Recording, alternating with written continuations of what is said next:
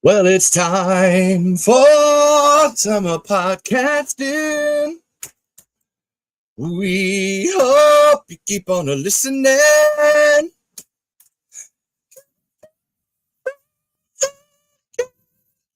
Drummer shit, drummer shit. Wop, wop, wop. Hello, everyone, and welcome to Talking Tremors. I am your host, Levi Dylan Burslow-Flood, and I wanted to get today started with the other lady who makes Tremors go round. Everybody, let's watch Nancy Roberts talk about Tremors. You like that? You like that? This is the mother of Tremors, baby. One, Mark. Nancy Roberts. How did your career in movies begin? My career in movies began accidentally when I married a producer, and I got involved just with his production company in sort of an ancillary way because of my business background. And I'm promoting my things right now. That's why I'm playing business her. But background I love Nancy so was much. Like, design we wouldn't have any and of this art. without her. And so the aesthetics of the film business were very, very attractive. And I happened to come back to Los Angeles. I was living in San Francisco and took office space.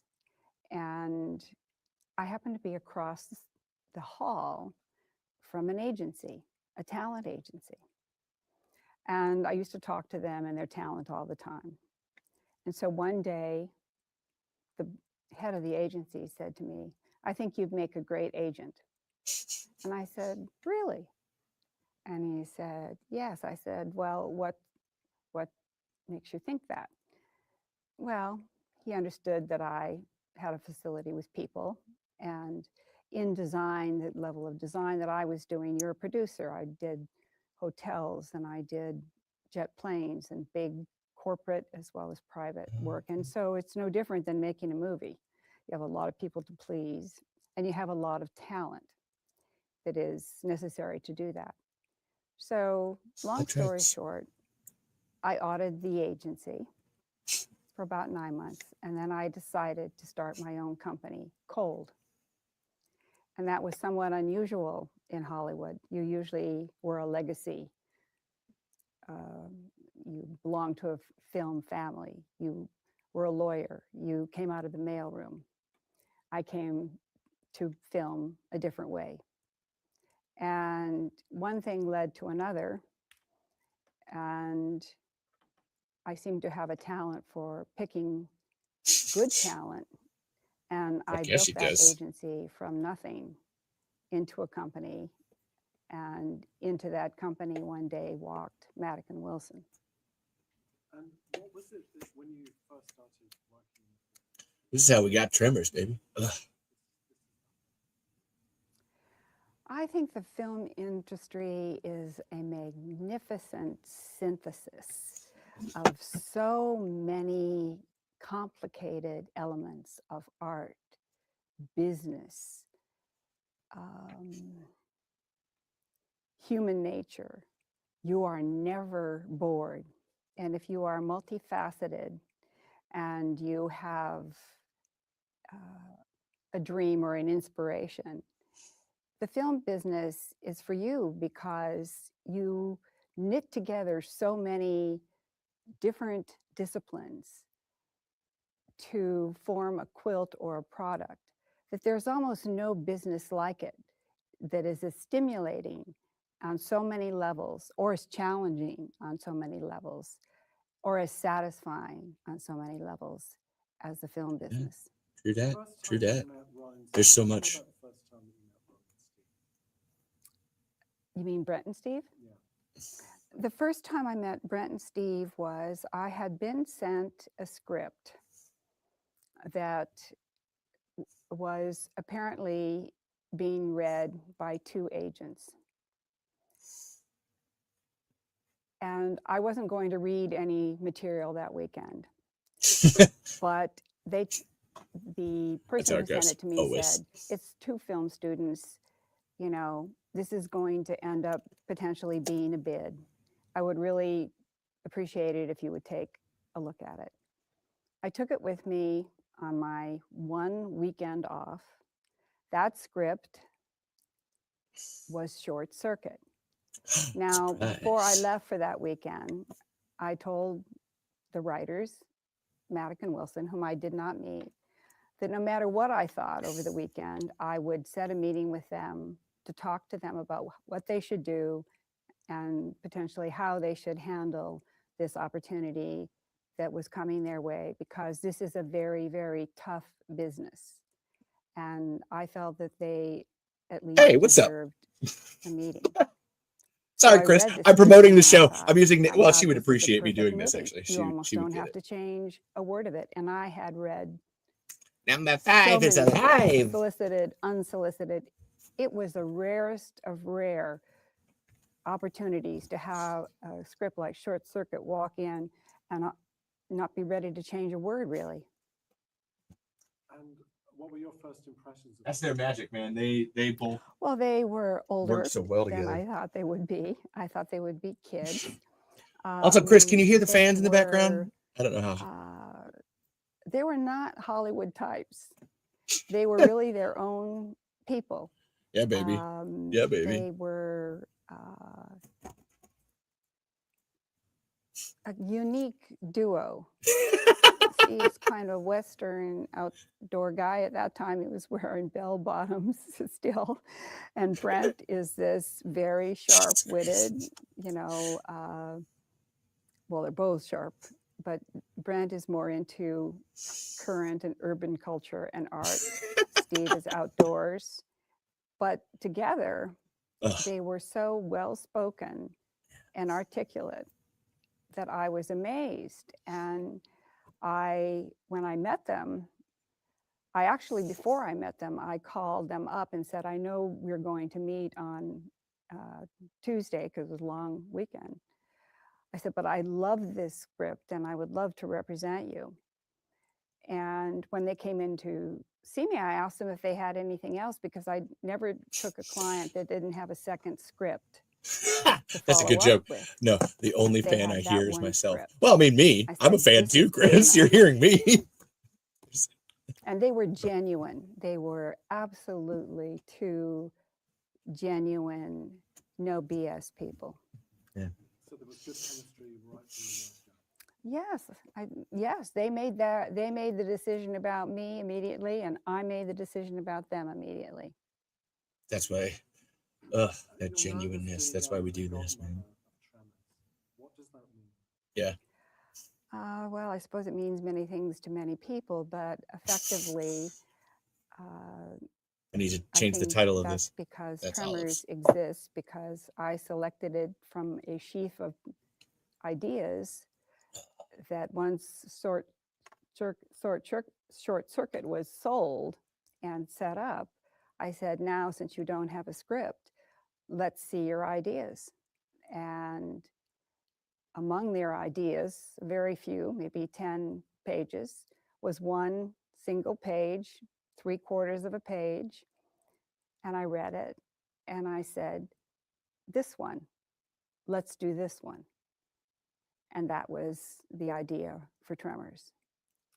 What was it about that one page that leapt out? I love it. I know that, like, we're just listening to Nancy talk. You can go watch this video, but I love this. And I want this to be part of the podcast forever. It was so clear, even though it wasn't fleshed out. Hi, Sam. Oh, my God, Sam. That I could see that it could be a movie. And I felt that they could do it. And so I asked them to go and write up a pitch to see if they could flesh it out, to see if that 3/4 of a page could make it to 4 pages, so that you had the number of acts for a movie, and if it had any kind of a flair that really resonated as a potential movie. No, seriously, Sam. Oh my God, Sam. So I don't know if you know Sam, but there's a Talking Tremors show. Like, we're doing the show right now. We're listening to Nancy Roberts, the godmother of Tremors, and I would love someone who, like, what was life like for me back then? Well, my agency had taken off at that time, and actually idea for Tremors was in, I think, Oh, actually, '84. I was I doing got two the things. pages. Where's it go? Um, with the There you go. launch of Good idea. Maddock and Wilson, my other clients all also started to take off. So it was a very exciting time. Everybody was doing very well. I was independent. My clients rose to the A list. It was unusual because I wasn't CAA, I wasn't ICM, I was a woman, and Yeah, that girl. stuck with me. And I was Yeah, able girl. to also You know it. make, You know it. at that time, and some are still a hallmark, incredible deals for my clients. And is that why you're described as a force of nature? Yes, she is a force of If nature. I saw that I could I was do going to it, say there's a lot I of did it. what I do that I get Because that is quite remarkable, just to recap on what you said. You weren't like 100%. You weren't at CA, No, seriously, Sam. and you're a woman. And You should come over, check out Talking Tremors. You would love it. I Talk am to, there's so proud much. of There's, it. It was a I'm sorry. I'm really it was happy. This is just a good an unusual good start. time. Good show. There wasn't anybody like me that hadn't been mentored. I was not. I love everything mentored. Tremors too, Chris. A little bit like the idea for Tremors off that 3/4 of a page. I had the idea for an agency, a vision of an agency that I would run the way I wanted to run it. And that vision became a reality. And my motto was, if you do well as my clients, I do well. And we all did. Yeah. Fuck yeah, baby. Amazing how that works when you don't like screw people over. So just What? a recap on that. What is this? What was your precise role? That'd be difficult to put down, but your precise role in the Tremors universe. Well, my precise role isn't credited if you're asking that. My precise role was really to put it together in the first place. She got a special thanks in the end, and that was the but campaign technically no credit. Get the idea into a treatment, to shop the treatment. We shopped the treatment for almost 6 years. To shop the treatment with an unknown director, Ron Underwood, attached to the treatment. And that was a non-negotiable. What's up, Wicked Prince? And then it was to insist, and they agreed, that when people didn't understand the treatment because it was so unusual that they just couldn't get it and they couldn't see it, that they had She's to gonna write take the down some shit. They had to make that treatment a living, breathing thing. Then we could go out and see if we could set it up, knowing full well that there were going to be many newcomers in positions of producing and directing that we were going to be asking for. And it took dedicated, unrelenting belief and will to do that. Yeah, Your fuck yeah. approach to making Tremors, you had back then, I think you've kind of touched on this. I'm coming at it from a different angle, but I don't know when to stop this, Chris. I'm gonna like. I love this. This is great. Can you explain how you earned that reputation? If you want me to stop it, Chris, that's where I'm at. Like, if you want me to stop it and talk, I wasn't. I will. But she's doing great right now. Going to feed this script and these talents to a bigger agency. I wasn't going to take the standard route. I had an idea of how it could be done. It would require a campaign, which is where some of the people like Tony Garnett's company, Amy Pascal, Ellen Collette, and then Gail came along. But I had done a lot of research about how that could be accomplished and who the likely people would be that would be in that chain, the links in that chain that could make this a possibility, because it was such an odd piece of material. And in fact, one of the people, which I think I mentioned to you, was Jim Jacks. And Well, I mean, before I ever knew you're it the would one in the comments, get to Chris, so you get the Universal so power. Like, certain, you could tell me I to made stop it a point because to go and meet Jim I've Jacks. listened to this He before, was but I a love Nancy so much, curmudgeon. He was, and she's done so much that I was, don't mind the everybody Coen else being Brothers man forced to listen at to her. Universal, and a real filmmaker. And he wasn't easy to get to know, but if he became a champion, he fought.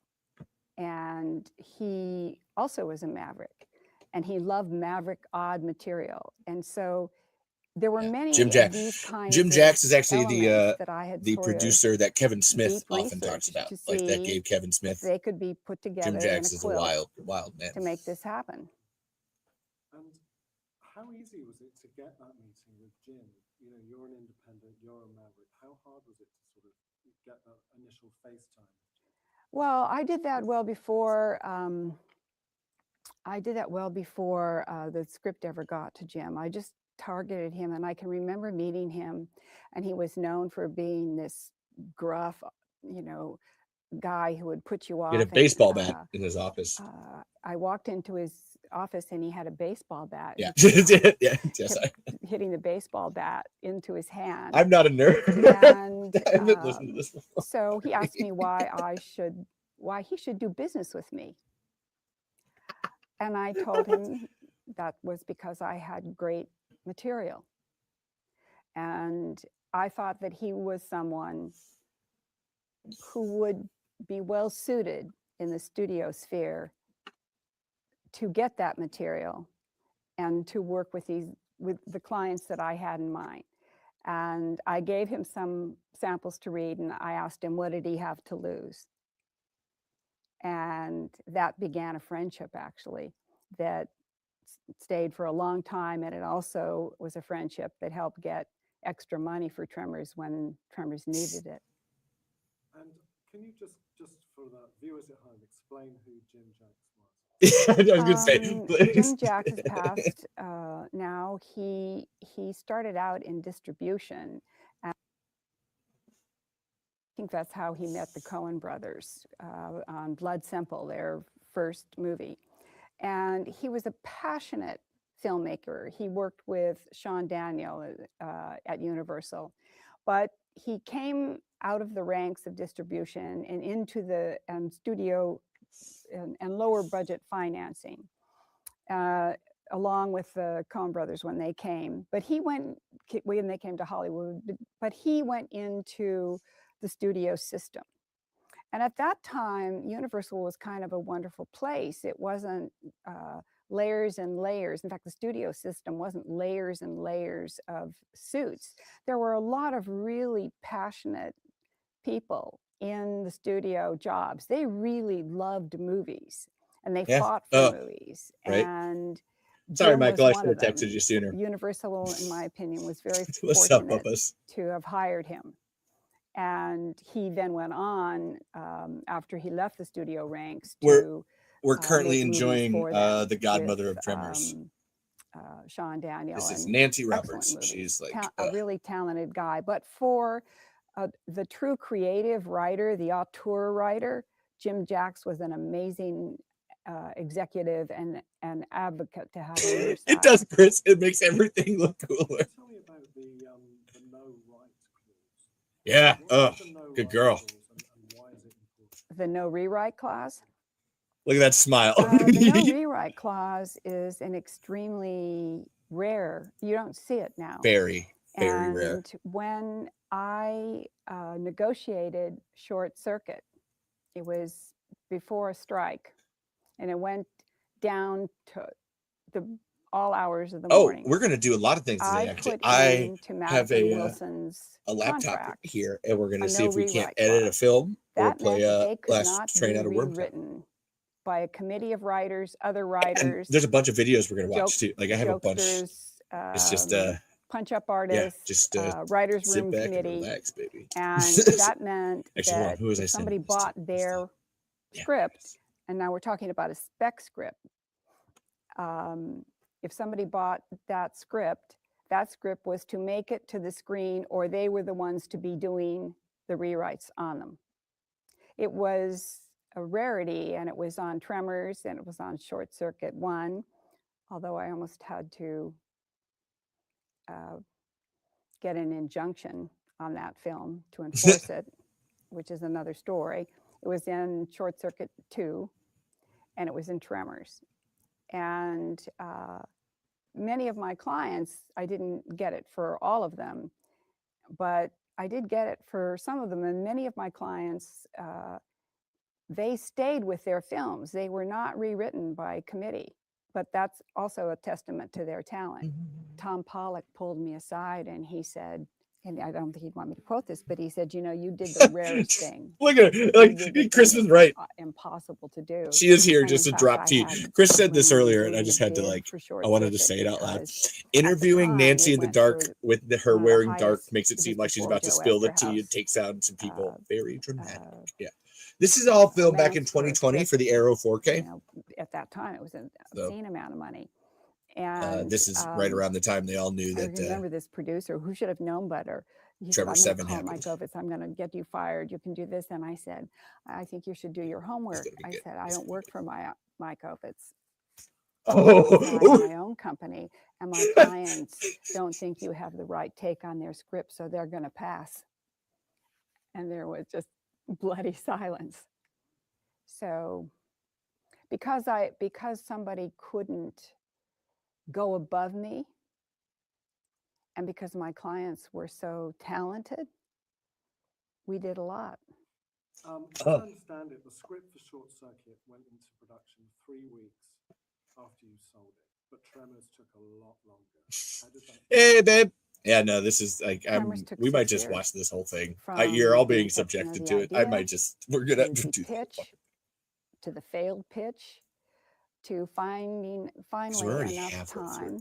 time. Brent, Steve, and Ron Yeah. and I had a meeting, and I said, I've done everything I can to get this to people who should get this movie, but they don't.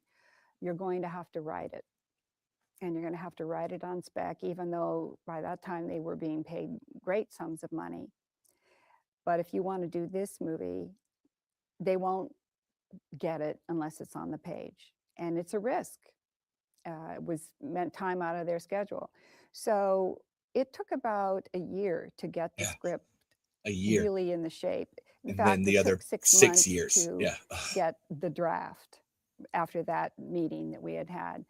And I kept waiting for the script. And one day I said, I don't care where you are in the script. I'm going to send the script police to your houses, and whatever you have. And they're they still are on. going to So pick for up, anybody wondering, and you're going to bring it into they're me, currently on like and draft I want to 5 read it of the new so I Tremors can see if script. we have a movie. But I mean that is I can tell you that I have my sources, and they are on draft 5. Yeah, because they were like, No, I Steve. waited for this particular one draft, Steve is such a and they they're were both going through actually the drafts. they're both They are. do I mean many, they both many are. drafts, They're and both it was time for me procrastinators. to see this And you know what? draft. Which writer? I felt that they should What be writer is close it? enough that I should see it. And this is a matter of trust between client and agent. Like, And I did see it, and I did have a significant note on it. Yeah, I'm glad you liked it, babe. It was an even balance between horror and comedy. And we had to make a decision. Was it going to be a horror movie, or was it going to be a comedy? And it's really a horror movie with comedic relief. Yeah. And that was the fine tuning that went into the script. It is so delicately crafted because of the tension release moments. Tension release is broken visually, it's broken verbally. The setups, while they might look simple on the screen, were very challenging to craft that delicate a balance. And that took a little time. Are there any particular setups that you're front of mind at the moment when you talk about? That's a good thing. I think Chris says draft 5 that they wouldn't spend that much work on something unless they thought it had a chance of getting made. Yes, and they're also they have the Short Circuit one, so there's Short Circuit 3. That's actually so there's Tremors 8 and Short Circuit 3. So they have separate polls. But there were so many. Of these, you gonna get that information anywhere else, put people? Through the script that I'd have to go back and look at the original draft and all the notes on it to say that. And in fact, when Keep some trying to people drink had these. made suggestions that certain things should be changed, they didn't. We were going to do a no rewrite clause on it, and I did. But we the guys would do it and show them that actually it didn't work.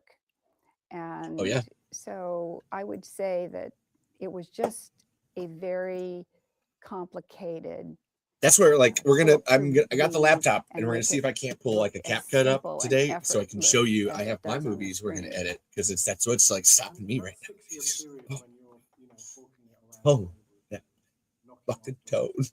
What was that like? Well, I wasn't hawking it around. I was, I hate that word. I wasn't particularly known for hawking things. That wasn't my style. But I was taking it to selected people. It was frustrating. It was frustrating also because Ron was attached and he had stepped off of Short Circuit, which was originally written for him. Yep. And it was frustrating. He was Imagine wondering that. if he was There ever wouldn't have going been to brown get face this in that opportunity. movie. And I only had in that 6-year period a Hey, after school special called The Mouse and Ethan, His Motorcycle to you should come show to Talking as a Tremors. film, That's where we're at right now. which was Oh, not yeah. necessarily You're on midway through the 3. Did you go to the TV horror show? comedy or comedy horror flick that Tremors is. So it was challenging. It became easier once the script was done. It's very hard to sell newcomers on a pitch. It's just now you might do an animatics or some kind of a storyboard. You would do a short presentation. Get Micah. But even then, you know, some of those moments wouldn't necessarily have played. You might have had to board a whole entire sequence. And Johnny 5 versus El audacious Blanco because would it be was an shot in entertaining the movie. And daylight. by movie, I It mean wasn't 5 shot seconds of in Johnny getting chopped. nighttime. It was shot out in full view. That's exactly what she's talking Western. about. Yeah. It was just frustrating to believe in it, but not be able to get that across. You touched on this earlier, but it's you know the kind of genre blending of Tremors. You know, it's not sci-fi, it's not horror, it's not purely comedy. I think that's probably why we're sitting here talking about it. It is. Do you think that's why? I do think that that's It's Steve and why. Brent. I think It's a Steve and Brent and Ron unique and Nancy. It's blend. all 4. People have tried to ape it in various ways subsequently. Sharknado. Here she comes. This is. Oh and yeah. I think She's there's about some to do television this. shows that have gone into that Oh, arena. I feel bad but for her. this, nobody's done a Western horror movie with comedic relief. It's obviously a B movie. It's just incredibly unique. And the characters are all very relatable. I mean, it's an everyman movie. Yeah. And it has something else in a That's why we're here. That's why in we're the all midst here. of the horror, there's still this kind of wonderful light touch, or not so light touch with Burt Gummer, but even that is wildly amusing. It's just very difficult to do, and I think that's why we're sitting here 30 years later, and I'm so pleased that people are still enjoying it and talking about it. And I think it's also a buddy movie as well, because you know, It is. Yeah. It's friendship. Fred Ward character. Fred is slightly older than Kevin's character, and you kind of get the impression that. Hey Bert, you should go to the YouTube channel. Oh my God, Bert! If Burt Gummer is here, Burt Gummer, you should go to @the Saga on YouTube. Yes. Yeah. Make sure everybody that's here, if you're on Facebook, go like and subscribe, or just go subscribe. Go hit those notification bells, because this show goes live all the time. We call it now, but I was watching it before I came to sit Morning, with you Liz. today, and I think one of the hallmarks of the movie is that Fred Ward is older, and that adds a real element and a texture that isn't talked about. I don't think we've talked about it ourselves so much, but I was watching it today and I thought that's part of the lightning in the bottle that makes their relationship work. He's not exactly an older brother, he's not an uncle, but there's just enough space of wisdom and banter. It provides a very unique character dynamic.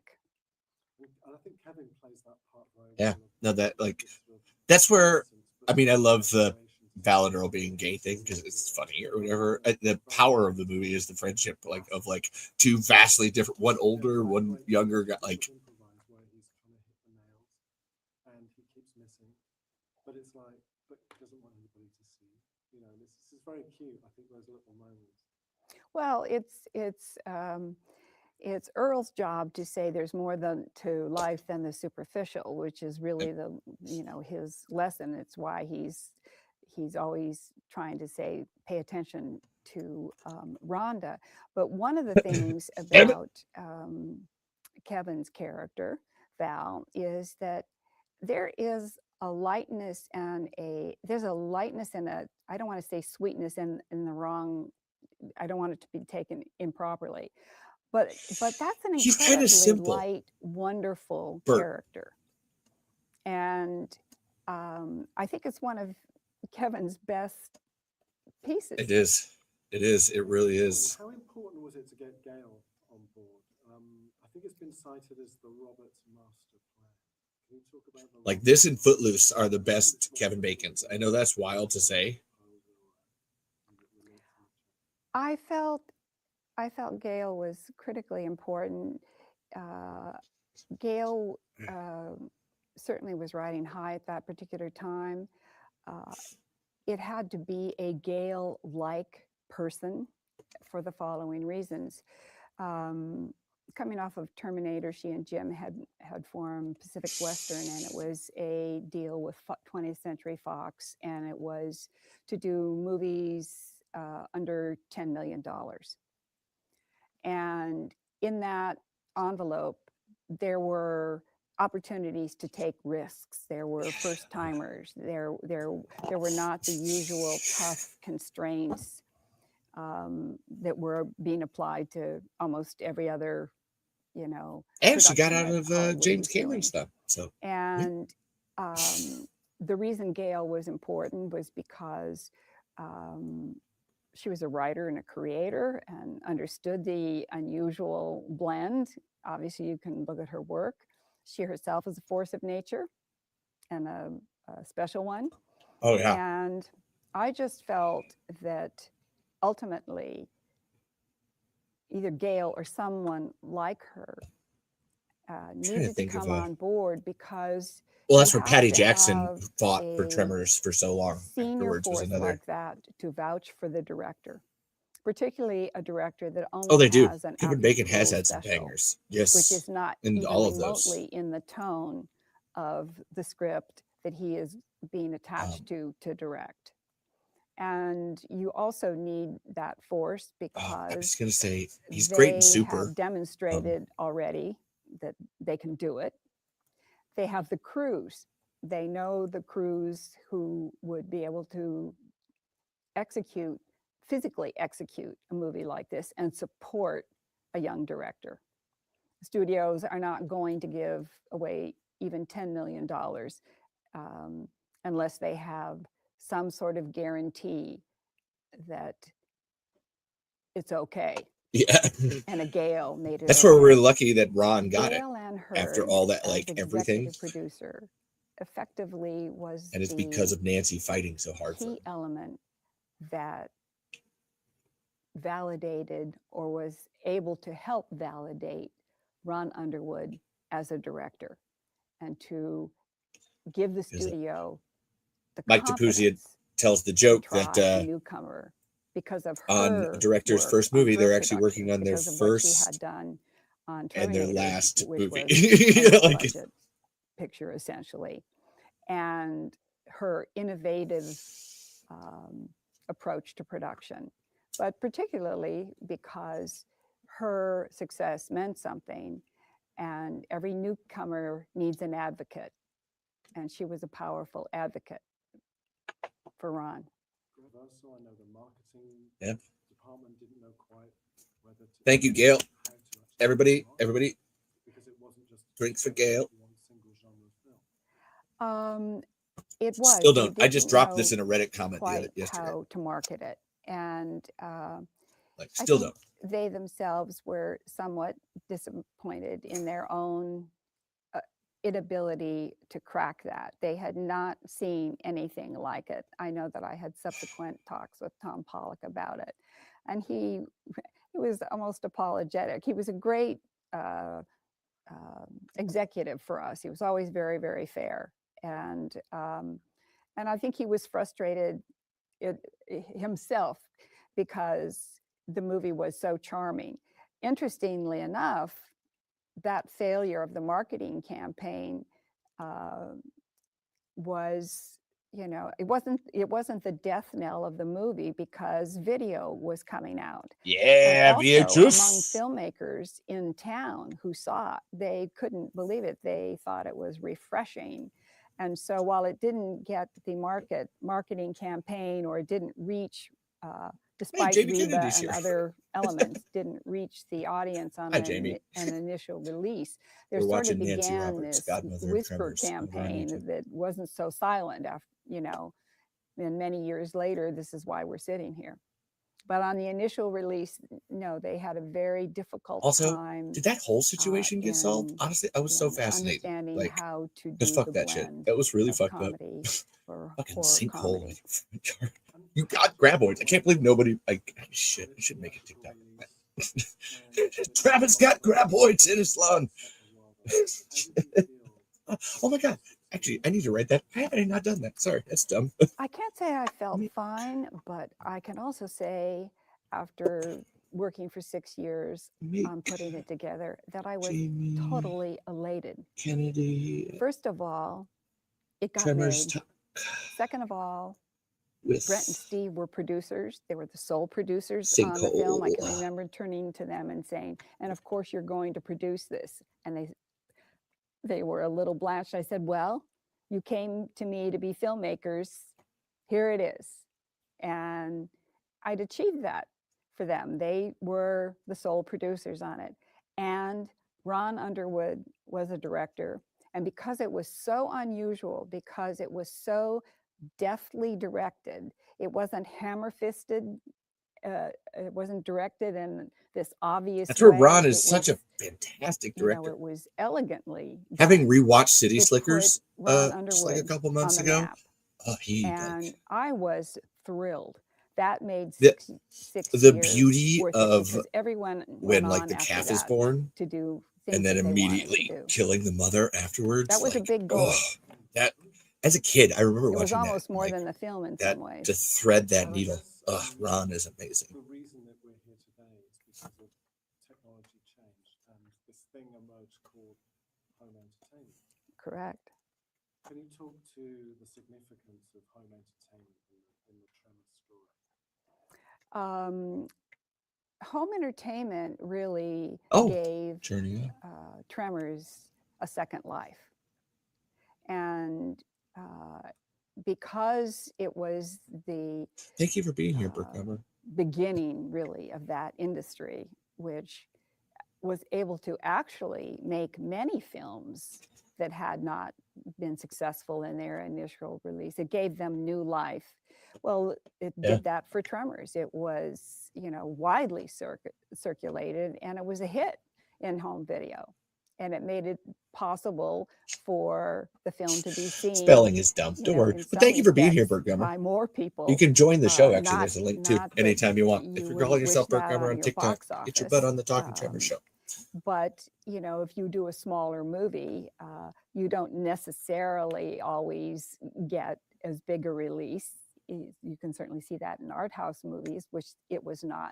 But if you get a movie that is widely released in video, it can make its money back. Yeah. It can lead to remakes, sequels, spin-offs, and it can. That's where have the streaming audience that killed should have so seen much. it, we do and not many who might realize not how much. ever have seen it, see it.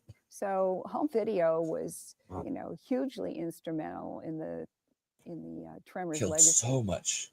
And home video, and it's gone through, you know, VHS, Laserdisc, Everything. DVD, and now streaming. Yes. Also, I was going to do your comment after she's done because How I important was think it it's worth talking to more about Kevin Chris. Bacon to be attached to? However, this I like think it was very important for Kevin Bacon putting to that be heart into a attached to horror the comedy film. takes a It potentially was fun but forgettable movie and important makes it stay with you. That's why for a Tremors has such staying certain power. level It's true. of star to anchor the film. And I can remember the whole casting process Gotta go coming pee. I will be close, right back, y'all. you know, failing to get at the last minute. An agent didn't get it, so he didn't pass it to somebody who turned around later and said, "Oh my God, I love that film. Why did you do that?" It became very important for the studio, and any studio at that time would have this mandate. They would say, "Okay, here's your budget.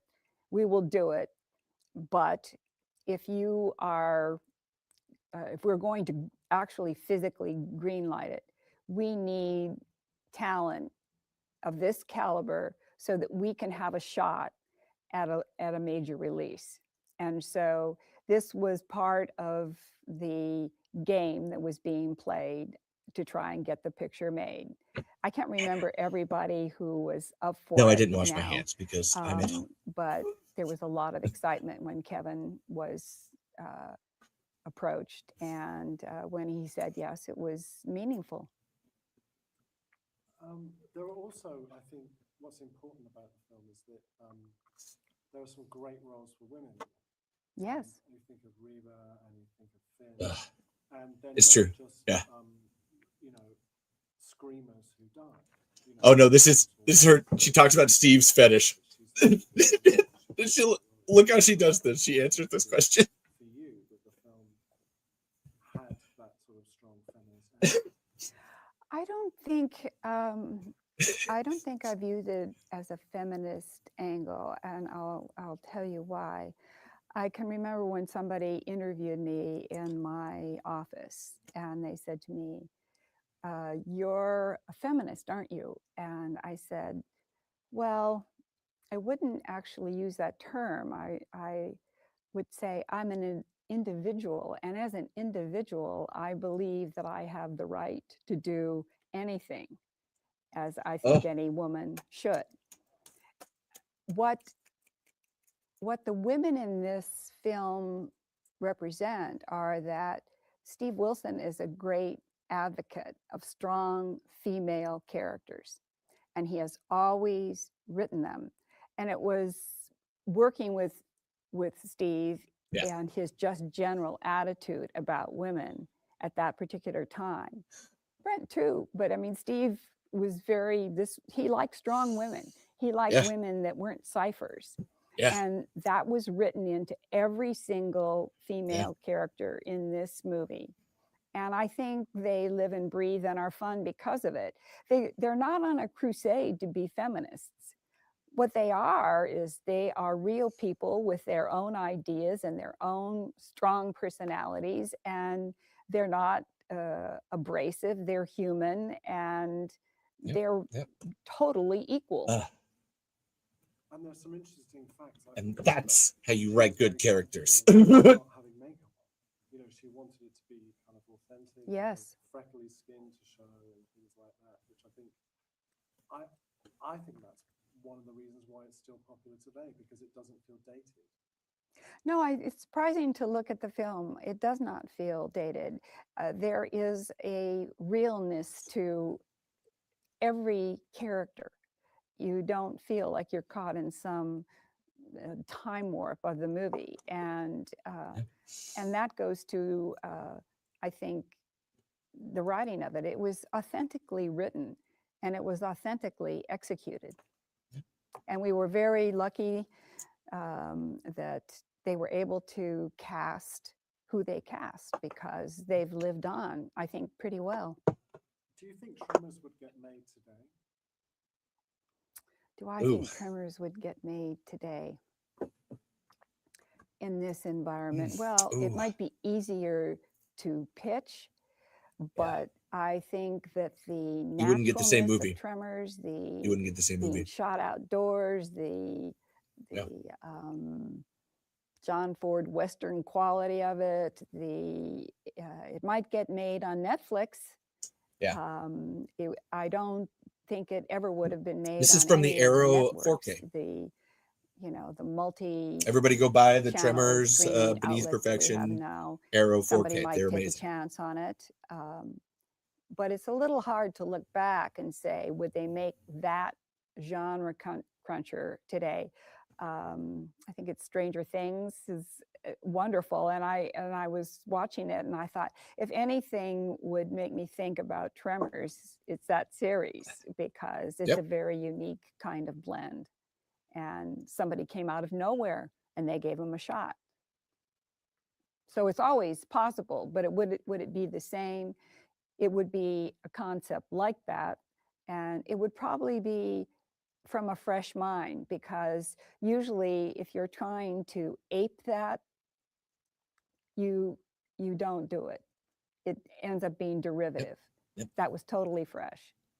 Can you see Tremors in other movies or shows that you've seen? Oh, here comes the Sharknado. Yep. Well, Eight-Legged Freaks, we were laughing Yes! about it when Eight-Legged Freaks came out, and I So much of it. I think I shared with you that at the 25th screening of Tremors, a young woman came up to me and grabbed me and said, "Oh my God, you're my inspiration. If it wasn't for you, I wouldn't have made Sharknado." And I laughed, but the absurdity of Sharknado, I think speaks to the idea of maybe a Tremors inspiration.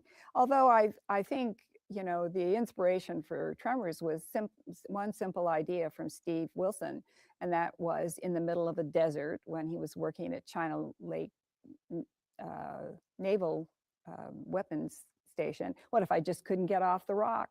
What if there were land sharks underneath the rock? And in fact, I think the original title was Land Sharks, of that 3/4-inch page. And the original title of the movie was not Tremors, it was Beneath Perfection. Better title. Which we all still have jackets. Oh, no, 20. Oh, I thought I said that 2020. This is like 2020 or 20. No, this is 2020 or 2019. Oh, I should have. I didn't think that. So we're kind of saying here that it's the 30th anniversary. You've gone through probably the 25th, the See? 20th, the 10th. How does it feel that 30 years later? I think this is all actually at.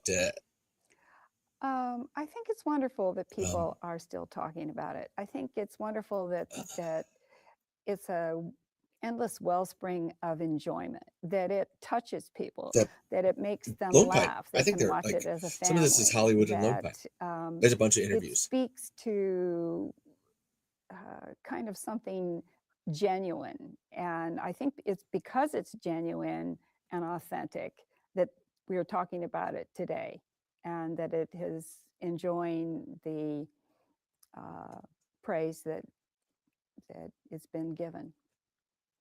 If you could condense your experience and your memories of Tremors into one sentence, would you be able to?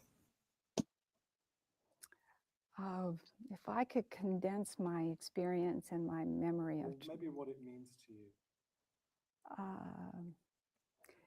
What Tremors means to me is the ability to make a truly unique film which lives on with a terrific bunch of people in its original form in a way that is rarely done today. And it was one of the best experiences of my filmmaking career.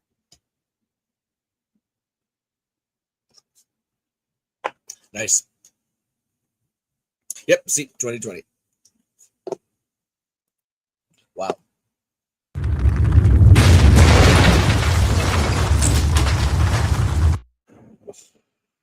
So yeah, that is that's the godmother of Tremors, y'all. And actually, for when if I get bored later, I want to go find it. There's another Nancy Roberts interview. actually, because she just, she doesn't get enough love. So that's where it's like, there reached a point there. Like, that was kind of fun. Just like, holy shit, we just like went through all of that. Here we go.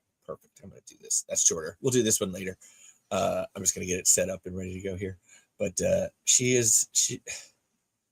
does. That's why I said it in my interview. It's like, who's like one person that doesn't get enough credit in Tremors? It's like Nancy Roberts. Yeah. What do you think? That girl, please and thank you. All there's too much of me. Oh my God, there's too much of me. I hate this. I don't want to be here. You can't see me because I'm small. Hold on. What is this? Can I do half of my? That's fine. There we go. Jesus. That's why I wear the glasses. I can't. I don't want to be looking at myself. She could have said Tremors was beyond perfection. You do need to apply to be a marketing assistant. That is, you really do. Honestly, with all those puns and how much you like pump shit out, you could get that job. And I wanted to go back to Chris's thing here. Levi, I'm still thinking about that failed Tremors pilot that had huge potential, particularly if they could have added Michael Gross if it got picked up. And yeah, that's where everybody's all mad about it, or when it first came out, because it seemed like Michael Gross wasn't going to be in it. He had put out a quote about not being asked to be in it. However, the actual people that made it, and I told Michael this at Tremors Fest, actually, after this conversation came up, and it was like, no, they actually would have loved to have done it. Actually, the specific thing is navigating the corporate tightrope of like desire is like walking across perfection with a graboid underneath.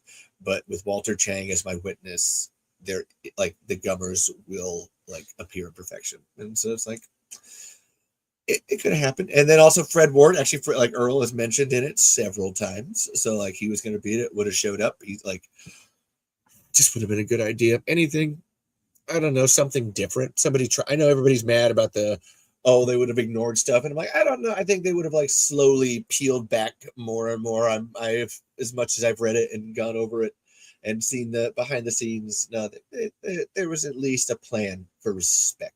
It's not about complete destruction. And yeah, the pilot looked, damn it, don't delete the comment. The pilot looked so much better than much better than I pictured it in my head when you first told me about it. Yeah, it's like, and it's about, actually, what I love about it is that the whole thing is taking the piss out of Kevin Bacon. Like, that's the plot. Like, that is the A plot of the story. And then Graboids are, underneath there.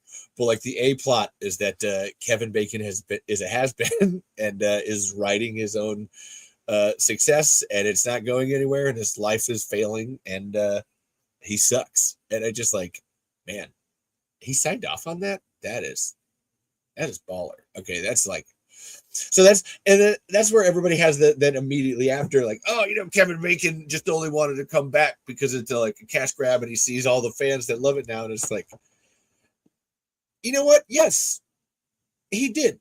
However, the man was willing to pay the price for that.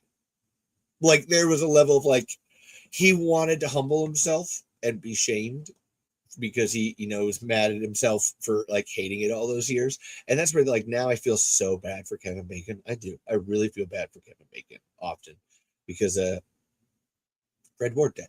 Like, that was the thing that I feel like for him would have been the biggest, like, yeah, I want to get the band back together. I want to get the band back together.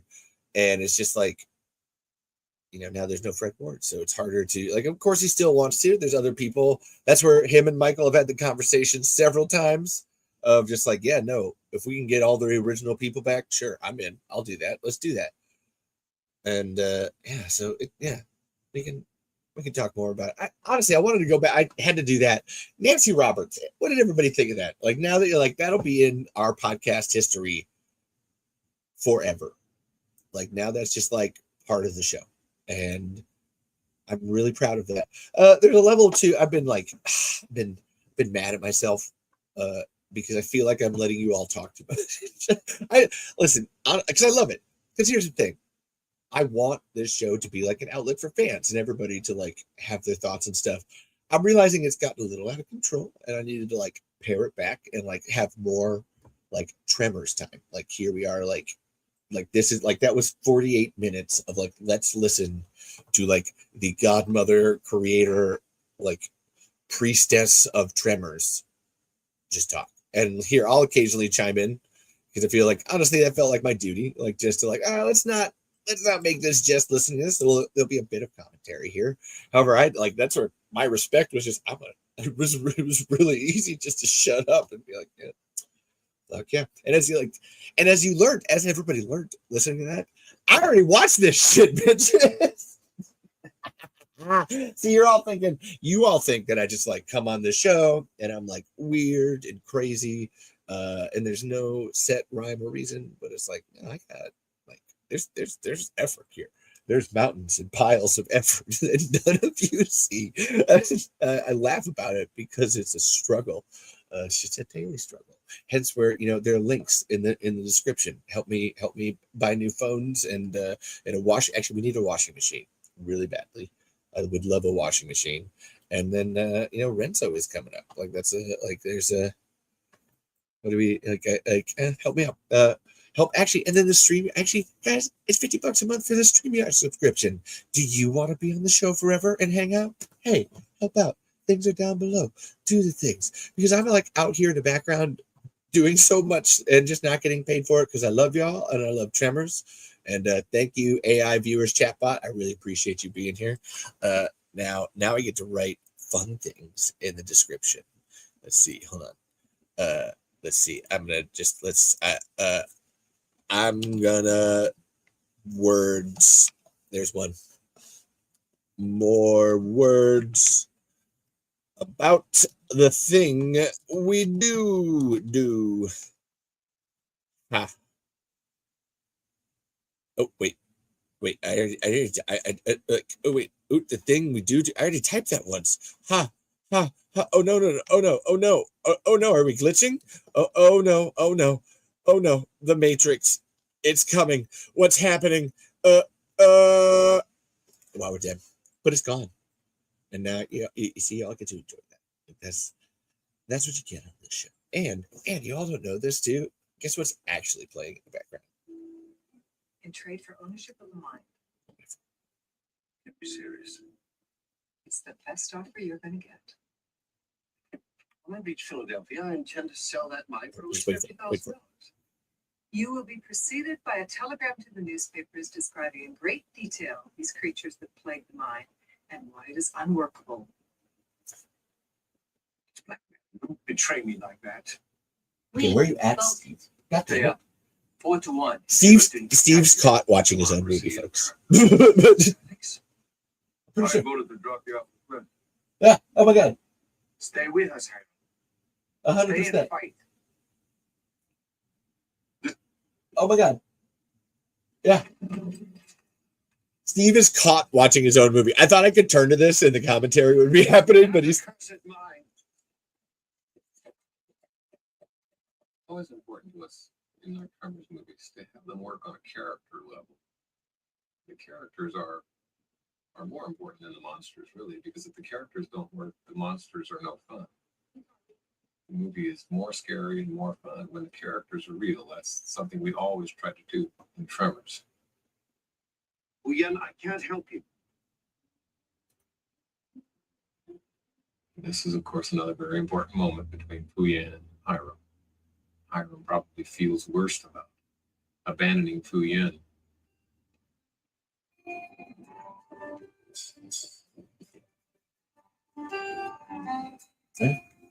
Characters. It's important. That's what Nancy was It talking was about. so nice at the end of the movie. We watched the scenes silently a dozen times. We shot all these scenes Can you guys hear camera this? with no sound at all. Just use a silent camera. All during the editing phase, I would see this with no music. Right at the end, here comes Jay's wonderful music, adding a whole layer. One thing I particularly liked about this score is Sorry, I'm getting lost. harmonica right there. It's doing the main theme just for a moment, harkening back to the main theme. And again, we were doing sort of classical Western stuff. Such. That's. We actually were lucky in a way. Calico had a disaster a few years ago. A big section of their town burned down. So this section of their town is new, just been built. And we thought that was perfect for the town that Hiram goes to when he goes to Carson City, because it would be new in 1898. It wouldn't be old. So we specifically chose Calico because it was a new Western town. A lot of the existing standing sets are quite old. Oh shit! I had forgotten that. That's dope. Yeah. See, I realized the commentary track could happen. So I like, oh my god, I should be like, I wanted to play that. Like, we'll do that in the background too. Like, see, look at all these fun things we can do on the show now. A lot of stuff is happening. And to that too, like I said, I have the laptop and I haven't brought it up here. I've wondered so much, and we'll do a whole thing later. Or as I'm building here to like, oh my god, it's so dirty. Oh my god. You don't realize how dirty things are until you have to show them on camera. And you're like, ew, dirt everywhere. Yes, I'm using my shorts to clean my laptop. What? You don't do that? Everybody does that. There. But like, we're going to actually try to do a movie on here. I'm going to see what I can do about getting that last train out of Wormtown. See if we can't actually play it on here. I don't know. Like, I'm going to test it. Like, there'll be a level of like, we'll test it and see if it like, see how things actually physically work. And then that'll be like building to episode. That's where we'll test the CapCut. We'll see if I can't get that open and get some editing done and actually show you guys while it's happening. And then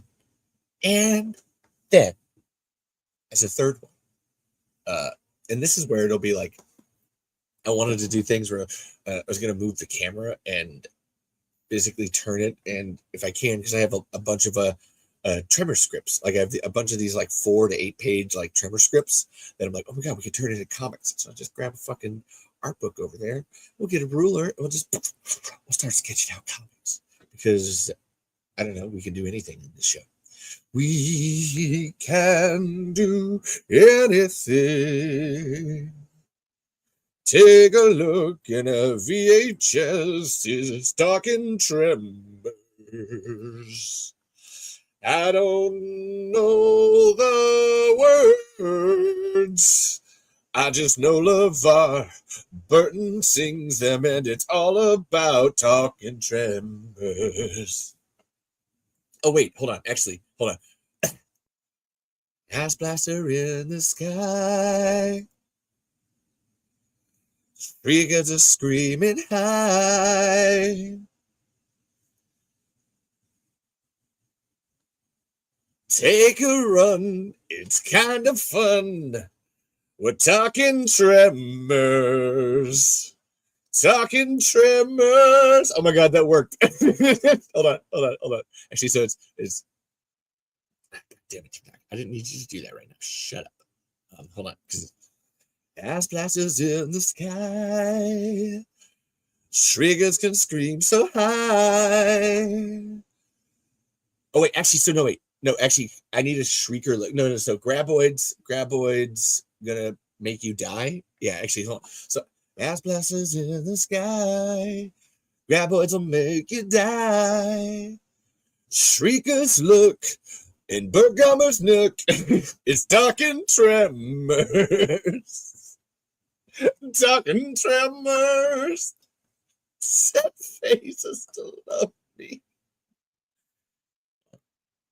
That actually worked. I need to write that down. Hold on. Just as a like remembrance of it. Ass blasters. I have to sing it and be slow because I can't write that fast. Ass blasters in the sky. I put multiple Y's. Graboids can make you die. Graboids can take you down. Actually, I almost want to cheat and like, ass blasters in the sky. Graboids can take you down. Like not actually rhyme, but like it's almost like it's kind of like not a real rhyme, but like it's a halfway rhyme where like it's the in tonal. Yeah. This is the thing, people. Fuck you. I know what this is. So it's half blasters in the sky. Graboids can go down. Yeah. Shriek. Graboids can go down. Need more ends and ends and shriekers look in Bert Gummer's nook. It's talking tremors.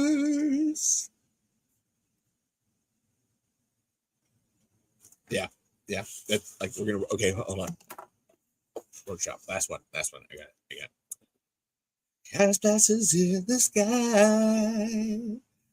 Graboids can go down. Shriekers look in Burgum's nook. It's talking tremors. Talking tremors. Oh my god, yeah. Set rifles to. That was good. Everybody just cheers yourself if you managed to make it through. Caitlin, I know you're home. I hope you enjoyed that. I can't tell if she heard me. Maybe she did. Maybe. I don't know. Ooh. Oh my God. Chris, where were you for the last 5 minutes? Nope, that's even better. Nope. Half glasses in the sky. We can't pole vault that high. That's even better. Nope. Nope. Done. Click. Line through. We can't pole vault that high. We can't pole vault that high.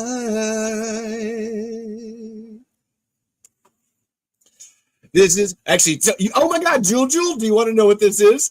Half glasses in the sky. We can't pole vault that high. Shriekers look in Burgum's nook. It's talking tremors. It's talking tremors. Set rifles to love me. Yeah. And Burt Gummer, you're liking this TikTok. Get over to the YouTube so your comments and your likes stay forever. That's for everybody. If you're on Facebook, Jewel, go to the YouTube link. It's all there in the description. Click that shit. Go to the live. Go to the @the Saga on YouTube live, and then you get to watch Talking Tremors, and you get to watch the creation of a song about this show. That was beautiful. Wow, actually, the first 48 minutes of the show was us listening to the godmother of Tremors, and then talking about the Kevin Bacon pilot. This has been a full Tremorsy fucking episode, y'all. And that, oh my God, thank you though, Chris. Where were you this whole time? Like I couldn't get it. I had all the other lyrics, but like that was the one I was missing. That's good. Chris, if I say I'm going to send you my Tremor scripts, you tell me what I'm missing. You change it. You get you're in my Nancy with the red pen and be like, that line doesn't work. Fuck it. Bang. Click. I gotta do it again. The song's so catchy now.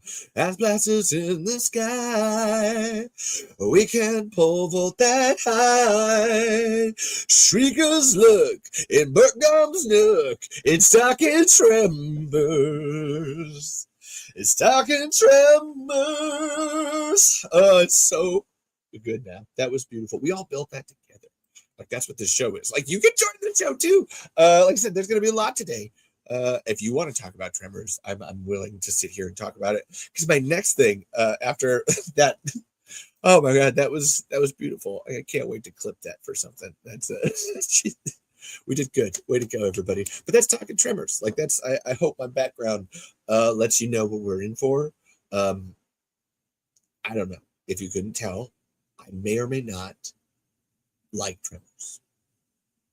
It's a debate. I don't know. It's up in the air. It could be. It could not be. I don't. You decide. Do I like Tremors? Listen, I'm no Zach Bixby. Which they love Zoran. They are Zoran's #1 fan. I need actually. Oh my God! I gotta text Zach Bixby. Oh my God! Oh, hold on. Zags Bixby. Oh my god. No, see, I just got them on a TikTok live the other day, and they were on for like the whole time for like 4 hours, and we were talking. And I've known them for a while now. They're Zoran Gavojic's biggest fan. If you know Zoran Gavojic, huge fan of Tremors. He is Tremors' second biggest fan. Burt Gummer. Hey, see, Burt Gummer, that's a great comment. You need to come to YouTube so that comment can live forever. We're gonna lose it on the TikTok. So Burt Gummer over here did say, I think you like Tremors. So we have one. There's one vote for maybe I like Tremors. Maybe I don't. Oh, and actually Burt Gummer, you commented on that. Oh, yeah. We post good things. Honestly, that was another one I wanted to watch. Was the one I posted here on TikTok. Just like we're gonna be watching videos up and down. Like I know you're the. That's what I mean. Actually, so there's a bunch of people over here on the YouTube. That's where it's like, come join the party, and you can actually to everybody. Everybody is allowed to be on this show and join the show. There's a link in the description. If you're a fan of Tremors and you want to come talk about Tremors, I'll shut up. Come fucking talk about Tremors. Hold on, I need to text Zach Bixby. Oh, right now, where was it? Boom. Boom. There we go. Done. 2 votes that think you like streamers.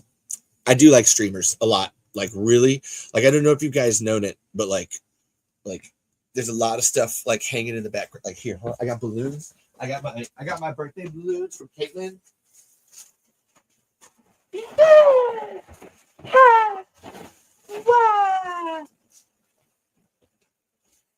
I'm a predator. We're doing stuff, baby. Does this translate? I don't know. I'm having a great time. Anyway, I do have a sonic barrier, so the Graboids can't hear us, so we're all fine. We're safe. Designed by Burt Gummer, by the way. It's easy. You can all get it as an app on your phone. It's called Grabdar. Just go download it on the Play Store, and it emits this sonic tone that makes it so all like Graboids like stay away from you for at least like a 250-yard radius. Just make sure you charge your phone. Just make sure you charge your phone. Things happen. I don't know. Mistakes have been made. We don't need to hash it. Like I'm sorry, Evangelina, for your dog.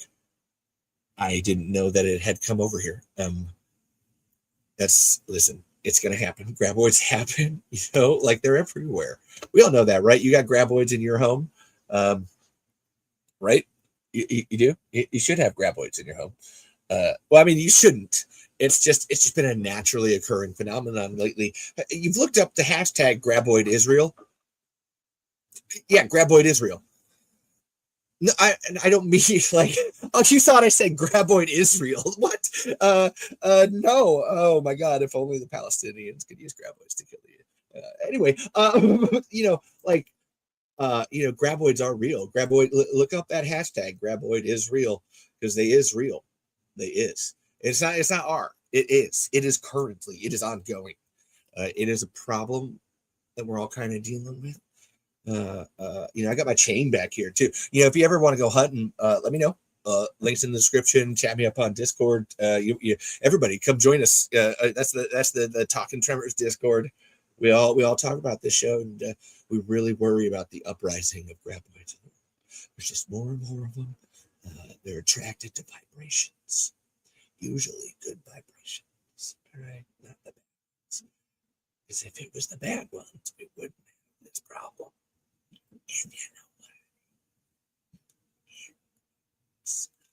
And laser beam. Hey! I wanted to say hi before. Can you all see her? Yes? Oh my God, we can. Everybody say hi to Caitlin! You guys can see me all the way over Yeah, here? you're right. You're like, actually, you're right. Where do I point to you? You're That's over. insane. Oh, you're over there. Boom. Right there. Yep, right there. You're underneath. Oh, yeah, you're right underneath the poster. It's not too hot up here. I'm glad. It is not. Can you hear the fan on the show? Awesome. You never. Could you hear Steve talking? Yes. Cool. Nancy was a little quiet, but that's just. It was quiet, but I have that fucker turned up. I think that's just such a problem. No, the audio, The like audio's weird. the audio on that video was just quiet. No, I had everything turned I up. thought that the first time I watched it, but then I turned it up and it was fine. No, I did. I cranked it. That's why I was trying not to talk so much because I didn't want to like. I just wanted to check in. You have a hi from Michael and a hi from Chris. Wow, hi everybody. Also, hello from Burt Gummer up here in Burt TikTok Gummer's on land. TikTok? Yeah, that's what I'm trying to tell Burt Gummer. They need to come to like YouTube and like that's where like Burt Wow. Gummer can be on Burt YouTube. Gummer on TikTok, that's the whole thing for me. I just think that Burt Gummer would learn a lot from TikTok. Yeah. Things that he would never even think about, and he would incorporate it into his survival skills. Yeah. Like the flower, like the gardening and stuff that I've been learning. Like, Oh my God, what is Burt Gummer's For You page? ugh, You know, like what does that fucking for look like? real, what is it? it's like it's guns and warfare and- and trains. Honestly, it's just what Yeah. Michael Gross would watch. It's yeah, guns and it's trains whatever he would be into. Yeah. and gardening tips. Burt Gummer on TikTok. Thank you for that image. I actually really appreciate that. I got to go back to work now, but I'm going to be thinking about Burt Gummer on TikTok. Also, hi Michael, hi Chris. I love you. Thank you for being here. Hi. It's war guns and survival skills. Hell yeah, it is. That's hilarious. I love you all. Trains with guns. Thank you for being here for Levi. I gotta go. I love you. Thank you for being here. I'll try to tune in if I can. It's hard at work. I know. Okay. I'm a distracting show. Work is hard today, so. Yeah. That's okay. Oh, well, I salute you. I love You you. know, I got it.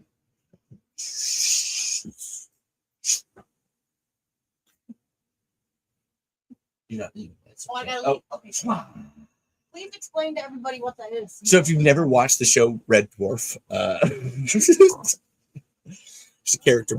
Bye, love you, babe. There's a character by the name of Arnold Rimmer that does these crazy ass salutes. You go like, and then this, and ever since we've had our nephews, which has been 12 years now, I do this thing where like, you never know if someone's gonna like die. Like Caitlin might go to work, and then the pharmacy might catch on fire, or she might get hit by a bus, and you don't know. So I always like to like when someone's leaving, and like especially in our driveway because like you have to watch people leave, like look at them and give them eye contact and like let them know I love them all the way till they're gone. And so then this became a way of like doing that until people like all the way leave and get to the drive, turn, and then when they drive off, shoot and salute. And it's a great image memory to leave on. Like that's for both parties. So then everybody has a like, if either maybe I die, I don't know, like you know, like I could die on this, like this, oh no, I just have a heart attack or something, or a brain aneurysm. Those guys, brain aneurysms, they happen, and yeah, it's just a good image to leave on. So, and we'll all do it together. So this is the lesson. This is a lesson in it. All right. So like I'll pull up like an image of Arnold Rimmer because it's grown more and more over the years. But basically, so when someone's leaving and you're standing there, like you're at your door, they're going, or you're in your car and you're like driving away. This is like until like as they're backing out, you can just like salute, add an extra arm in there, salute, maybe get up a little while, and then go all the way up. Hold until they go, and then you fire that shit. And good image, good memory to leave on. Hi, Colton. Is it the show? Yes, Colton. You know, you can go to YouTube at the Tremors Saga and join the show forever and ever. Amen. We're at episode 125, folks. Like that's how we have fucking like so. Actually, I think it's 115. I don't know. We're past 100, and I'm not going to really pay attention until we get closer to 200 in my mind. So it's just going to be that. It's either going to be 115 or 175 for a while. That's what we got. But yeah, welcome to Talking Tremors, baby. You can go check out this show on Spotify too, or on Apple Music, or whatever the fucking the things are that you use. They're all there. Go check out this show. Go leave me comments. Tell me what you want more of, what you hate, what you like. Criticize me. Tell me you love me. Honestly, I could take with more criticism, if we're being honest. Like that's this show doesn't get enough like hate mail, or like as it really should. For me being a trans woman, it really should get a whole bunch more. Weirdly enough, TikTok has not been like super hateful lately. So thank you, Bert Gummer. You've been, oh my God, thank you, Bert Gummer. You've been great. Here. I don't know. Interesting. Actually, I'm always surprised that like the fucking little whiny cunts in the Trevor Saga Facebook group never try to crash this stream. Oh, thank you for all the likes. You did get me up to 1,000 likes. Fuck yeah. Oh my God, Bert Gummer. Thank you. If anybody else has TikTok too, there's at the Tremor Saga on TikTok. Go check it out. And yeah, we're all the way up there, baby. There's multiple angles to watch this show because I'm always worried about being accessible and people being able to like enjoy this in whatever format works best for them.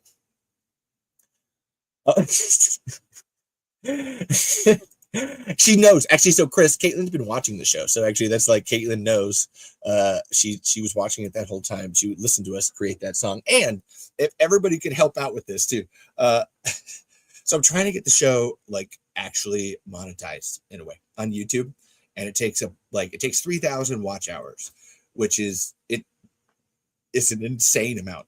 So we have actually been running the playlist for this show in the background, like on this tablet when I'm not using it. I have been running it in the background to build up hours, and we jumped like 200 hours in the last week, just like and she runs it on her phone in the background just to like, hey, let that run, get those view hours up. So if anybody else wants to help out, run this show in a background tab. You don't know, gotta fucking listen to it. Turn the volume off, and then put it in another tab, and then just go to another tab, and never go back to it. Just hit that Talking Tremors playlist, start at the top, just let it go, and help this show get more hours on it, so we can actually like survive, because life is very, very, very, very hard right now. I'd love to get in the weeds about a bit with Tremors and do an episode by episode review of the TV show. Also, interviews with anyone that worked on the TV show would be fun. You're a good interviewer because you listen to the answers and do smart follow-up questions. Oh, thank you. That's where I have actually, so to that, Jeffrey Johnson. I've been posting, I got posts about him.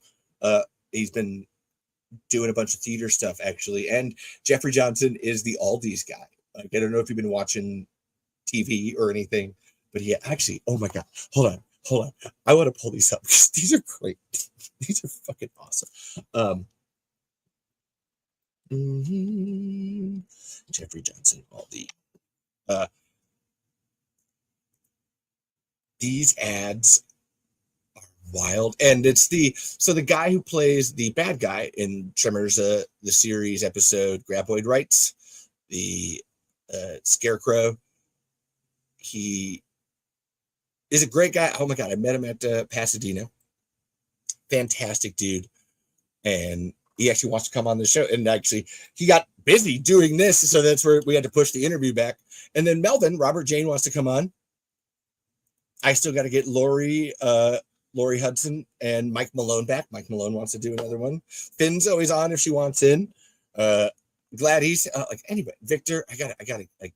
It's just a mess. So here's to that, Chris. I have to work and do this show. That's why I got to put those links in there. Caitlin's been teaching me that, where it's like I just got to put them out there. It's like we are struggling as a family. She's struggling. I'm struggling. And it's like we need to be able to have the time to do more of that Tremor stuff, to actually sit down. Because like what makes me a good interviewer is I research everybody beforehand. Like there's a matter of like, it's not just about Tremors. Like I go through everyone. Like it would be a boring show if we only talked about the things that they did in Tremors. Like that's like, and I mean that not for you guys, because I know that seems like I should be playing to you, the audience. what you want and what I want is for someone like that to feel comfortable enough to just start talking. And you'll learn more. You'll learn more about Tremors and how that got made by them sharing other stories about their lives and giving that space for them to just share. Because you really got to think about this too. Everybody that's in this sphere, all of us have some level of like, oh yeah, I would love to tell you my story. Like if somebody's like, people ask me, I would love to tell you how the fuck I got here and everything that's happened. That's a human thing. I don't even think that's anything with us being on screen. That is a human thing. That is 100% we all just like want to connect with each other. And like Burt Gummer, oh my God, Burt Gummer over here, even on TikTok, it's still like liking and loving and sharing. Chris always sharing like your stories. Like this is all, we all just want to like share our lives and our stories with each other in connection. And that's why even as a trans woman, I love my name as Levi because it means bridge. And it's always like, that's what I've always stood for as myself. Like if the doctor means a name, like for whatever, that character is, like Levi is like, I am connection, like bridge. Like that's whatever unity, actually, you know what a community is? It's communication and unity. Like that's literally, that's what it like, ta-da! Like it's giving people the space to talk. And that's where I know like Michael and Steve and Kevin Bacon and people like that don't want to be on shows like this, or like they don't want, actually not like this, they don't want to be on interview shows because it's all about that superficial, hey, give me that information that's the best sound, give me that, like that's what I want, we want it that we can sell it and package it and fucking up to 2K.3. Jesus Christ. Way to go.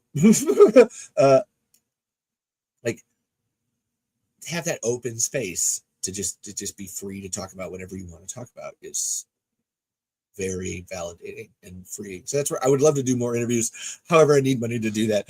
So please, and that's like to give them the space. And that's for even you guys. Like Chris, you sit there and you comment all the time.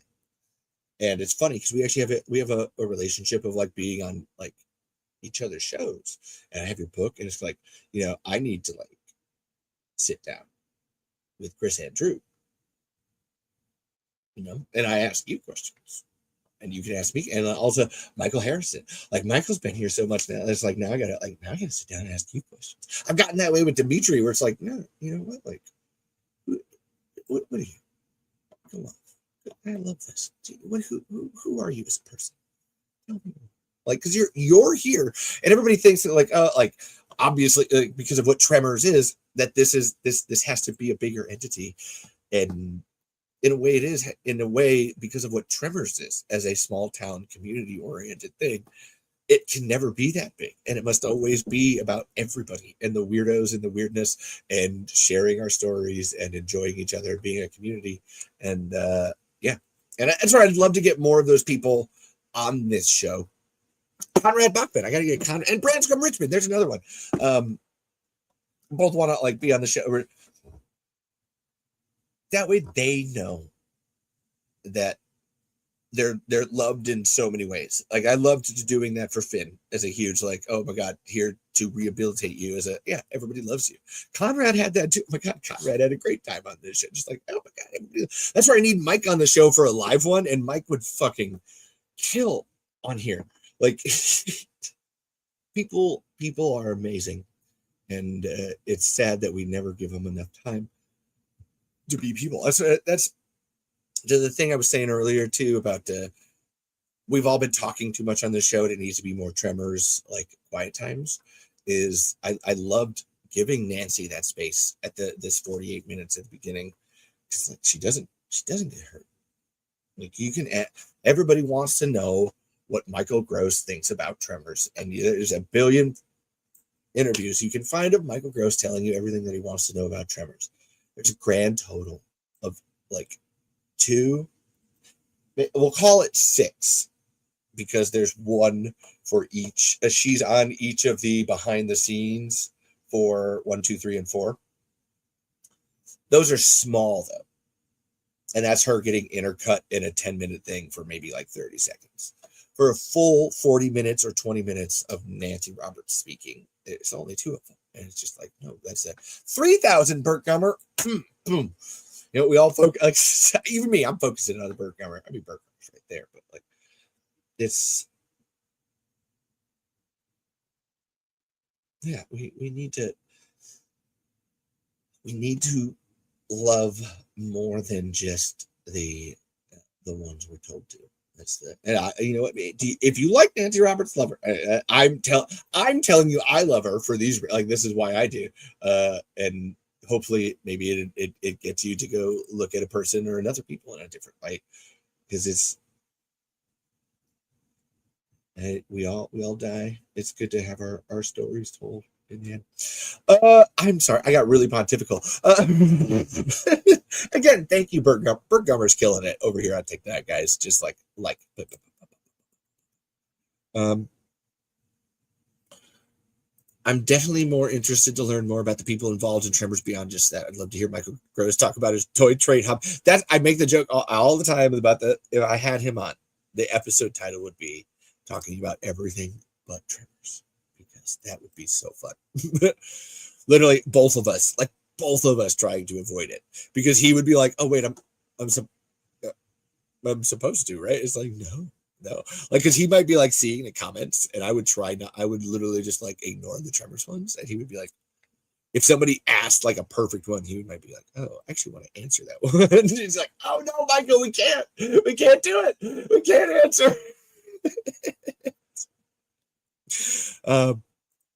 Also, for the actors in Tremors, there's only so many times they can tell the same story. Exactly. There's so many times any person can tell the same story. Don't research me, or else you'll find those photos online. I was young and needed them. It was sexy. I don't know if you know about Chris, but like, that's where the crazy theories comes from, is that he's just constantly just jacking it, wiping it up with the papers, and then I don't know what this was. I don't know what this metaphor was, but I made a huge mistake. Guys, I fucked up. Often on the show, and I'll take that L for that olive L. While we're here, I wanted to talk about something. I figured something out, guys. Actually, I think I do actually have to go to Facebook to do this. So I need to show you guys. It seems like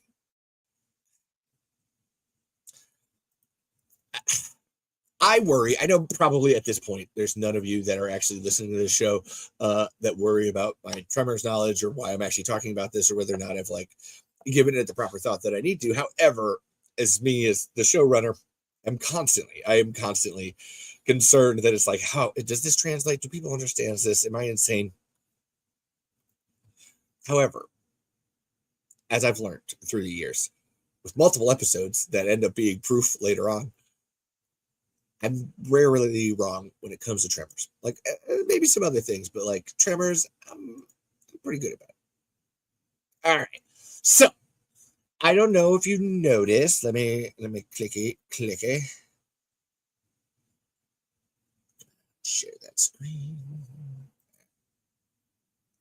I do not know if you've noticed, for any of the people that are our Facebook users, the official Tremors account, they're up to, god damn it, they're over 4 fucking, they're pissing me off. Oh, they've upped 40,000 followers in a week. Oh my god. Please, everybody share this show with your friends. Please do that thing and put the show on in the background. We need help. I need help. Get money. Actually, if anybody wants to give me money that's earmarked for specifically promoting this and trying to fight back. Oh my god, sorry. I didn't realize. Holy shit. I'm fine. These guys have not been fucking posting for almost 4 years. Like, legitimately, I wonder how far I can go back, because it's, yeah, no, I want to go all the way fucking back. We're going. Because it bugs me on a level that just, they have not been posted. It doesn't matter. Just trust me on this. All right. these guys have not been posting for at least 3 or 4 years on this account, and anywhere else. Like Universal has not done shit. One video on YouTube maybe 2 years ago, like nothing. Maybe some promotion of Tremors Fest 2 years ago on Twitter. Nothing. All right. They just started up and they've been posting clips. And as I said on the last episode, it drives me wild because they're getting such huge numbers and getting all these clips and getting to post them. And like, this is all I want to do. Like, if people complain about like the content, in the Tremor Saga group and such like that. And it's like, this is what I want to post. I would love to just post clips. Hey, what's up, Afro Pugsley? Get over here. Like, Afro Pugsley, get here on the Facebook. Afro Pugsley's in the Navy now. Everybody salute. What's up, Navy Pugsley? Get here on the YouTube and tell people about it. We're having a big conversation on Tremors. And yeah, get to 10,000 likes, Bert Gummer, go. Anyway, like they have been like doing gangbusters to the point where they made 40, like they've got 40,000 extra followers here in a week. And people are obviously asking, oh my God, are you going to like release a movie? What are you doing? Like, what's going on? And of course I have too. However, I know everything that's been happening. And it's like, oh my God, like look at this. Fucking A, man. 30,000. One fucking clip. And do you understand? Like, this is where the frustration thing is. Like, I have tried to post these things. They get taken down all the time. It doesn't matter. You can't post clips of anything from Tremors because it's an instant Universal notice takedown. And this isn't just for Tremors. It's all Universal properties. Dead Meat. If you're fans of Dead Meat, obviously, you probably are if you're here. Like, they deal with Universal copyright takedowns all the time, and it is super fucking annoying. I am obviously sitting here and I'm trying to do my research, and I've been watching this happen and seeing, and like, okay, so the script's in limbo. Last time they did this, they kind of had an ability to make another movie. Right now they don't. It's really tied up. Like there's no like it's so I was just like, what's going on here? And then I'm like scrolling along, and this is something that only like it takes someone like me having like to do this all the time, do this all day, and then knowing the behind the scenes and how copyright, like everything that's been working. And just scrolling through, and I just saw look right here, boom, first one. The Sci-Fi Station is over here getting to post, and like they're actually posting the same exact clips from the Universal Studios Tremors account. I'm the same. All of these are all the like same ones, like posted from the Universal account. And I went, you know what? Hey, okay, so if this isn't affiliated with Universal in any way, and they're getting to put this up there, you know what? Fuck it. I'm going to try, I'm going to take just these clips and specifically try to put them up. Didn't matter. Instant copyright takedown. So I started thinking, hold the fuck up. If they're getting to do this, and not getting taken down, doing the good number. Actually, look at this one. I love to see Tremors the series getting promoted that much. It's great. If they're doing it and not getting taken down, and I mean, it's not you can't appeal it, resolve it with the thing. It's an immediate takedown. I tried it on YouTube everywhere. Those clips, boom, same as everything, immediate takedown. And I thought, maybe it's not about a movie. Maybe whoever runs these accounts is actually just trying to make more money off them. That's it. That is 100% it. I think that they saw everything that I've been doing and what you guys as a fan base have been doing in response to that, and this continual growth thing that we've been going through.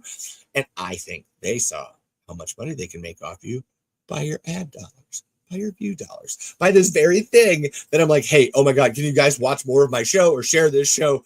Because I need help being able to fight this. I am not a $1 billion corporation. We are not a $1 billion corporation, and we need some help fighting.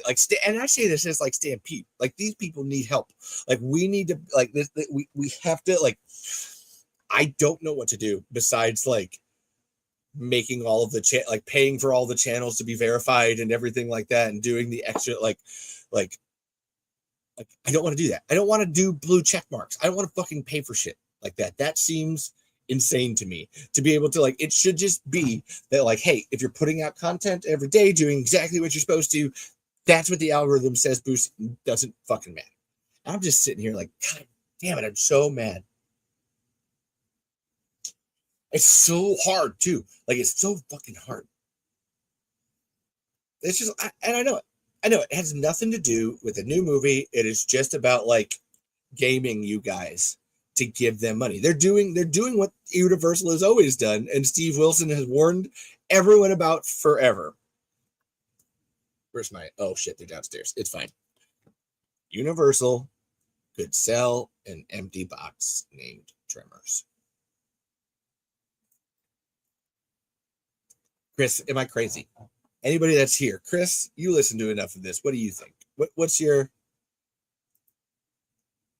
Am I nuts? Am I nutso? Is this wild and kooky, or is there some merit to these accusations? Because it's, oh my God, up to 6,000 Burt Gummer. Go Burt, go Burt. You got to hurt.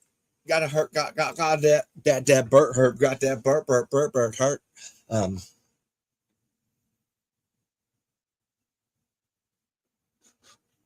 Like, I've been doing this for 5 years, y'all, and like,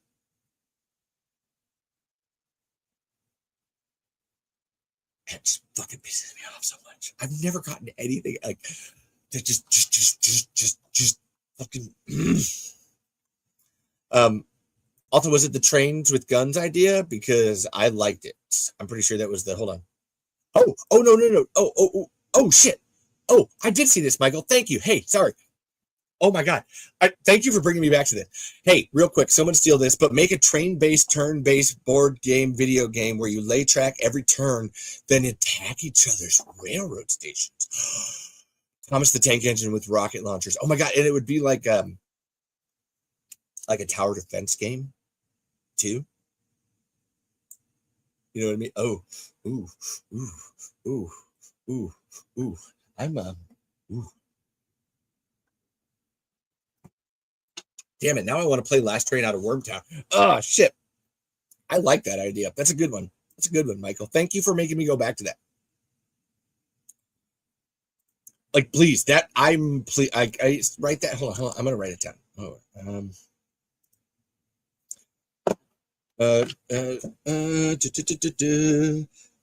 Turn-based train game where you lay track and attack.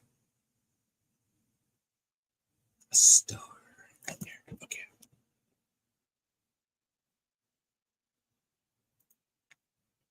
I like to think it's, and this, Chris, going back to, thank you for going back to where I was at. I like to think it's just the algorithm unfairly targets channels that are smaller but growing when it comes to content strikes, but I tend to be naive most of the time about bad people.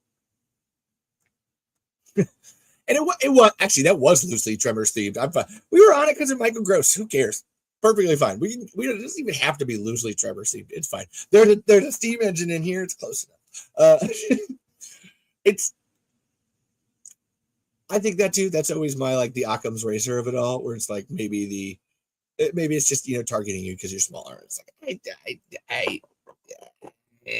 I'm not buying it. There's only so many times that it can happen that it's just like, no, at a certain point, fuck you, you are fucking like trying to exploit people specifically. Oh, can I write Universal and get some type of media pass for your channel?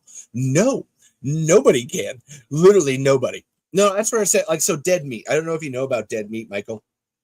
They're a huge YouTube channel. Friends of the show, Zoran Graboid has been on. They do kill counts, which are like horror reviews. They count all the dead people that die in them.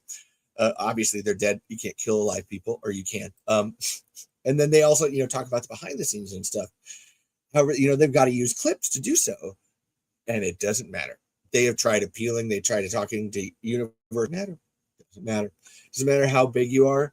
Nobody gets to, and it's in everybody. Like that's one that I know of personally. Like, yeah, it doesn't matter. Universal just has the stranglehold. They win. Not much you can do. Ugh. I've seen a larger channel like New Rockstars play movie trailers live and have no issues, and my friend's small channel plays the exact same trailer and it gets strike. Oh yeah. Now I imagine there are there's studio channels. How I just us smaller people, we don't get the same things. What are you talking about? Mr. Beast gets those things. Why would we? You've been clicking like a motherfucker, Burt Gummer. You should be exhausted. Everybody in chat, we're up to 7.4 thousand likes on TikTok because of Burt Gummer. Oh my God, Rest in Peace is here too. Oh my God, girl, you need to get to the actual YouTube. Yo, the maker of the Tremors stickers is here. Everybody try not to freak out. They're great. I need to buy more so I can actually stick them on things and not just have them to show them around because I think they're cool. Where they at? Actually, was it up there? No, but no, you, yeah. Everybody, again, if you haven't, go share the show because we're trying to fight Universal and win. Yeah, tell your friends about it if you like Tremors, because and you know what? I have not eaten any olives for saying fuck Universal. I'm gonna eat some olives now because I've said it quite a lot. Let's see. There's I got 5 olives. Mm.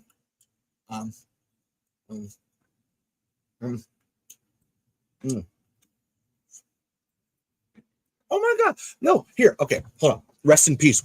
While I got you here, and you're doing that. Please, anytime. You can send me a line anytime. My name is Levi Dylan Bursloff. I'm the host of Talking Tremors.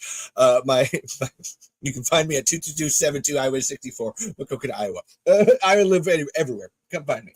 Hold on. I know because I am honestly so terrified to ever use your stickers that I've only there's a couple of them on the back of the tablets that I can't move it right now, but there's a couple on the back of the tablet that I know I had. I always want to have them out just to be able to show people on the show. Here. Oh wait. Oh no, you're in the binder. Are you in the binder? Yeah, you might be in the Tremors binder. I just want to make sure before move around here. Wait, are they over here? Hold on.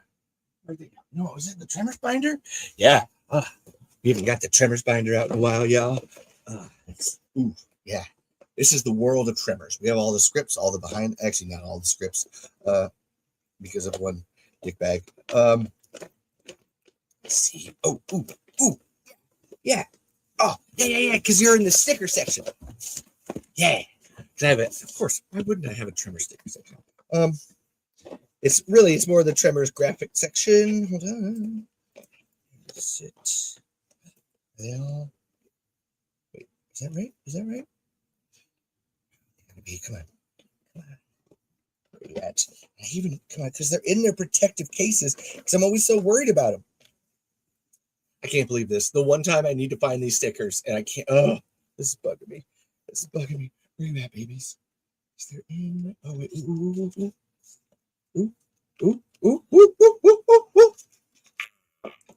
I got it. Here. So oh my God. Because yeah, she does, guys. If you don't know, go to Rest in Peace at Etsy. I'm doing this and the fact that you're here is just an extra bonus. And oh my God, Karen Beep from fucking Facebook is here. What the shit? Again, go to everybody. If you're here, we're almost at 10,000 and you have the YouTube and you want your comments to live forever. Again, go to @the Tremors Saga on YouTube. That's where Talking Tremors is. That's what this show is. Hi, I'm Levi Dylan Bursloff, and welcome to Talking Tremors. If you haven't noticed the theme, I haven't got to really show off your stickers on the show in a while. I got them so long ago. Thank you. You should. Everybody, this, if you want me to write something on the ceiling too, that also goes out there. If anybody, I have markers galore. You can write stuff on the ceiling too. But check these out. So like, we got a Hiram. Sorry, I got to do it for the TikTok too, but we got a Hiram. These things are fucking great. A Dirt Dragons. Ain't you got no pride? Stickers, yes. And this is actually for any of you that are on the TikTok. Rest in peace. She's in the channel right now too. Go to her TikTok, go to her Etsy or whatever, and go get yourself some Tremor stickers, because she is like the only one putting out a consistent content of them, and they are all amazing. And you should, yeah, go help her. What's up, babes? We got just the tentacle. Now she's got shirts. There's magnets. Rejection. Oh my god, I love this. Just a Graboid. I mean, I keep saying just, but like Graboid. And again, please make all of the money you can. And I want everybody to know that. Or like, I'm gonna stop right now and take a moment, because Zach Bixby asked me this question. All of you guys, if you want to make Tremors merch and make money off of it, go do it. Just go do it. Because Universal is never, ever, ever, ever, ever, ever going to license merch for it. So like, we did make it to 10K. Woo! So yes, if you want to, go make your Tremors merch and put it out there. I'll happily promote you. Please tag the Tremors Saga in it at any time. And because I love all Tremors. Any and all posts about Tremors. That's the rule, baby. And yeah, here's Bert. This is the one you did for Bert Grummer Day about 2 or 3 years ago, I believe. Really love this. Pardon my French. And wait, did you get one on that?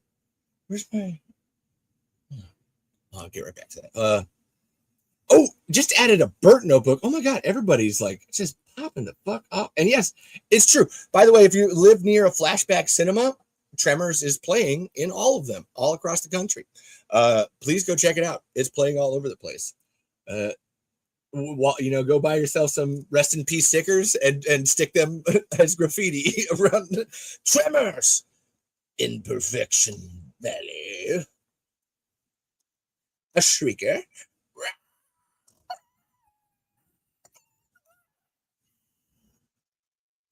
Them worms never cut you any slack. These are all great. Like I said, I am a huge fan of your work, and not even because you're here. Like you, I would say you're mentioned often on this show, so I'm glad you actually get to see the playback. No, you'll be like, I want you to know that everybody that's on the TikTok, there is a YouTube live that's happening. Like that's the actual Talking Tremor show. I have the TikTok here as promotion to tell people about it. Hence why this happens. Go to @the Tremor Saga on YouTube. This will live forever. Everybody that ever wants to know about Tremors and they look up Tremors will see this. And like actually be like, oh, I can go get these stickers. Oh, hey, Carrie Beep Beep and Bert Gummer and Rest in Peace and Chris Andrew and Michael Harrison. Oh my God, who are these people? I need to go find out more about them. You're here forever. You're part of the show forever and ever and ever. Ramen. When you need it and don't got it, you sing a different tune. Yeah. Although it's don't have it. I've never noticed that. It is don't have it when you need it. And don't have it, you'll sing actually. And then, well, it's different too, because we read the Tremors 2 script, and it's actually you will sing a different tune, not sing a different tune. And actually, this is a very specific thing about Bert, is that he doesn't always say you. He's very much a yeah. He's a yeah because he has yos. Listen to Bert if you want a fun drinking game. Anytime Bert Gummer says yo, that's where it's at. And those props. It's true. That Lone Pine Museum of Western Film History. Oh, fantastic. Everybody go out there. I have a bunch of videos that I'm going to be uploading to the channel of our adventure there. So and look at Carrie Beep Beep found Rest in Peace on Etsy, and there's shirts too. Also, hey, everybody, did you know this show has a merch section too? You can go get Talking Tremors. Like here, I got 3 more left. Actually, I got, I'm going to do this one. I love this one. This Seismo one, I really need this one. And then, this stuff tastes like toilet paper. Earl, That is the toilet paper. But like, oh my god, here. And then you as a person, you can get merch for this show. That's right. You can get Talking Tremors merch. Yeah, this is one I got all the cast people I've ever met to sign it. And this is my favorite run-on sentence I've ever made. The only podcast to give you critical need to know information for doing what you can with what you got. Because when you need it and don't have it, you sing a different tune. Yeah, baby. That's what this show is. It's just one long run-on sentence about Tremors. But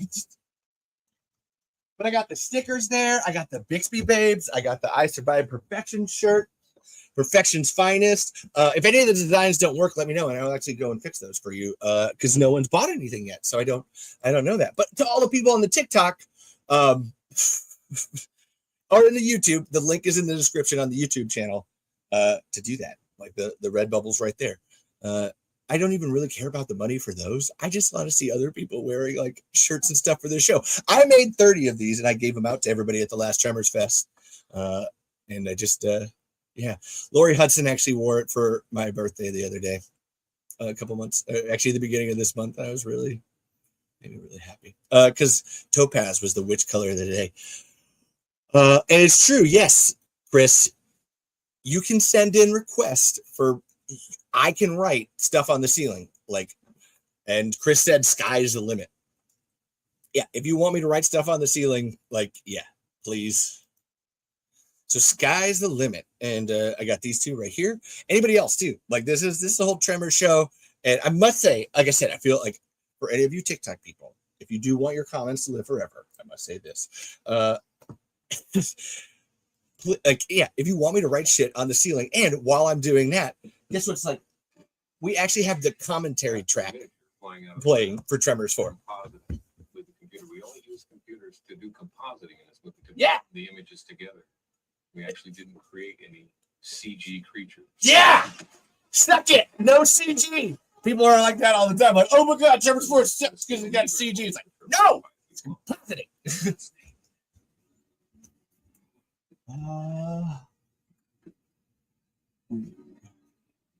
Right there.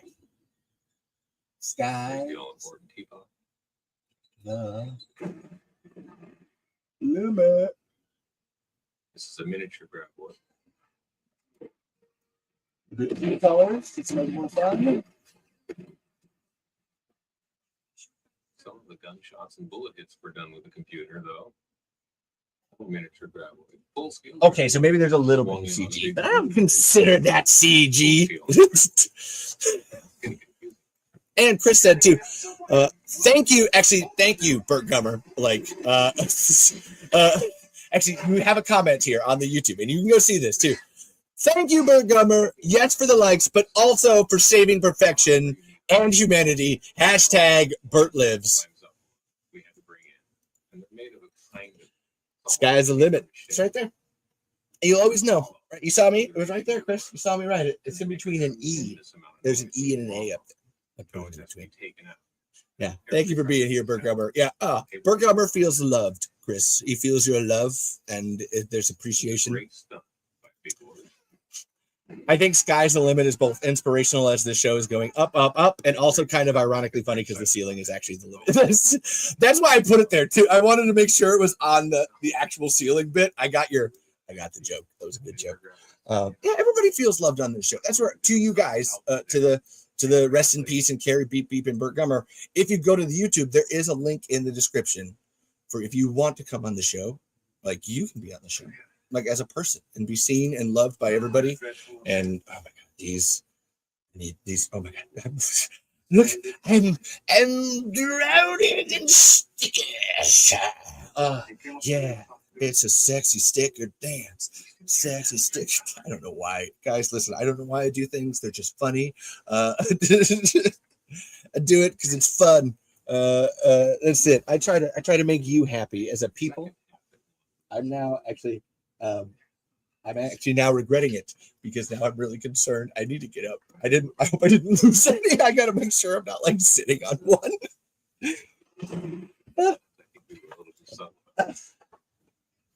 Yes, it was worth it to move the chair. Okay. I needed to make sure. Okay, we're good. We're good. I hope. Every time we Levi, That's how they hunt. Watch seems to be the one who figures out Uh. most of how they work. if you haven't seen them yet, by the way, go check out the One thing we thought about this movie deleted scenes and the outtakes that I have posted from Tremors 4. I just posted them recently on the channel it would be sort of like a vampire. because It would be I have- what they are. And the audience does know the rules. And part of the fun, we hope, is seeing characters. Actually, hold on. I need to go discover back. the rules. they're really raunchy, is what I was gonna say. Like they're really raunchy. There's an entire scene with this where like Brent gets his line wrong. He's like, "Fuck me," and Michael's like, "Not tonight. It's our first date." But here, Steve said something about vampires that I think is really important when it comes to Tremors. So I wanted to like focus in on this. Second half of one.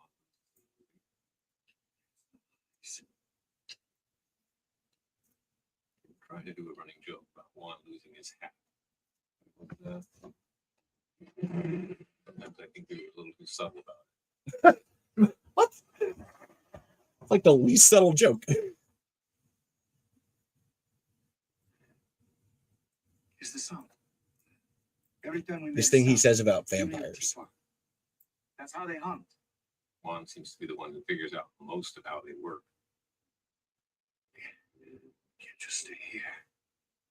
One thing we thought about this movie is if we had characters who don't know what Graboids are, it would be sort of like a vampire movie.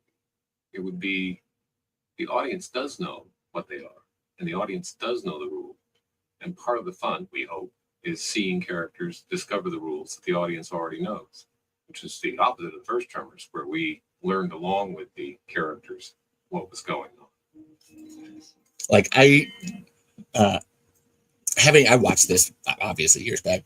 Like first time I heard that, I was like, that is such a like refreshing way to look at a movie, actually in a very old way of being like, oh no. So this is like vampire, where we know the rules. We as a people know the rules. They don't. And that's where Steve was talking when I had it on earlier, like about characters and in all of these. The thing that's the most important must be the characters. Otherwise, the monsters aren't as like fun. Why is this so entertaining, Bert Gummer? I've been doing this for over 100 episodes. I'm a very entertaining person, and actually, I must say, I think the real reason why it's fun is because I love you guys, and I love and appreciate that people are here. So I try to give you back everything you give to me. Like stopping right in the middle of that because it's like, yeah, it is entertaining. It like that bit, like that joy that you get, like watching someone not know things and then learn them as an audience member is really, really fun. And I'm always I'm with them, like, because if everybody knows them now, and like, how do you uptick that? How do you like, you jump that bar of audience expectation? And I just ironically, Levi was sitting on a sticker of an ass blaster. Yes, I was, Chris. These are so, oh my god, these are so damn good. You can't even see his eyes, but you got all the expression. Oh, damn. Now I'm terrified. I gotta put these back in the bag. I don't know. I'm so scared. At this point in time, Bert Gummer, do you have any questions about Tremors you need answered? What does anybody want to know about Tremors? I have plenty I can talk about, plenty of things to bring up and start doing. It's just more like, you guys are all fantastic. I want to make sure you get the love that you deserve as a people. Almost in there. Yes. And again, everybody go check out Rest in Peace on Etsy. Does fantastic. Why did you die in movie 7? I want to break the meta and be like, because Universal had gotten tired of Michael Gross.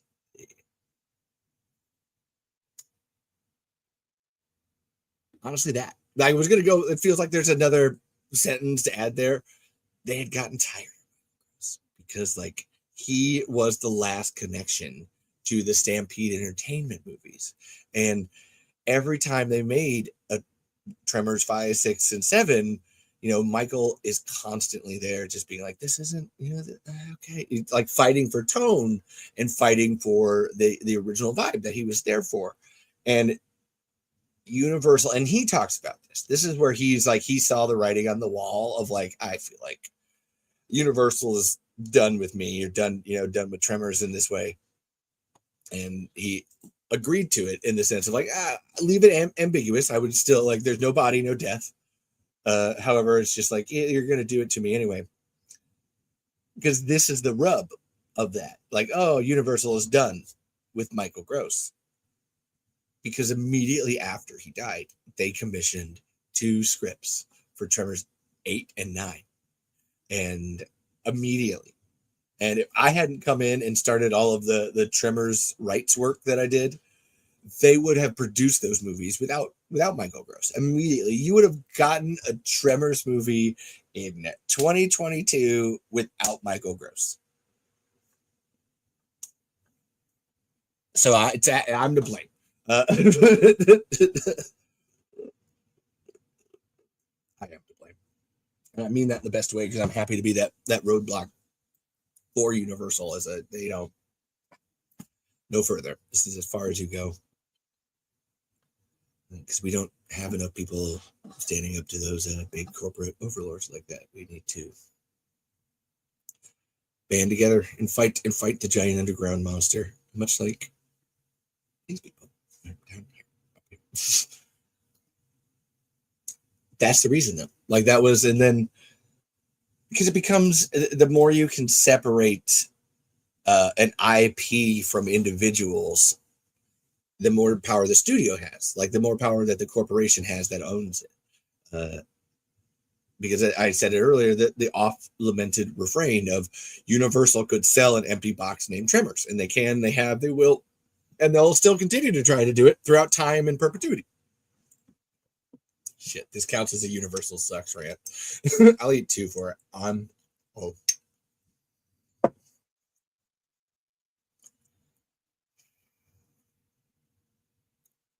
It's frustrating. I guess it's a lot of my job is frustrating.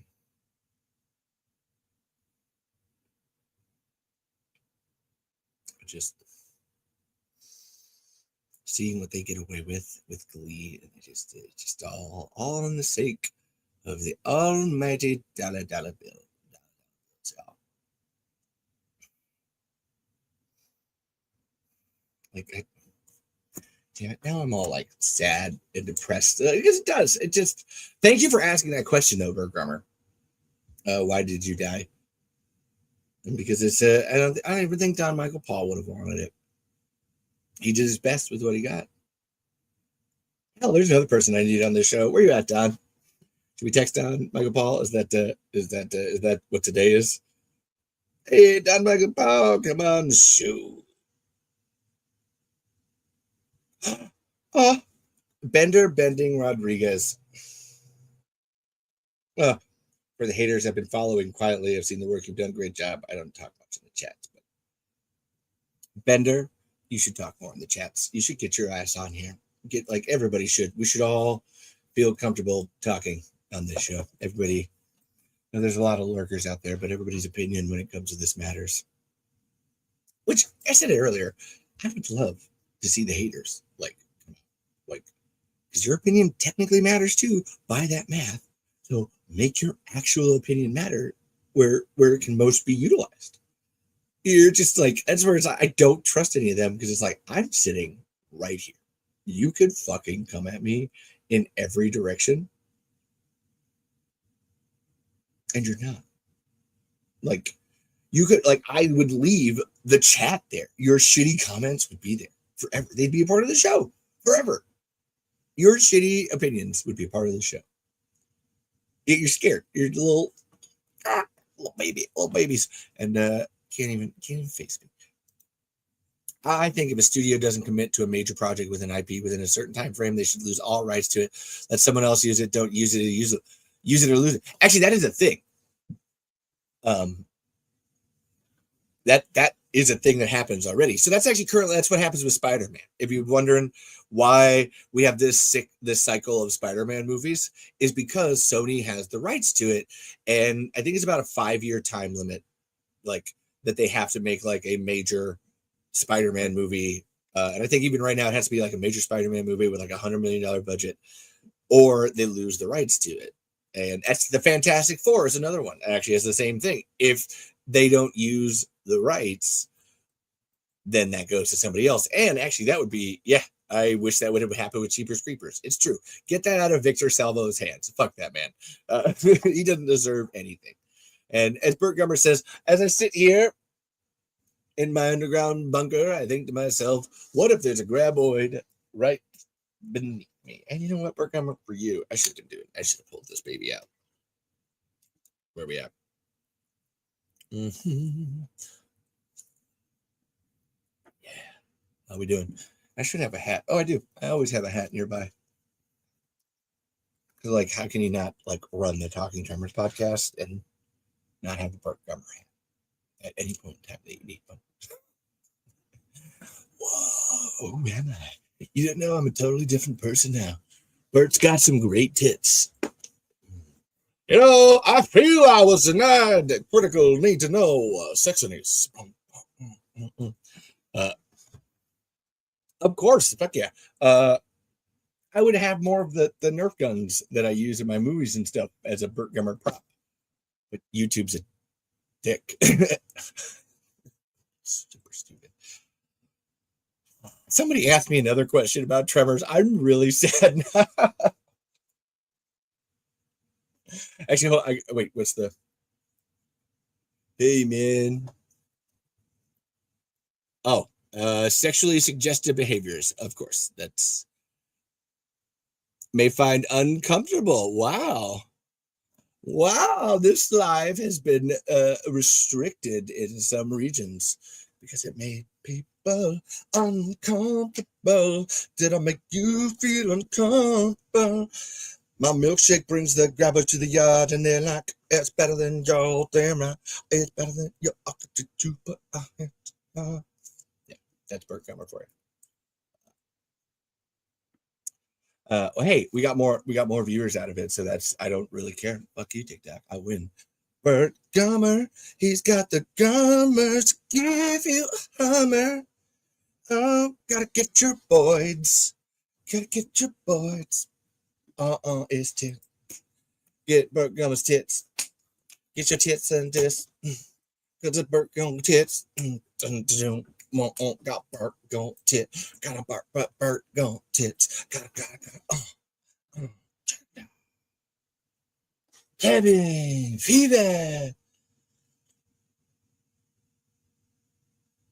Ooh, due to my own ignorance, could you set some light or info on the canceled series? Now, do you mean Tremors the series 2003 or Kevin Bacon's Tremors pilot? I'll start with the Tremors pilot because I assume that's probably what you're talking. Shit, I gotta eat an olive for that though. Damn it. I didn't eat an olive when Chris asked it either. There's an episode of this show that you can actually watch. Go to YouTube, check out Kevin Bacon's Tremors pilot was a tax write-off. And I actually go into the whole thing of it. But that's it. The same thing as Batgirl, same thing as that was happening with Coyote versus Acme. And actually what we were talking about with earlier with the Spider-Man and Fantastic Four rights is that was Universal's way of using the IP and getting an extension.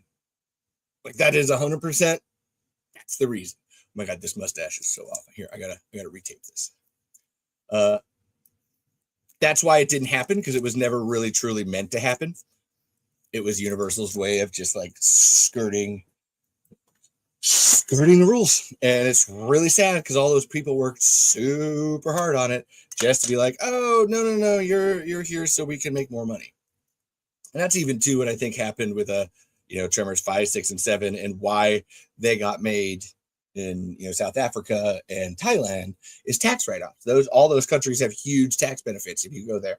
So you can do that, and then you can do a little like Hollywood accounting with your books, because like who's going to go audit the South African company. Like what Hollywood studio is gonna? It's not. That's a pain in the ass to go like do international shit like that.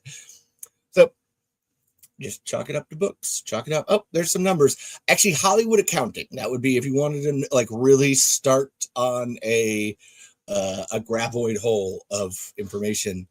Not just about Kevin Bacon's Tremors pilot, but this whole thing in general. Just look up Hollywood accounting.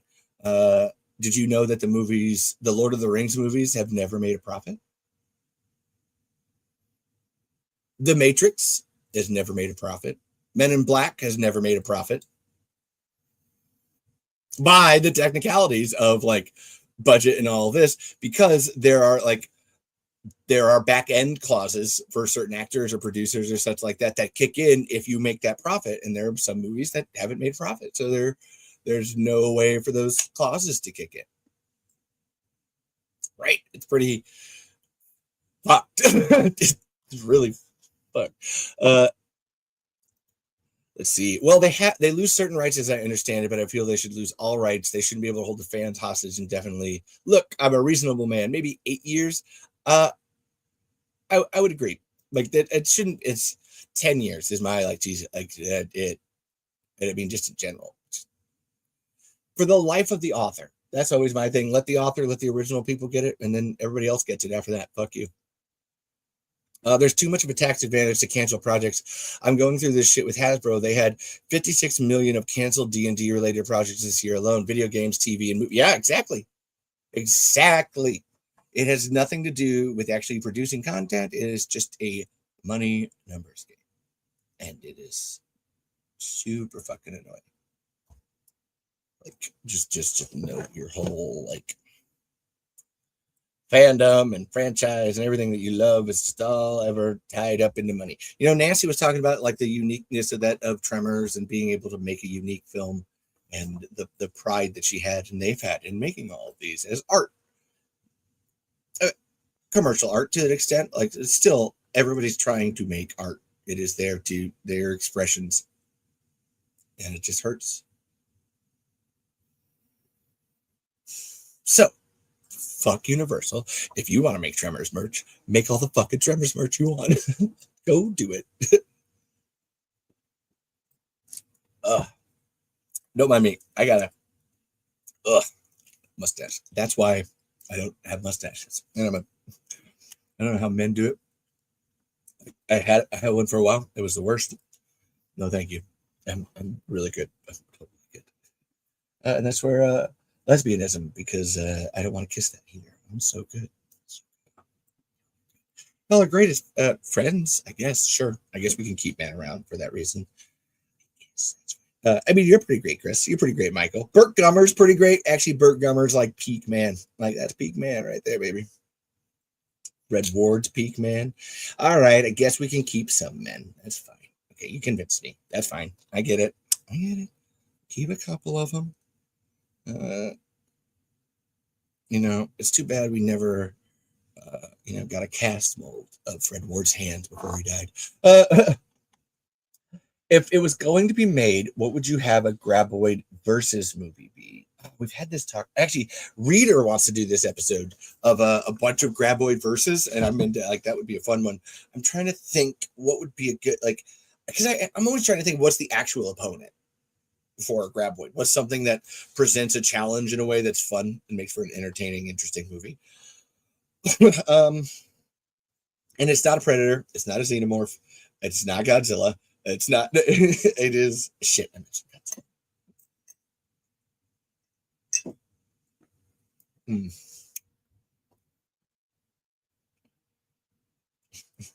Godzilla versus Freddy.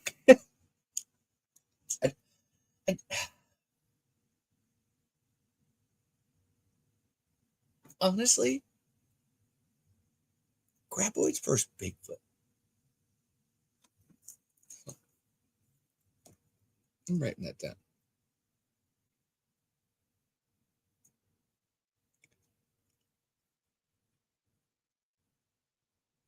Graboids versus Bigfoot. Yeah.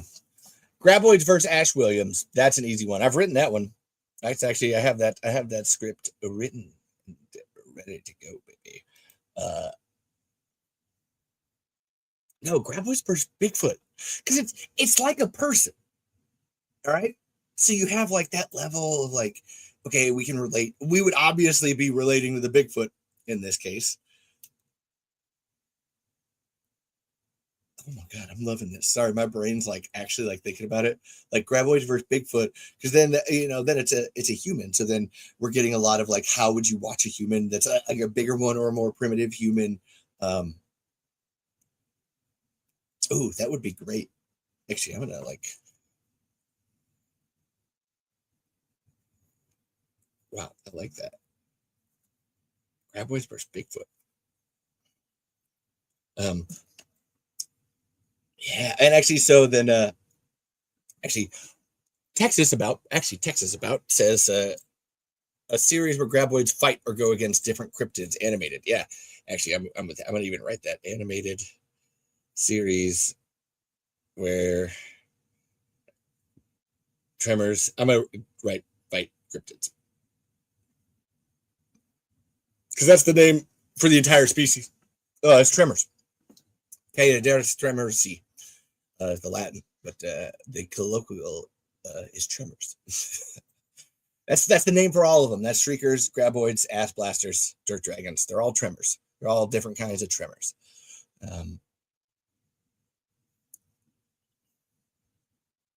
Oh, Burt Gummer got kicked.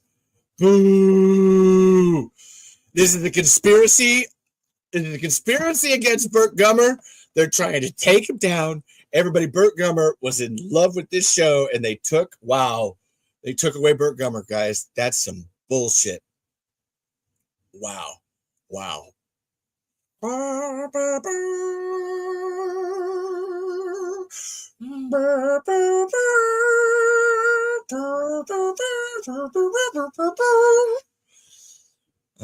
I'm sorry. Pour one out for Burt Gummer. Cryptids versus Star Wars Clone Wars. I'm in. All right, write it for me. Show it to me. Luckily, you found the YouTube live, and now you're here forever. Like, guys, look. That's Burt Gummer. Look at that. That face is Burt Gummer. Burt Gummer's here. You need to, everybody breathe. Everybody. If the Ass Blaster had a next evolution form, what would it be? Was there ever an idea for that? No, it was a closed loop. That's the point of the egg. However, as a speculation, where would the Ass Blaster go after that? If it didn't go to the egg, if it didn't go to the Graboid, if it had like, what's the albino mutation, Ass Blaster?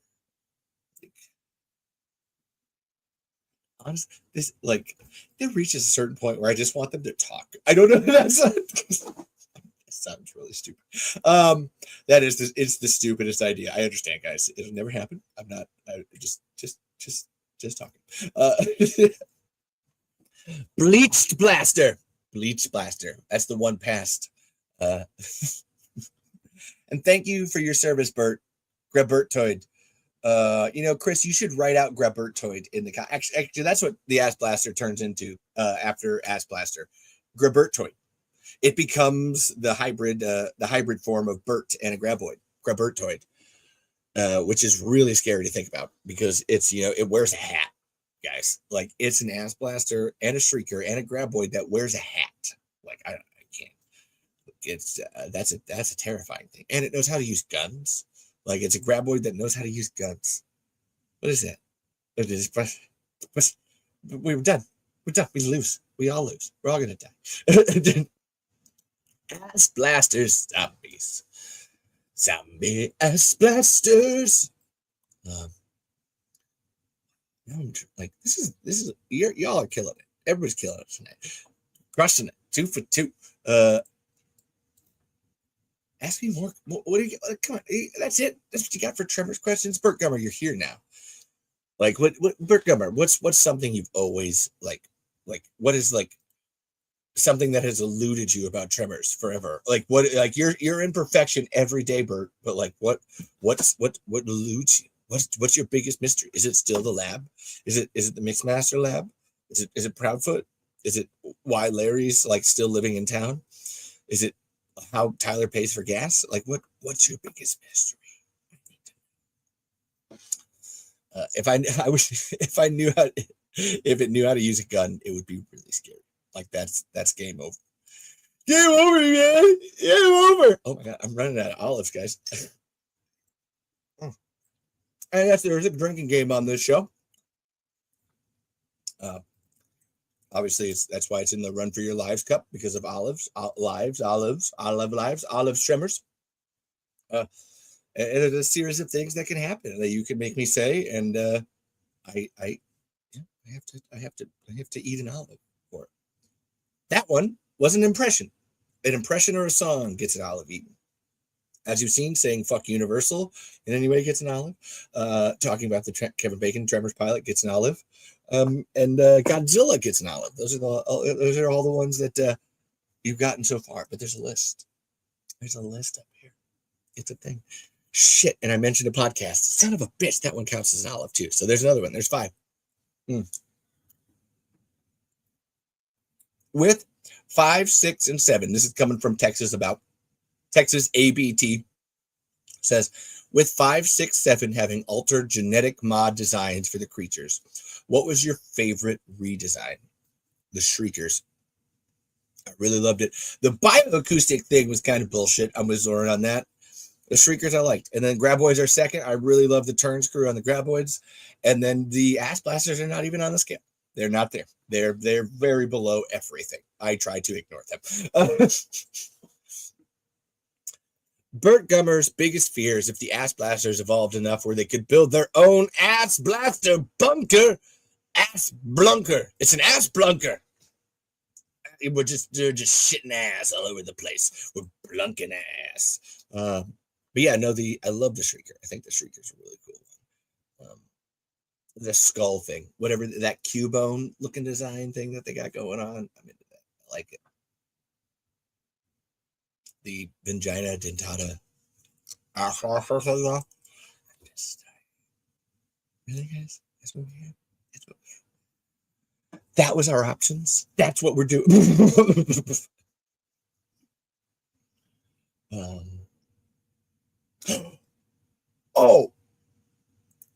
Okay. You guys can keep asking me questions. I just realized I think I found another animated Tremor short we can watch too. Like somebody made a stop motion Tremors movie. Yeah, the Ass Blaster. Bert says the Ass Blaster bunker would be terrifying for him. Lulls. Yeah, Bert Gummer's hip with the kids. Bert Gummer knows what a lulls is, folks.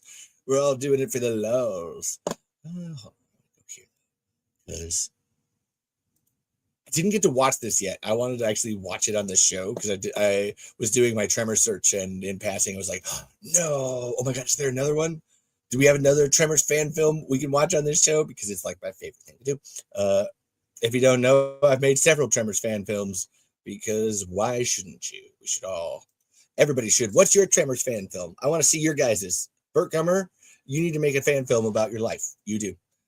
Texas ABT, show me what's your Tremors fan film? Michael, Chris, what do you got for your Tremors fan films? I bet you got something. You got something up your butt. Incoming Ass Blaster Bumbuster. We got an Ass Blaster Bumbuster up your tuster. Zach's Bixby, you better get Zach's. Oh my God, Zach's, if you're actually in here, Zach's is actually, look at there they are. Yeah, Zach's, this show is actually happening for realsies. Actually, I need to share this tab. That way you guys can see this. But I wanted to go through. I think we're gonna go. If I can find it, we're gonna watch another Tremors fan film I found. And it kind of happened, but showing a new evolution where they can actually swim like in the ocean.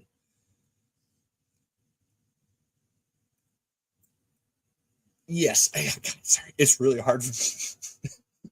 The ocean one. Why is it that people want Graboids to go under the ocean? Now, see, that would be fun. Like an Abyss-like movie where they're like at the bottom of the ocean and the Graboids are under the ground and like, oh my God. Yeah. But yeah, if you want your comments to live forever, you know, Zach Bixby, go to @the Saga on the YouTube. Same for you, Texas ABT, because we're gonna watch. Oh, dude, okay. Burt Gummer, this is what I'm trying to say. The YouTube comments over here. Oh, that's actually funny. Like, no, Chris is amazing. Like, this is what you're missing with these YouTube comments. Chris, as a pun master over here. Oh, damn this man. You made the wrong damn thing. Okay, I gotta do that. Right. Hold on. Where's my props? There's my mustache. There's my mustache. And then where's my glasses? You made the wrong damn rec room, didn't you ass blasters? That was really I fucking love it. No, Chris is always on fire. I don't know how Chris does it. He's just constantly Chris and Michael. Let them both go off here. I was gonna say these two. Like, if you want like this, Chris, Michael, Thomas, Dimitri, these are all like the biggest fans of the show, and I love you guys so much. You might as well be host of the show. Actually, Chris Andrew and Michael Harrison are our chat mods. Hey, Zach Bixby! Oh my God, Zach Bixby is actually shown up to the show right now. Fuck yes, Zoran Gavojic's biggest fan is here, and Agatha's here. Everybody's here. I'm gonna go pull this up. Like I said, we're gonna scroll through. I need to actually, this is what, if I get time later, we're going to work on this movie. I got this one right here. We're going to work on this one. I got all the footage for it. But down here, I wanted to see. It's only like 2 minutes. Yes. And it was a stop motion. Yes. All right.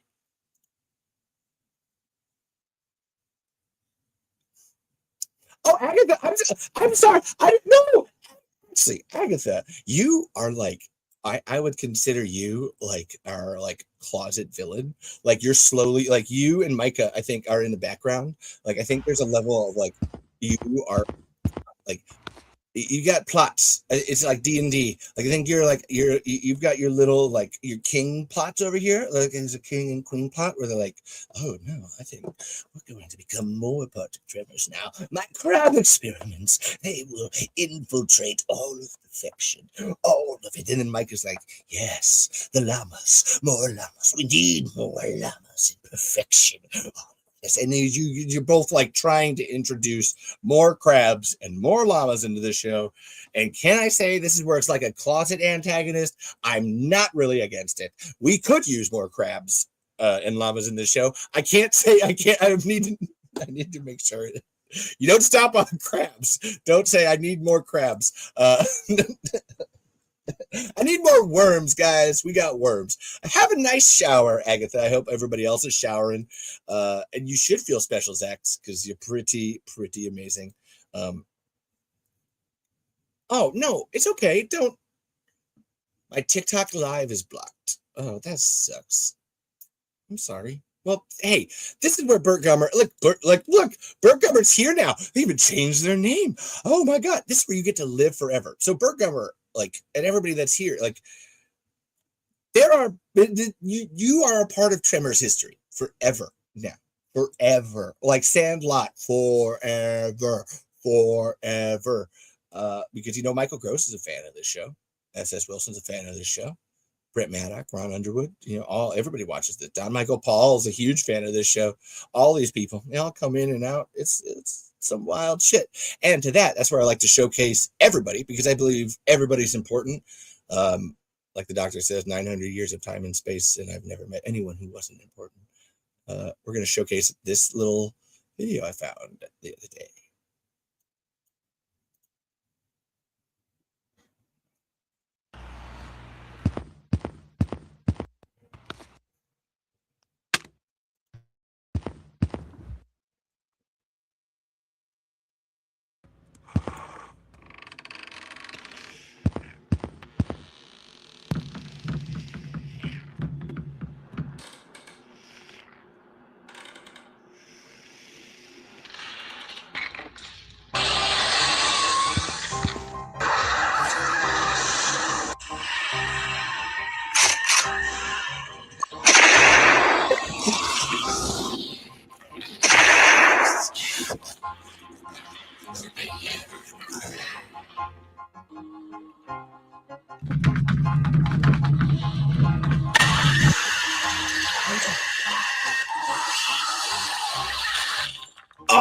Oh, dudes.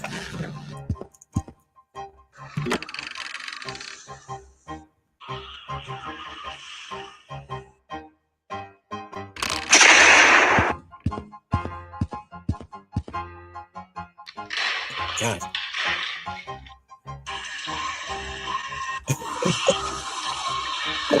I mean, technical work.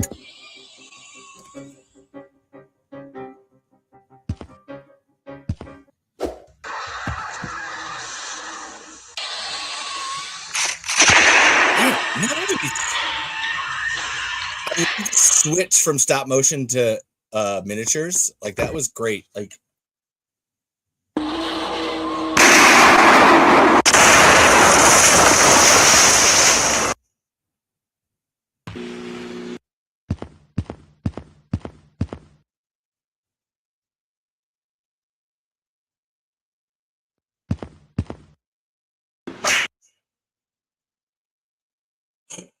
starring a Graboid and a random character. That was awesome. Hold on, and I like to teach everybody as we do this. Let's go. I already liked it. I need to subscribe, and then let's see. I'll read this. Hold on. This is the Tremors movie stop motion fan short film description. One man has to fight for survival against a giant Graboid. Will he survive? Wow, this is perfection.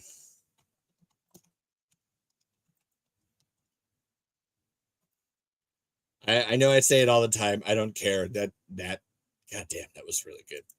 And yeah, that actually makes me want to. If anybody, you can ask questions. Do your audience thing if you want to. Ask the Tremors questions. Do as you need to. Because now I don't know if anybody's here's seen it.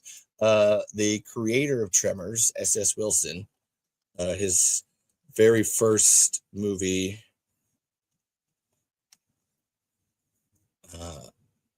Is this? It's not stop motion. It's partially stop motion animated. I don't want to give that to them. Fucking, we'll give it to these guys instead. Fuck you, Universal. I'm gonna pull this up just to have it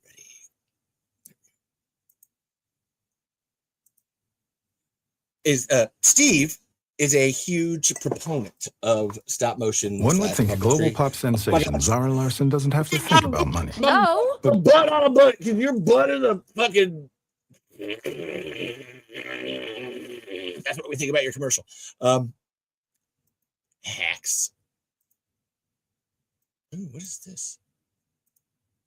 Oh, is this really recorded? Oh, no way. Ooh, I'm gonna have to check this out. Love you. Oh, thank you for being here as always, Chris, and have fun at work. Play this show in the background. You know what to do. You know what to do. And always. And we do have a new song that actually Chris helped me write. I'm going to sing it for everybody right now. Ass blasters in the sky.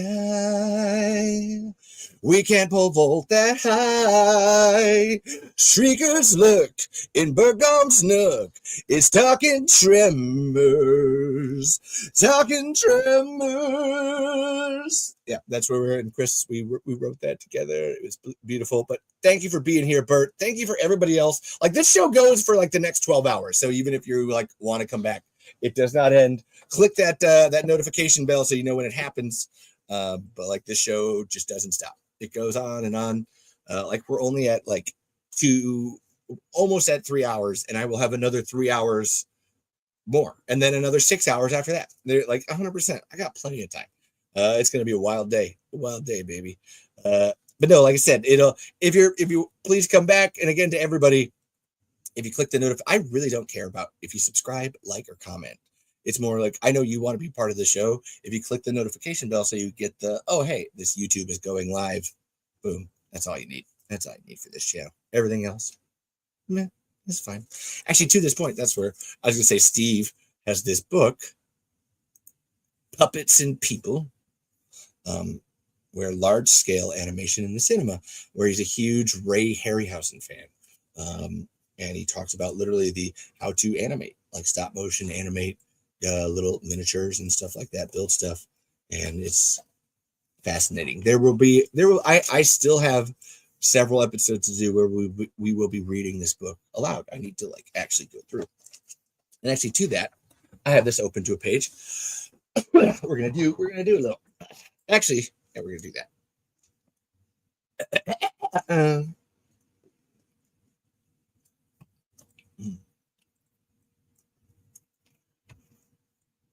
Film stocks continue to improve. The newest Eastman negative 5247 has considerably finer grain than the previous standard 5254. Ray Harryhausen, whose rear projection composites have always been excellent, achieved an even more dazzling plane of quality using 5247 on Sinbad in the Eye of the Tiger, 1977.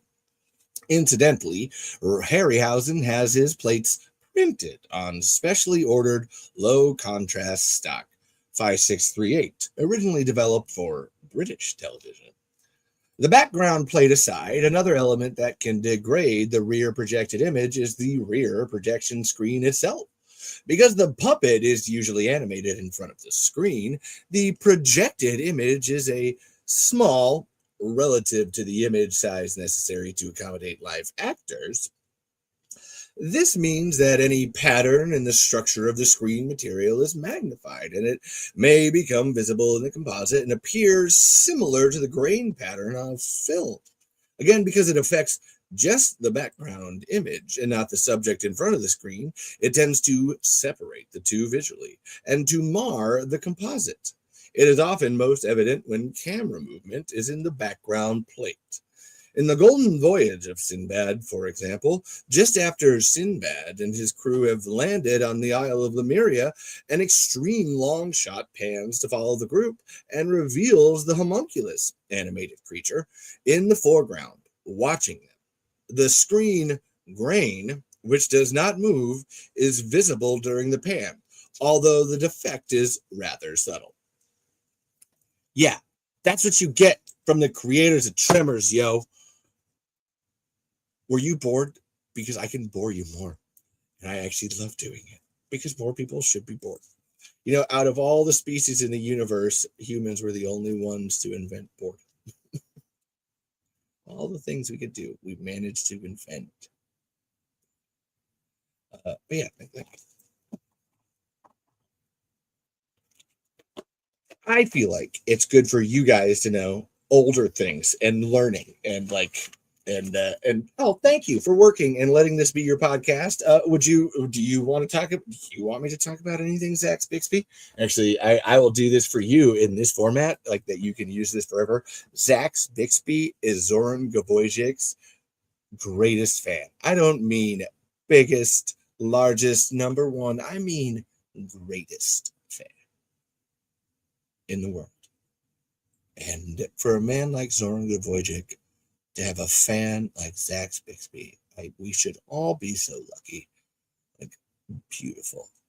Like, and I didn't get to say that in a way that you can hear clearly without a bunch of music playing in the background. And I'm saying that as Zoran's friend. That no, I would pick you 100%. I don't see anybody else out there making Zoran Gabojik TikToks or telling the story like how Zoran saved you. Like, babes, no, you win. You win. I get to be Tremors' greatest fan, and you are Zoran's. And man, what an honor! I wish.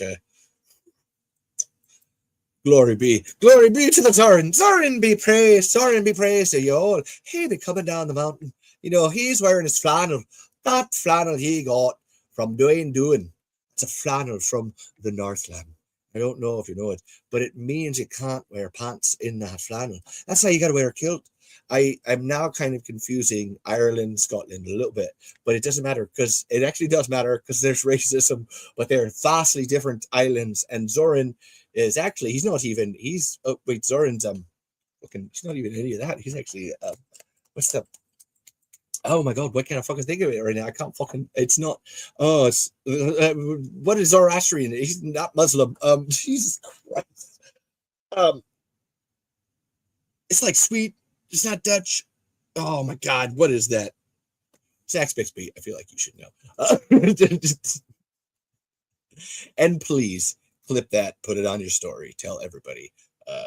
Yes, Zach Bixby, greatest Zoran fan in the world. What do you think about the skin flowers? We all love the skin flower. The skin flowers have now managed to make it to Talking Tremors. We are the skin flowers. We are Zoran's skin flowers. We grow on your skin. You might want to get that checked out. Kind of a problem. We live with it though. It's a nice skin flower. It's funny too, Zach Spick, because I actually brought you up earlier when we were talking about merch. And again, everybody go make your Tremors merch. Go make it. Go make it and be free and have the monies for the Tremors merch. It's very good. Very good to see. Although, hold on. Now I have. It's almost I almost got like actually Zach's, I think. I'm gonna pivot. I'm gonna do one. Yeah. I'm gonna do that. Zach's here. Now that's my what do I want? Now because I want oh shit. Oh wait, I can do anything. I'm an adult. I can do whatever I want. Let's see, it should be right there. Yes, I can do anything. There it is. Oh, I want to pull that up so bad. Again, I'm gonna play. I really want to play this now. I do. Well, I got so many ideas. I'm brimming. Somebody give me. There's many avenues we could take here. All right. We can watch Nancy Roberts. We can watch animated shorts. We can make a Tremors movie. We can, what else was I going to do on this? We can try to play Last Train Out of Steamtown. We can make a Tremors comic. We have many options today. So many options. I'm like pumped. However, like it's your guys' show. Like it's not really my show. You guys use me. I'm like a big dildo of Tremors that you set that setting to whatever you want it to. 1, 11, oscillation. I'm here. I'm glad. Thank you. I was glad you went. And actually, I really wanted to make sure you had a good clip of that because it was. You deserved that. You really did, Zach Bixby. And I've been trying to. I really want to text Zoran about you. Actually, I wanted to call Zoran. Like, no shit. I was talking to Caitlin about it. It's like, I really wanted to call Zoran and be like, yo, I need to talk to you about somebody. Can you direct message Zach Bixby? I think you guys need to hook up and get along. And I think it would be beautiful. I think you're more than just a Zoran fan. I think you're your own person. I think Zoran would appreciate you in many ways. Just to know that he has a different type of fan, if you know what I mean.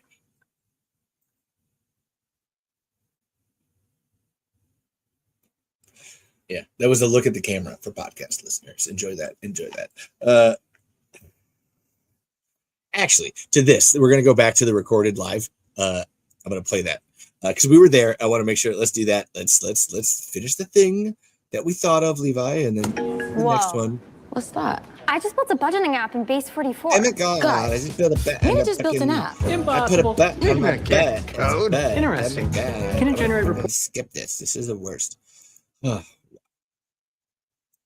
right, we're doing this.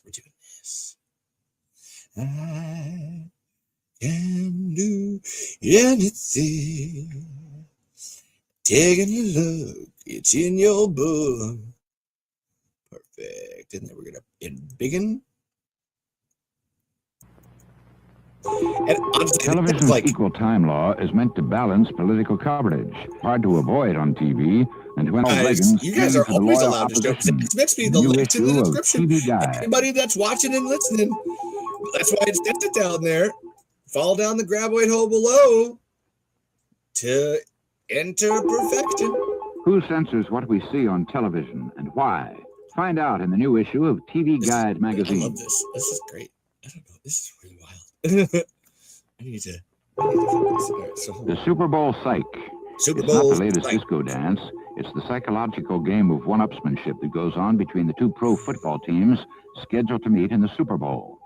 Read about the verbal war of nerves that often means victory on the field as the Trust me, NFL this is prepares going for to its turn into first Tremor stuff nighttime Super eventually Bowl. here, people. Don't I miss promise. this special Oh, this is sports kinda wild. report I love in this. the new issue of TV Guide. Are these commercials for people back then, or is this propaganda? I mean, not that I'm like against it. I'm kind of loving it, actually. Question: where is TV violent and the crime rate low? Where's Answer: TV Japan. violent The is an reasons Oriental explained this week mystery. in TV Guide. TV Guide, there's Guide. Here we go. This is the creator of Tremors' first film. This is S.S. Wilson's first film. Brett Maddock worked on it Dear too. Mr. And Ames, your resume indicates that you may be just the person to assume the managerial duties at KLRN TV and free me to continue my work in sensitized videotapes. Don't be put off by our present limited facilities. The success of my experiments will soon permit KLRN to capture a much larger share of the viewing public. Sincerely, W.H. O'Brien.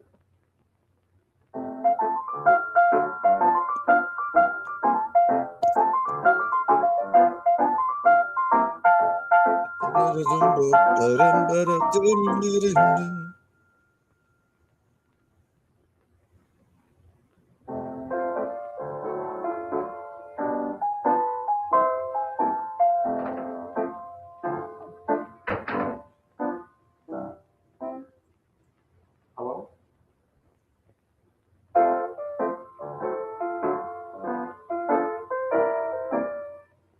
Hello?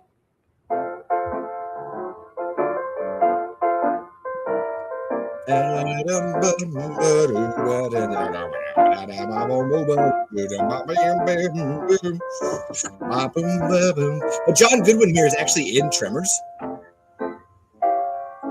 He's Howard. He's one of the road workers. John's been actually. I met John in Pasadena. Fantastic dude.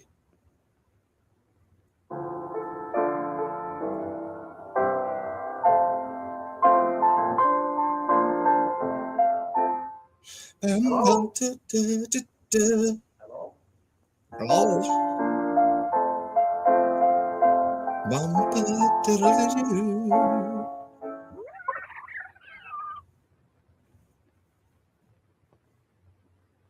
Uh-oh.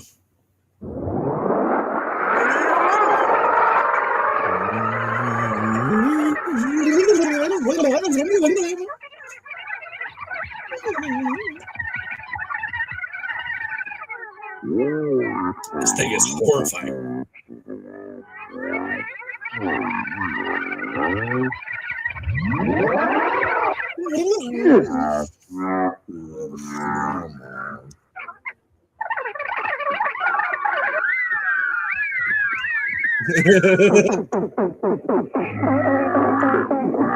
It's screaming. It can scream.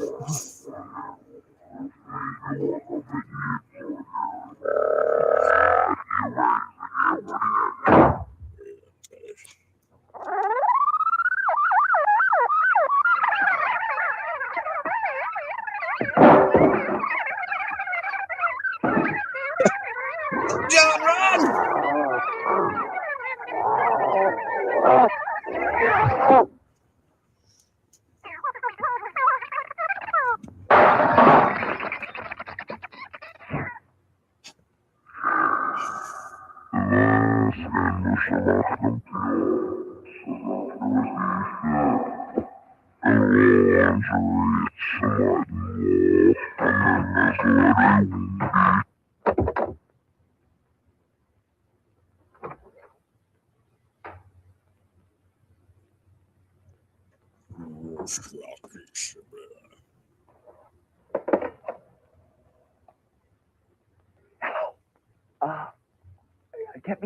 Get me the police. Yeah, I'm in trouble. There's this big.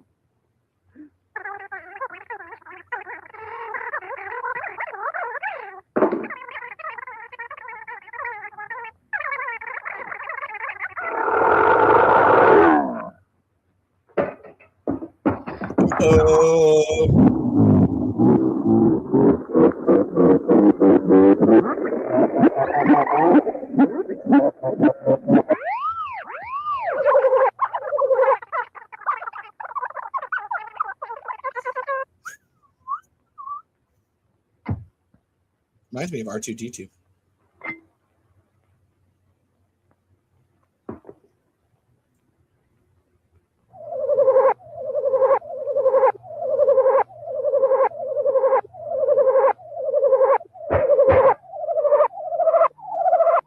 God, those sounds.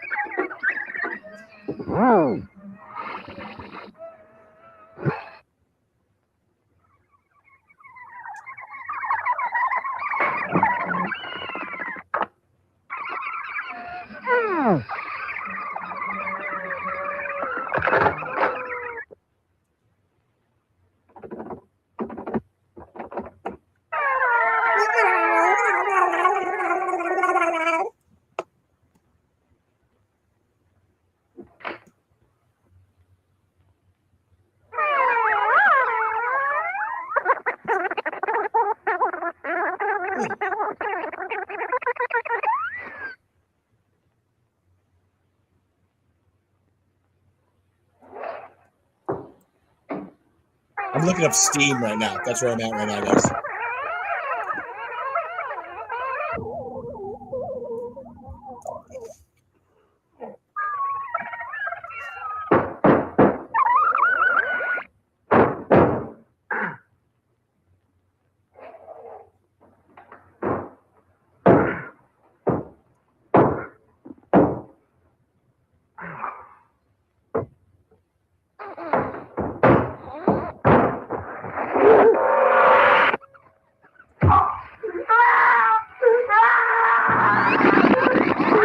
Yep, this is always so. God, this is so horrifying.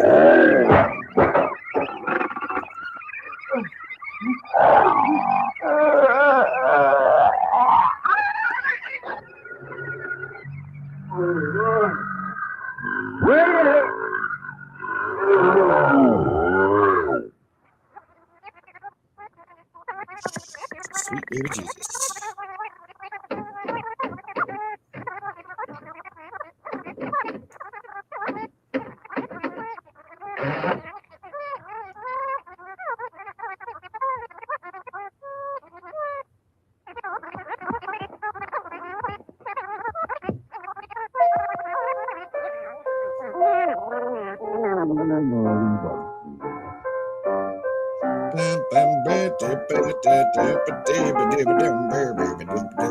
Oh, that's why. I have no space on this. That's why.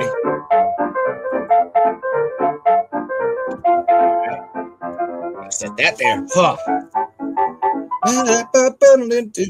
Way to go, Steve. And that is how you make your own Tremors movie. We're teaching, we're learning, we're having fun. Let's see. Put this one back though. Oh, there's too much of me. Oh my God. Ew. That was gross. You guys got to look at that. Why? You guys choose to look at this show. I don't even, this could have been an audio only podcast, but some people like the way I look, and I don't question it any farther than what that means. And deal with the consequences of that little nugget in my brain I deal with it. I mean, look at me. I get good timing. Well, I gotta ask Zach Bixby. Well, actually, now I'm curious. Hold on, I want to see. Now I want to go to TikTok and see. Let's see. Oh, you're running errands. Sorry, it's really hard for me to look at messages. I know it seems like I'm distracted. Really, once the show starts, unless there's a specific like, oh hey, I just put the phone down. But let's see. I wanted to see it. I wanted to see it. To your story.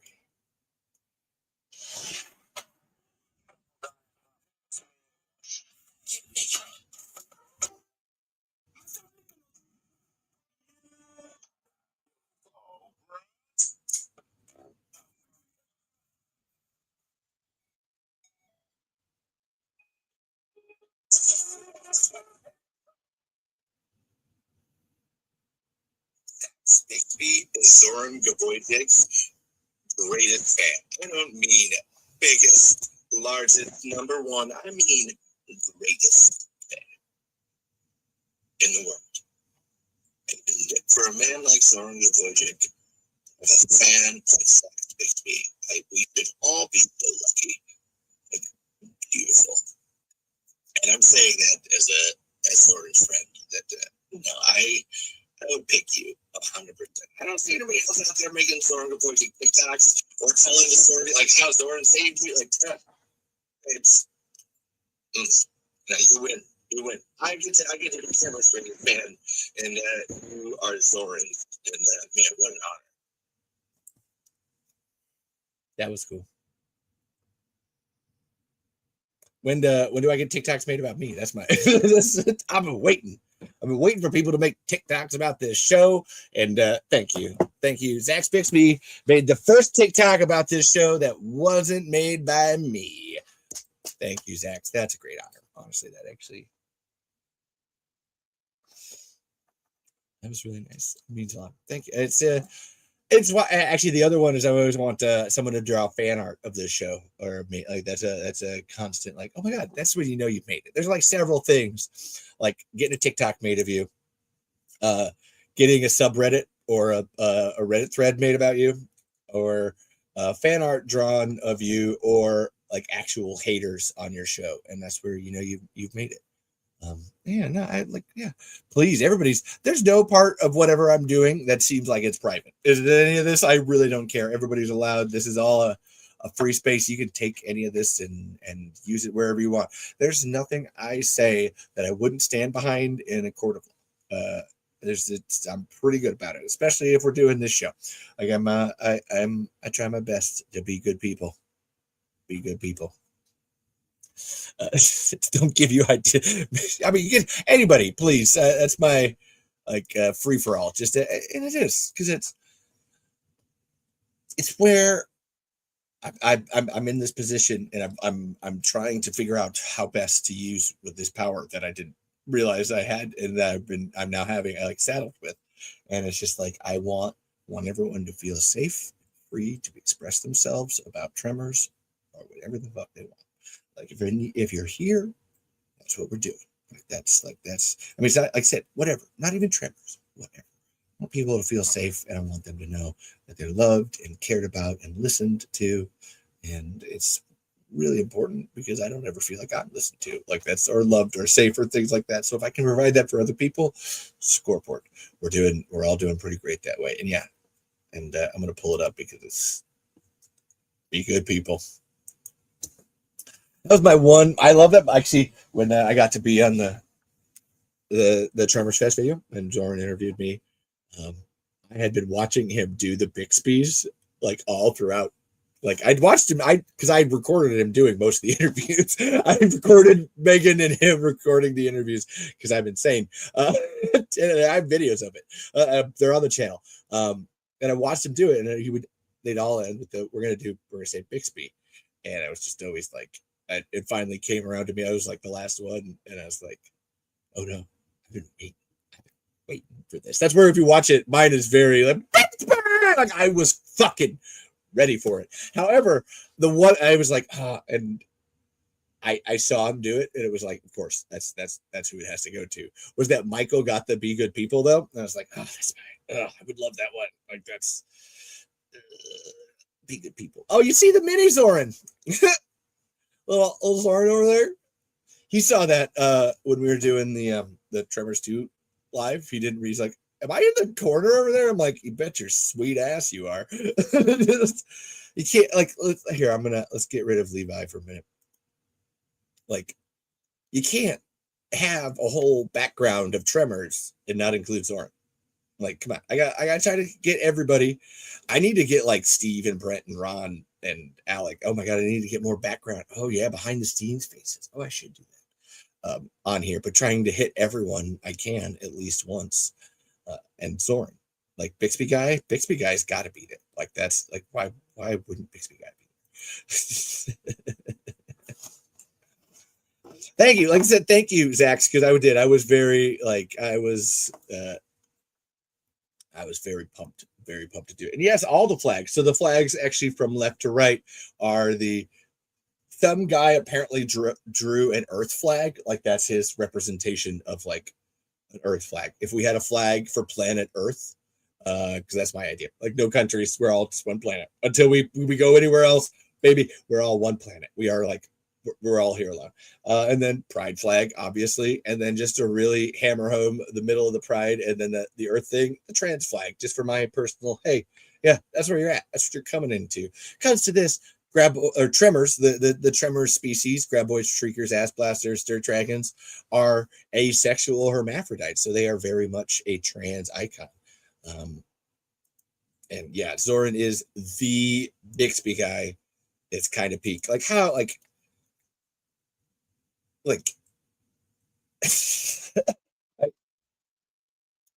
I know he has a level of like, I'm never going to get away from it. And I really feel for him on that. I know that there has to be also like, I made the word Bixby into a thing.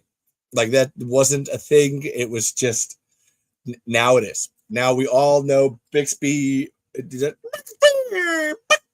really got to get that shirt too. That's my one Tremor shirt. I like really, really want that I Heart Bixby shirt because it's fucking, it's awesome. Yeah, support everybody all the way along the way. Everybody deserves it.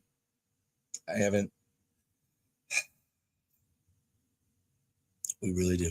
Everybody deserves love and support and friendship and companionship. I'm sorry, now I'm getting all weepy about beautiful things. Somebody make me talk about Tremors. Somebody say something Tremors really.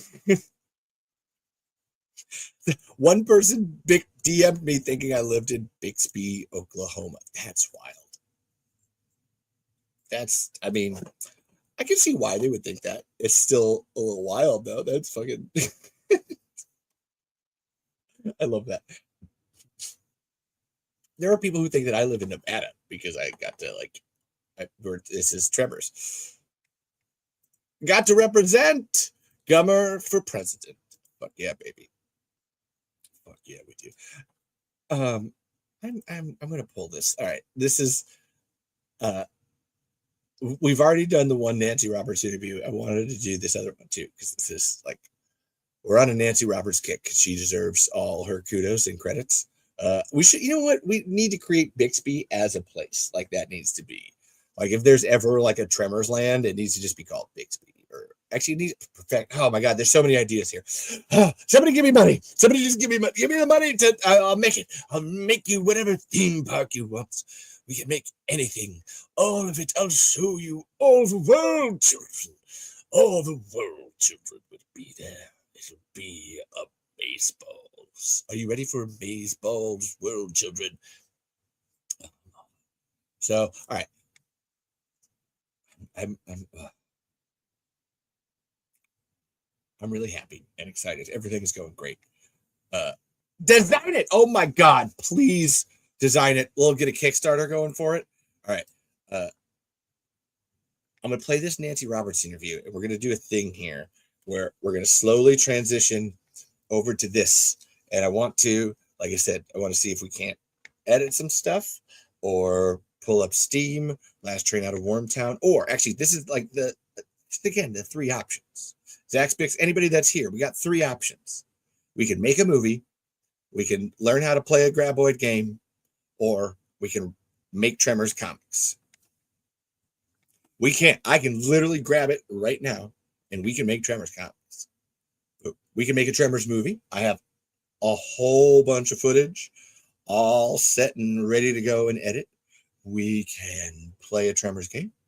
We can't actually, I'm not sure about play. Well, we're going to just see if we can play a Tremors game, and then we can make Tremors comics. And we have tons of Tremors videos to watch. Like, that's where like the Nancy Roberts interviews, like, oh, I just like, so we got 1 vote for Tremors comic. Listen, can I be honest? Out of all 3, I kind of want Tremors comic the most, but we got like 4 people here. If I get a vote for another one, we'll do that. If not, I don't care. We will like I will get it out.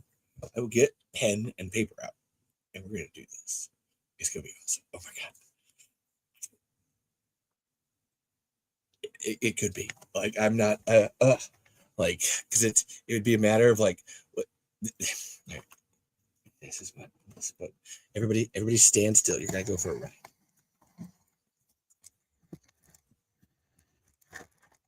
Oh no, like whatever, like it's I would love Tremors comic. That's my like all I need is the paper right there, and then we just start. Like, that's everybody enjoy this Dutch angle. Now here.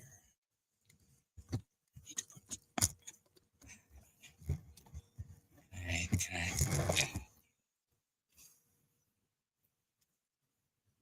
I'm gonna figure this out. We're gonna do this.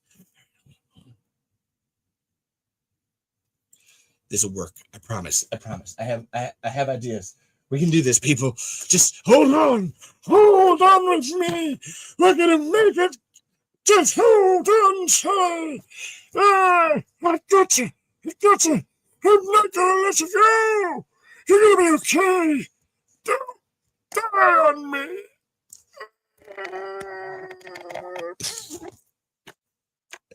Like that. 1 second. I'm gonna put. I put Max Verstappen. Max Verstappen. What is a Dutch Angus? This is Dutch. This is Dutch Angus. It's not Swedish Angus. It's not German Angus. It's just Dutch Angus. Please do not forget. Shut up. Me said Dutch. You said Dutch. We said Dutch. A fucking touch. Hello, this is Steve Wilson. I'm the director of Tremors 4. And this is our universal logo. Well, this is fucking right. Being director is really a trip.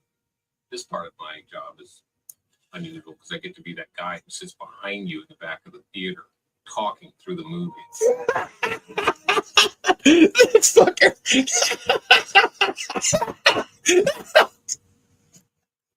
It's fucking cut. I love him. I love him so much. Oh. This opening for me, ancient movie location. Literally hundreds of movies have been shot here. This is Bronson Cave. Batman. Actually, a lot of Batman. Right. If you're older Batman fans. We modified it very little. In fact, you're not allowed to modify it at all, really. But we actually shot inside Bronson Cave, adding little bits and pieces here and there. Oh no, it's gotta be. Oh, if you go online and look it up on the internet, you'll find out literally hundreds of TV shows and movies actually, hold on. Shot it there. I'm an idiot. Why didn't I just do this first? Jesus Christ, Levi. Awful soft dirt here. Make sure you shore it up good.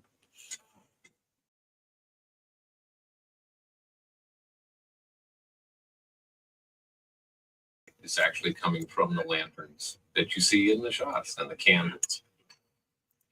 Your ranch. Yeah. Now, when I rotate it, it won't be so. Oh no! Please. Like I said, we're gonna start making a Tremors comic. Like, that's where I'm at. We'll see what we do. This though. First time we hear our new creature in this movie, the mini Graboid. A lot of time. Look at my tits while I do this. I hope you all enjoy them as much as I do. Most of our work. Oh yes, that will work.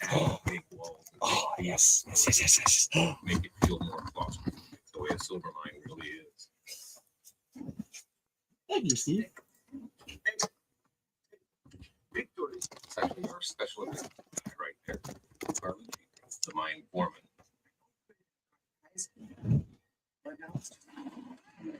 Being yanked up in the air by his own rig that he designed. I kind of love that. It's coming, man. Help! This is something that I like. It's a dynamite part. Set dressers found. Like putting it in different sheets.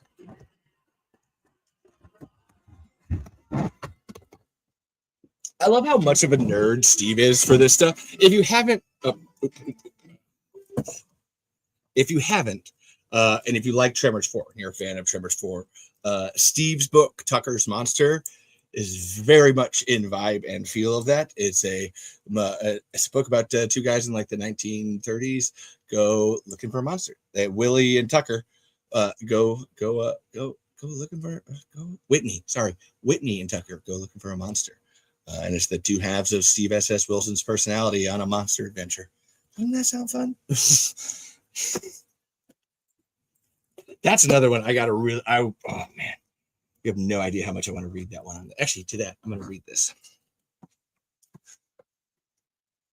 The bartender now avoided Tucker's gaze as he mumbled, "There has never been anyone here by that name."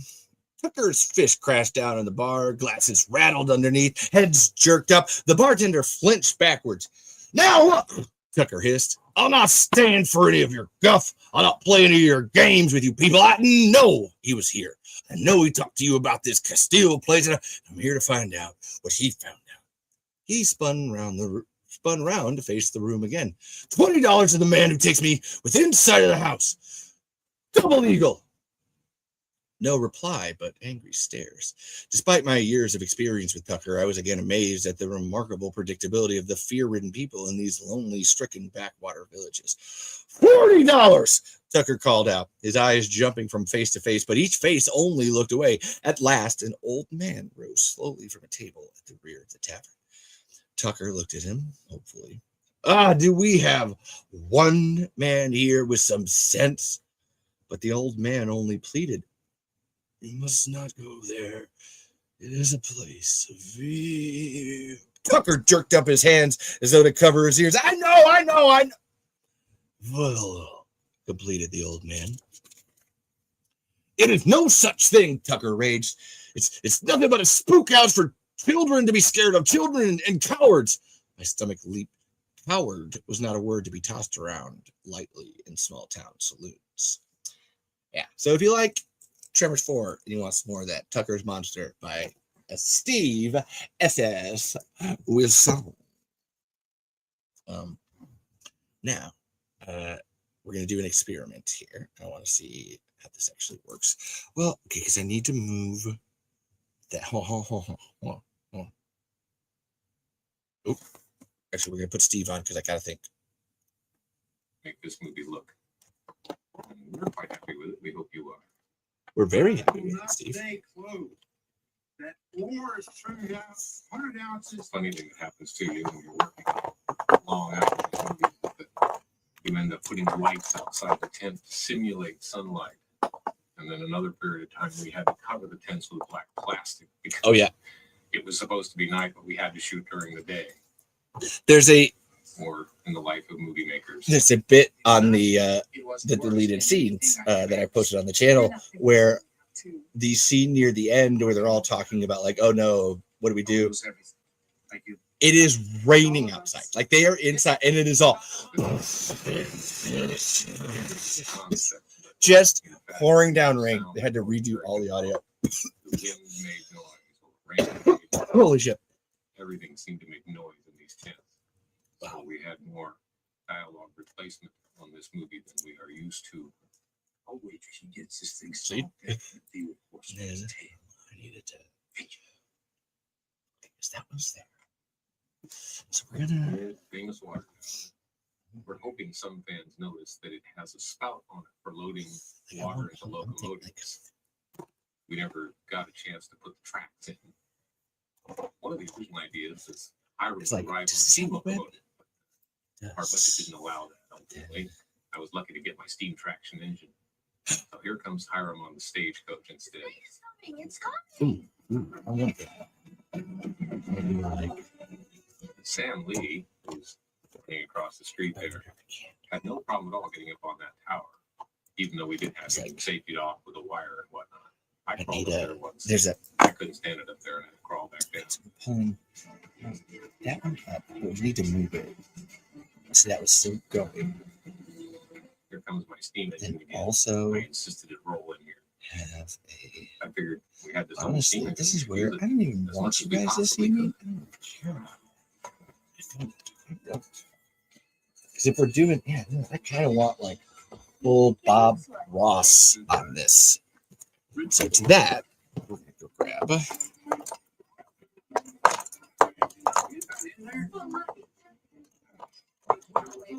I'm gonna go grab. No, my notebook. And the bicycle made especially for the movie. It is very much of the proper design of the period. It's a little bit later, slightly than 1889. It's kind of a 1895 bicycle, but it's very close to accurate. Michael Gross had a lot of input on that part. Man. Ooh, see, I said we're doing a comic. I didn't even think about. Oh man, we need to. Ooh, I need a Michael Gross. good pencil. Great grandfather, Hiram Gummer.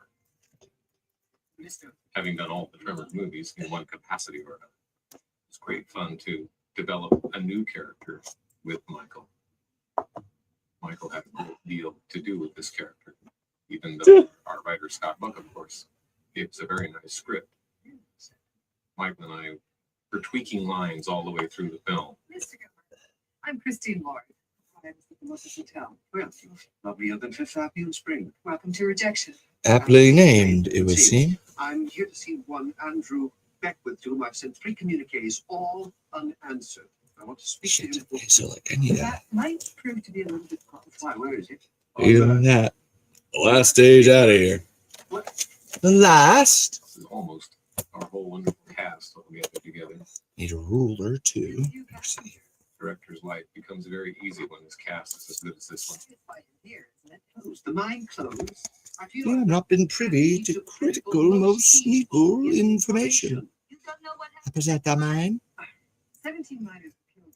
You fans of Tremors 2, hopefully we'll get the joke of that last line from Michael. Most needful information. We did, Steve. We got it. Oh, can you guys see that? We did try to put lots of jokes in for you folks who have followed How's that actually work? series, I don't hate that. movies, Oh, I don't trying hate to that. explain Oh, the history of the town, answer little questions. I need that. Perhaps you Okay, so now, all right, I need a ruler. This is our bank. Actually, hold on. We're gonna do Closed, of course. this. Our blacksmith, Then, also closed. And our post office. closed. quite the bustling metropolis. Some of you may have figured out that the hotel is actually on the site of the modern day Nancy's house in It Perfection. is. So I We need haven't entirely pencil decided what happened rule. to the hotel and when it happened. Maybe we'll answer ruler that question one day. is. Right beside it. Yeah. Here, of course, is another in joke. The beginning of the gun wall. First time a member of the Gummer family sees a wall covered with guns. In time to settle their bills, many of them have only firearms left. Now I collect payments daily. Nonsense. Just keep a running tab. The man's rather impudent. Jacopa is not my man. He's my friend.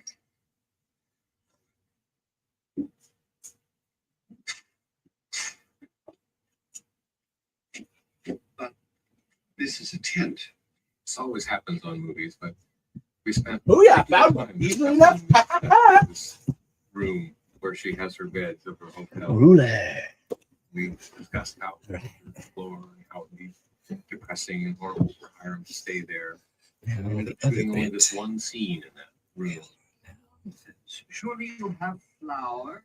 The night thing is it sort of looks kind of nice with the soft lighting and everything. Yes, that should do nice. You want me to strangle him? Yeah, we need him. No, we need him. Because I want to do Torn. I really want to do Torn and Big Z. Music and passable meal. That strange little piano, of course, proper for the period, didn't work at all. It made the weirdest noise. But Sarah Botsford played it with great grace and skill. She actually knew what she was playing. It made an awful noise on the set. Yeah.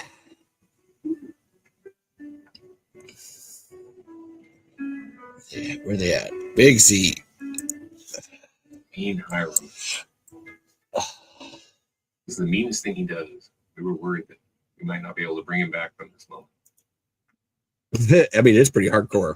What happened to the gingerbread? I ate it, of course. But I thought you said I could. What about you, man?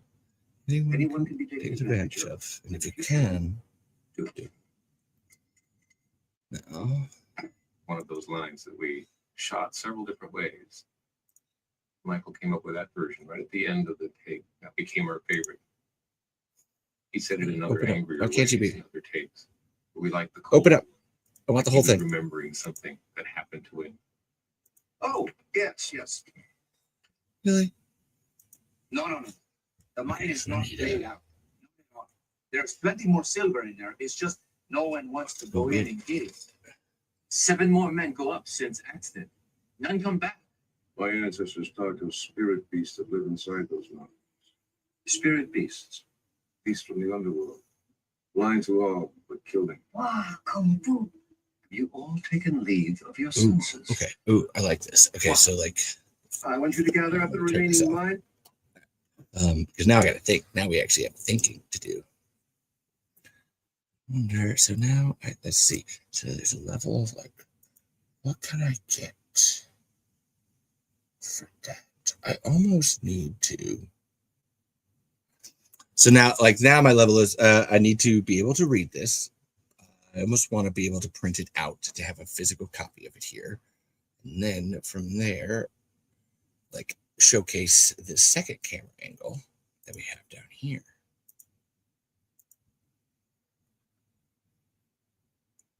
This one. And really, I'm at this, like, reading this opening, I kind of love, like, the cover being the start of it. Like, I kind of want to build, like, some skyline. And then, like, here's the cover. Flip it. And almost flip it. I do. Yeah, and that's what I will. Then flip it for the other side, and then dialogue balloon come down. So you kind of know. I mean, I don't know if anybody's actually paying attention at this point. However, that's where my mind's at. That's what I'm doing. That's what we're going to be checking out here. So, into that. Now, see, I think I got it. Like, there's no way I can get that. Like, is that good? Do I have any?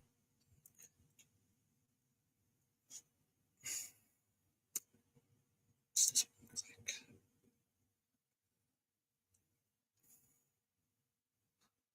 like? I kind of like that.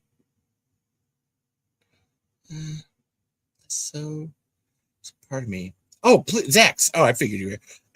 I know you're doing your thing, baby. So I gave you everything that I needed. Everything you need, whatever. We all needed it. Listen, this show used to be just me sitting up here. There's no live aspect of it all. It's just me sitting here talking about Tremors.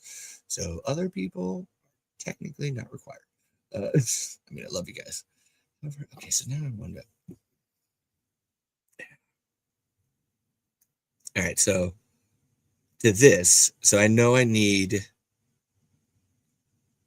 skyline. And actually that, I want to make sure. Yes, I will flip that. We'll do a trace of that when that's done.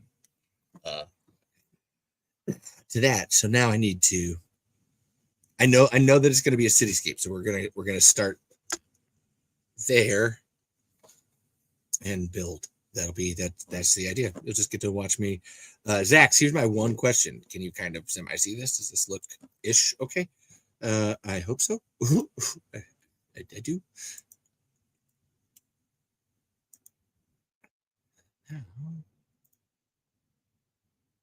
While we do this, because I gotta I'll talk too, but I'm gonna give you some stuff. Deal. It catapulted Madison Wilson into the A-list suddenly.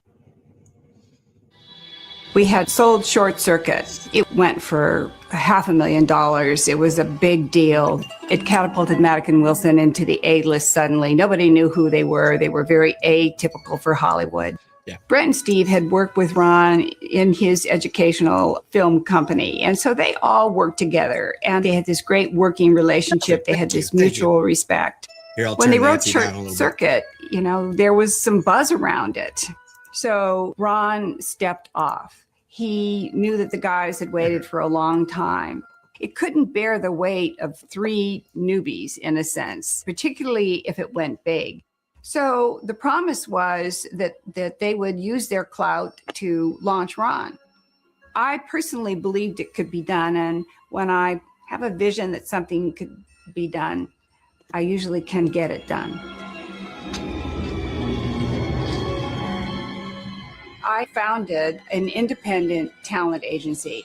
I didn't allow my clients to be pigeonholed. If they could write a movie of the week or create a series, as well as write a motion picture, then I went for it. And in most agencies, if you were slotted, if you were a story editor, they wouldn't look at your movies. They wouldn't allow you to do short form. And because I built my agency from scratch and handpicked the talent, I could take a gamble on people. And I had taken a gamble on quite a few people, and it took me about 4 years to build the company. And it was just getting going when Short Circuit walked in the door.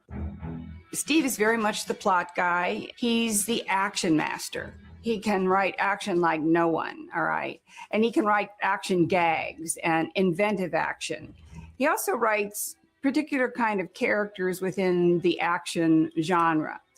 Brent is the comedian. He writes these out there characters, a master at comedy and the comedic gag.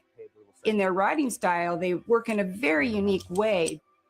Once they plot out and design the script, after they've done a very, very detailed treatment, they start writing, and one starts from one end of the script and the other starts from the other end of the script. And then they switch in the middle and they rewrite each other until they blend the script. And they do many drafts in this unique format, which is, in a sense, a battle between the two of them to get the best of each one. And it is a battle, as I've worked with them for many years, that they feel is the best blend for the idea to execute the idea. Brett and Steve, they were writing big assignments for Hollywood. And I took it around with them and set up meetings, pitch meetings, where they would pitch the treatment, and absolutely no one got it. They just didn't get it. Yep. It wasn't straight action. It wasn't straight comedy. It wasn't really Jaws. It wasn't this. It was every no in the book that they could find to say this isn't a viable movie. Yet we all believed that it was. The boys had crafted a treatment, which we all liked. Ron Underwood included. Can you see this kind of? Can you see my lines? That's my other one question. And this movie had a vision behind it, and it had a promise. And those are powerful driving forces. Almost 6 years in, I said to Brett and Steve, I said, you're going to have to spec this. That was a really hard decision. They were among the highest paid writers in Hollywood at the time. That's a lot. They certainly had the clout. Their work had the clout. But to take the time out from a thriving career that you'd waited your life to have and spec a script is a ballsy move. It took about 6 months, and they went off and they would not let us see it. They would not let me see it. And finally, at close to the 6-month mark, I said, I'm sending the script police to your house. Your time's up. Time's up. I don't care what it is. Somebody's going to show up at your door and they're going to it's bring it to me. ambidextrous. The messenger's going to bring it to me and I'm going to read it. And so Are you I surprised think a trans woman's after they were ambidextrous? on probably their 8th draft of it, because their process is arduous in this back and forth dynamic that they craft their material out of. And I read it and I liked it. And I felt it was close, but I felt that there was something off. There had to be a decision. Was it comedy or was it horror? And when I first got the script finally, it was almost even. And it had, that balance had to be shifted. Skyline photos. For Trying it get to that really, right. really work. In the time where they were writing it, I was setting up a campaign for how I thought this movie could get made, for who I thought could actually be real partners with Maddox Wilson and Underwood, to allow Underwood to direct, and who as a production entity, studio entity, would let them do it, have a chance of, quote, getting the movie in the first place. And that's how I cultivated Jim Jacks. Jim, I made it Jim, my Jim, Jim, Jim, business Jim. to create a relationship with I'm Jim not Jimmy, Jacks. Jim, Jim, Jim. So He's Jimmy, Jim, Jim, it's a Jim. cold meeting. It's a meeting that I'll never forget it. He was sitting behind his desk. He had a baseball bat, and he said, "You're an agent. I hate agents. Why should I do business with you?" I said, "Because I have really, really good talent."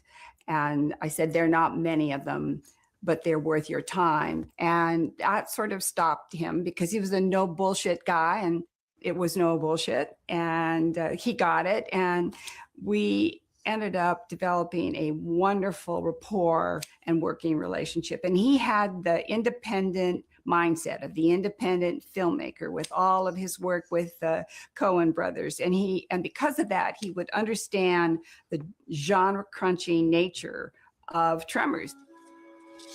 For me, I'm basically producing the movie. I'm plotting the selected moves. You can't do that if you don't have an absolute committed, single-minded vision. And part of that is also selecting the right people to listen to you. I mean, there's some people I could have said everything right with all the power and the passion. I could have given them the best script and they never would have gotten it. So you really have to look at the chessboard. You're playing a chess game, and you're playing a chess game for keeps. Actually, I had picked 3 production entities and producers that I thought would get this movie and had clout within their own studios and had the passion for very unique projects. And one of them was Tony Garnett's company, where Amy Pascal was. Gail's company had just formed Pacific Western and No Frills. And I really actually took it to Amy and Tony first. He was a wonderful British director. He died this last year. He had really great taste. He said, "I like this. It's just not for me." Amy and I had a conversation, and in that conversation, we discussed Gail. Through that, I got it to Ellen. In trying to do this economically and surgically is the word I would use, I was picking particular production companies within the vast studio network, production companies that had deals with the studio, where when they were given permission to read the script, they would not cover it at the studio. Because if you submit something, the last thing you want is bad coverage to circulate out in the ether on a project, particularly a project that is challenging. The principals had to read it themselves and make a decision on it themselves. If they didn't like it, no harm, no foul. But I didn't want it to go into a big studio system, word of mouth, because it the would gossip make around a hard town. process. Like what are more people difficult. saying about your film? So Ellen gave it to Gail. Gail liked it. Gail and I had a meeting, and she then met the boys. She met Ron. Gail and I struck a deal that she would only go to 3 studios. And then if it failed, we would stop and reconsider. And the 3 studios were Fox, because she had to go to Fox because that was the umbrella for Pacific Western and No Frills. I didn't think Fox would like it, though but I knew she had to do it. Then she wanted to go to Disney. I understood why she wanted to go to Disney, but I didn't think it was for Disney either, because Michael Eisner didn't like dust, and I knew he would never get this movie, not for one hot second. Not a minute. Okay. Michael Eisner's and an idiot. and it's true, and he used to talk about it. And I knew Go, girl. Disney very well. I had Go. deals with Disney. My favorite was Universal. That's where I wanted to see this land, because I felt that there was enough support there that if Jim Jacks could come on board with Gail, this piece would have a real fighting chance, because I could also speak myself on behalf of it to the upper echelons where I had wonderful relationships. By this time, I'd already had a solid relationship with Jim Jacks, and I knew that he would champion it. So it was a nail biter to wait through the Fox and Disney passes. As this campaign progressed, I called Maddox and Wilson into my office and I said, you should be producers on this. And they were sort of questioning, and I said, look, you also are filmmakers. And if you really want to babysit this, if you really want to make it come to fruition with the vision you have on paper, I believe you have the right to do it. And I believe you would be protective of Ron. It's huge. Going in as a first time, because the 3 of you have a really good dynamic. And I said, I think that should be part of the deal. And that became part of the deal. I felt it was critical that they be on the set because of the nature of this material, and they would be an on-set resource for Ron constantly. If something had to be cut, they could bridge it right then and there. They could reinvent it. They were the writers. They understood the full superstructure and all the skeleton of this. And so sometimes, through production needs, gag fails. You have to make a decision right there. Do you make a good decision or do you make a bad decision? But if you have the writers who are also producers who have some sway in that, that's how you end up with a good product as opposed to an inferior product. I went up at various times. I went up for the beginning of the shoot just to see how the guys were doing. A phone call is one thing, but to be able to sit and have a quiet meeting with them about how they felt, about were they getting the right support. And at one point, it was really critical that I do that, because it was clear that Ron was making his days, but it was not easy.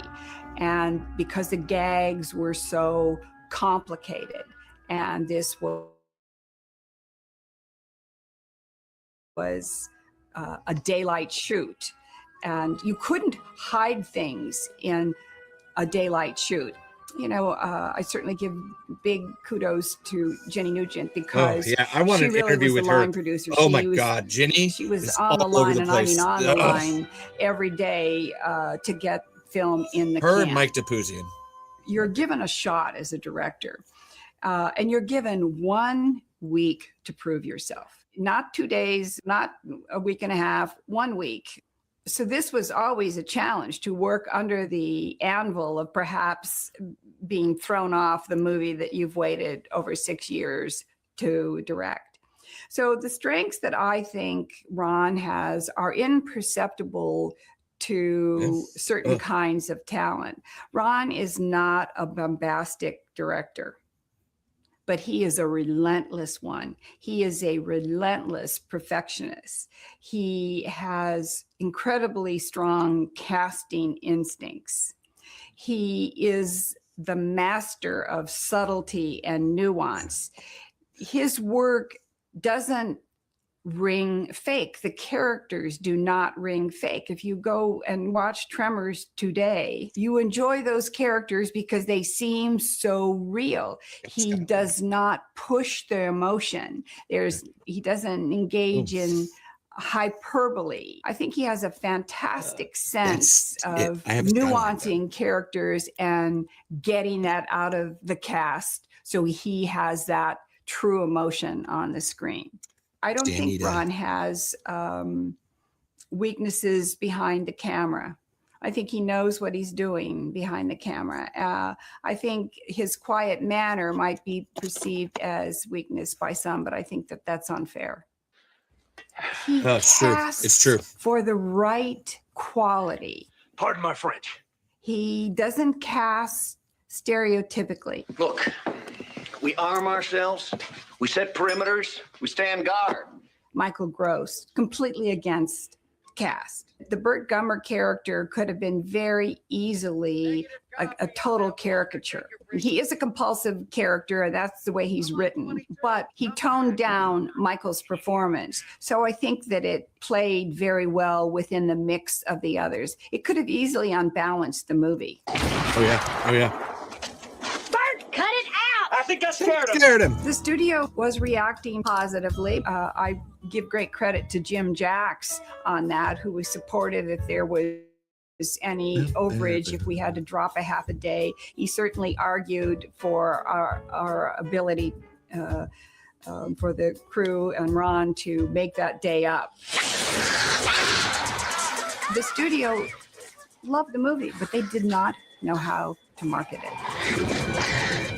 Tremors got released as a sleeper. Perfection. A scorched outpost in the middle of nowhere. You know how close I am to leaving this place right now? How close? Maybe that's why Val and Earl decided to leave town. But the marketing campaign just never could nail it on a clear log line to get the audience in. And so they didn't keep it in theaters that long. But because it didn't have a big number, the studios always sort of calculate, is it worth making a remake or a sequel? Because what they do, the rule is that the sequel should be 2/3 of the budget of the original. And the original was at $10 million, and we had to beg, and we did get to the support of the studio an extra $1 million to make that movie. So it was at 11 and change to get Tremors made. So they couldn't, in their numbers, justify the box office, didn't justify making a sequel. They lay dormant for years, waiting for the chance to appear once again. Now they're back, and they'll find you no matter where you try to hide. But the profits from the videos and the awareness from the videos justified it. It just took time. And by that time, many things had changed. The team was doing a lot of work, writing a lot of movies for Universal. The idea was, let's do the sequel, and Steve Wilson was set to direct. The studio didn't understand the Shriekers at all. So Steve Wilson, being a stop motion animator, had written a book on stop motion animation, which is a classic. Steve Wilson and I flew up to San Francisco to meet with Phil Tippett, who was doing all of the stop motion pre-work for Jurassic Park. And there was a question at that time whether Phil whether Jurassic Park was going to be stop motion or this new thing, quote, CGI. The minute they saw the animated Shrieker, they got it. They sent us to the video division, and we took a $14 million movie and cut it down to a $2 million direct-to-video. And I can tell you, because I put together everyone who made that movie, I put that team together. It was hard. The direct-to-video division was making a huge profit off of these. Huge. And what we had wanted to do is get each of the Stampede partners to direct. That was part of the goal.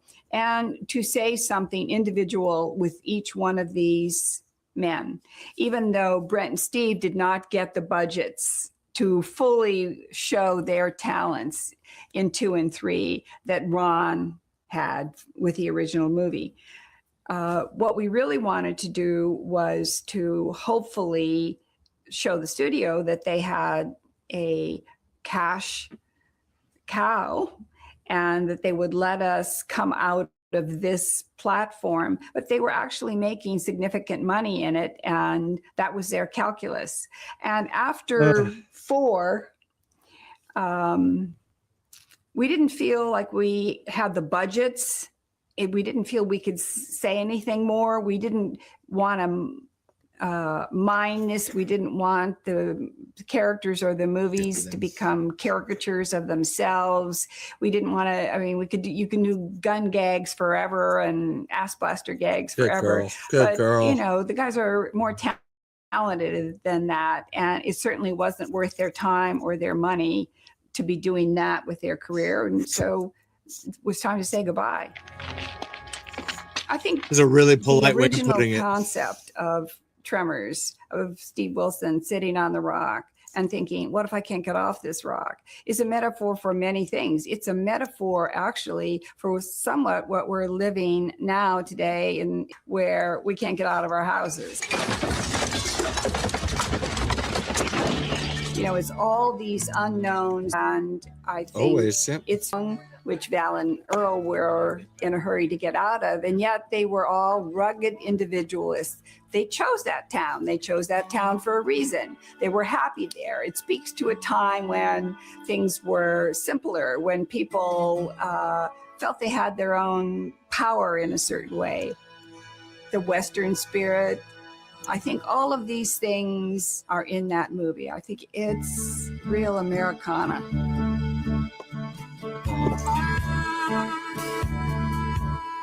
Way to go, Nancy. I really like that.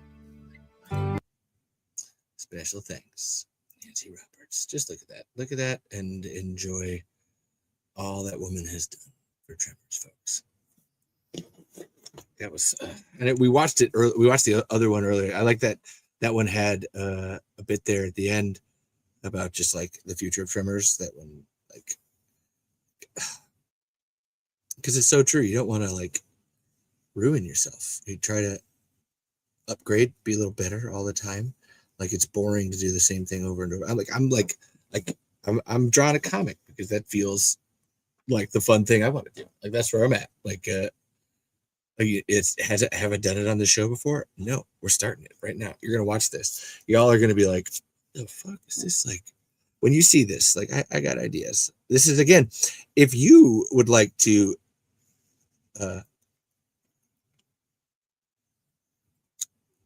be in the Tremors comic, oh my god, everybody can. So it's a Tremors famthology, actually. That's the whole thing that we're working on here. The famthology. And this is one of mine in it. I need a title for it. So this is a story about two, let's call them I was gonna say thugs, gangsters, criminal types, people I know, people like me. Actually, let's just say me. Let's just say me. Friends of mine in a big city that have like an encounter with some shriekers, and it's one of my favorites. It's Big Z and Torn, and here I actually have this done. I'm going to pull this up, but while that was happening, I at least got this cover. So the cover is going to be, you guys can see how much we can see here. Can't, because it's all whited out. I wonder if we can see it better.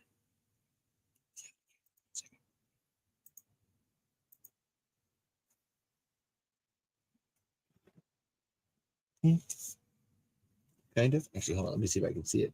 I had the YouTube pulled up, so let me see it.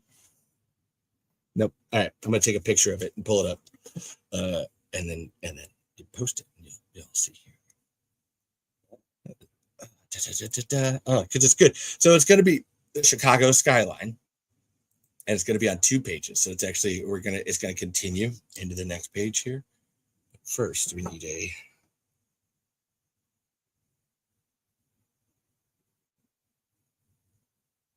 Oh, perfect. Did I get a good scan too? Yes. Nice. Watch this. All right, now we're gonna come over here. and I'm gonna it's gonna pop up on the show.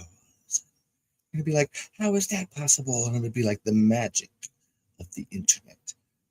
I would like. I know probably people are probably like, oh, well, why don't you do like a tablet version of that? I don't like drawing on a tablet. That it does. I need my pencil feel. Like it is 100%. I can't. It is not. It's not.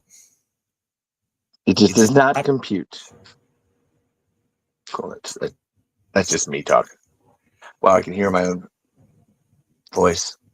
You can't hear this thing. Actually, hold on. I want to see if I can hear Steve. I'm not running a gun store, Kelly.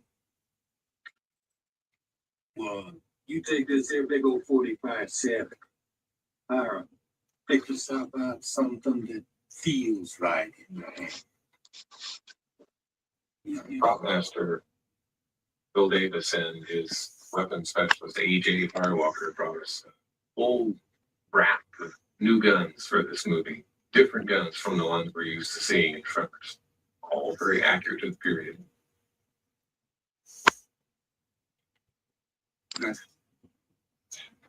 Sorry, I have to use the desktop site. That was very weird. Hold on, that was bugging me. I couldn't figure out controls on this. Okay, boy, The mobile let's version. Jingle some spurs. No spurs. No jingling of any kind.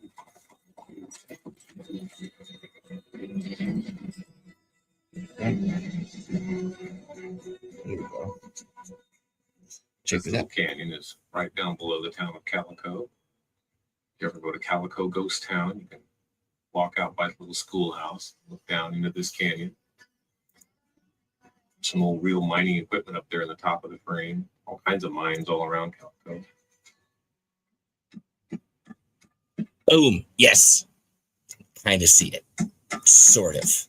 But yeah, skyline, and I got the words Tremors up at the top there. There's Brendan Michael We're gonna sitting on build to that. paper mache rocks again. It looked pretty good. Make sure you can It's see a racket. Yeah. All right. Yep. I got it. Oh, that's a good. I need a name for it though. So as we're going, like, I need a title. I'm trying to think of a title for the comic. So I'm going here. We're back in Bronson Caves. The Hollywood sign right up to the left of this shot. If the camera went back out where it started and tilted up, you'd see the Now Hollywood and now I sign. get to do dialogue. One of the days on this location, a brush fire started, and the helicopters that dropped water were filling up on one side of us and dropping water on the other side of us, just over the ridge, flying over us about every 10 minutes. That was a bad day for us. Relax, senor. There ain't nothing here, neither. The horses that I learned, didn't know this. These are very movie savvy horses. They know when you say roll sound that something is about to happen. And when the That's director yells action, they get excited. So we had to learn to whisper roll sound. And then I would give a hand signal for action.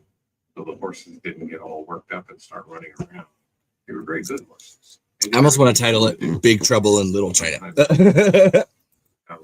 Big Trouble in Little Chicago.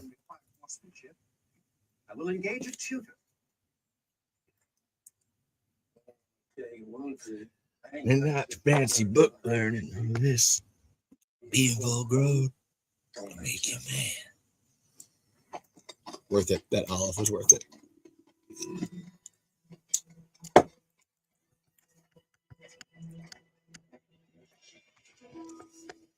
Here's our hot spring. Nice. So now, They piped out of the mine, and like I said, I have that. That'll be the front cover, or at least the front of whatever this issue is. This is not the front cover for the book. And then we'll go into here. Get more into that. Future Tremors. Well, that's what they are. Yeah. It came out of one big chicken.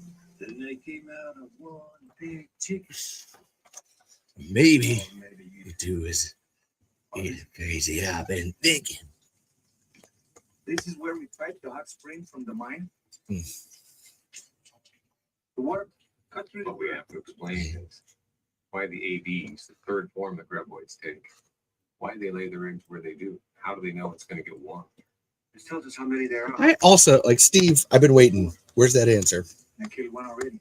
3 left. Where could they have gone? We're just going to keep on riding. And these riding scenes coming up, we had stunt doubles, or not stunt doubles, just doubles riding for our actors because we couldn't take everybody else. Michelle. And the fella doing one of them is Steve's wife. Part there in the foreground. It's actually the first time he'd ever been on a horse. He did okay, but it was a little scary. There were times when he worried us.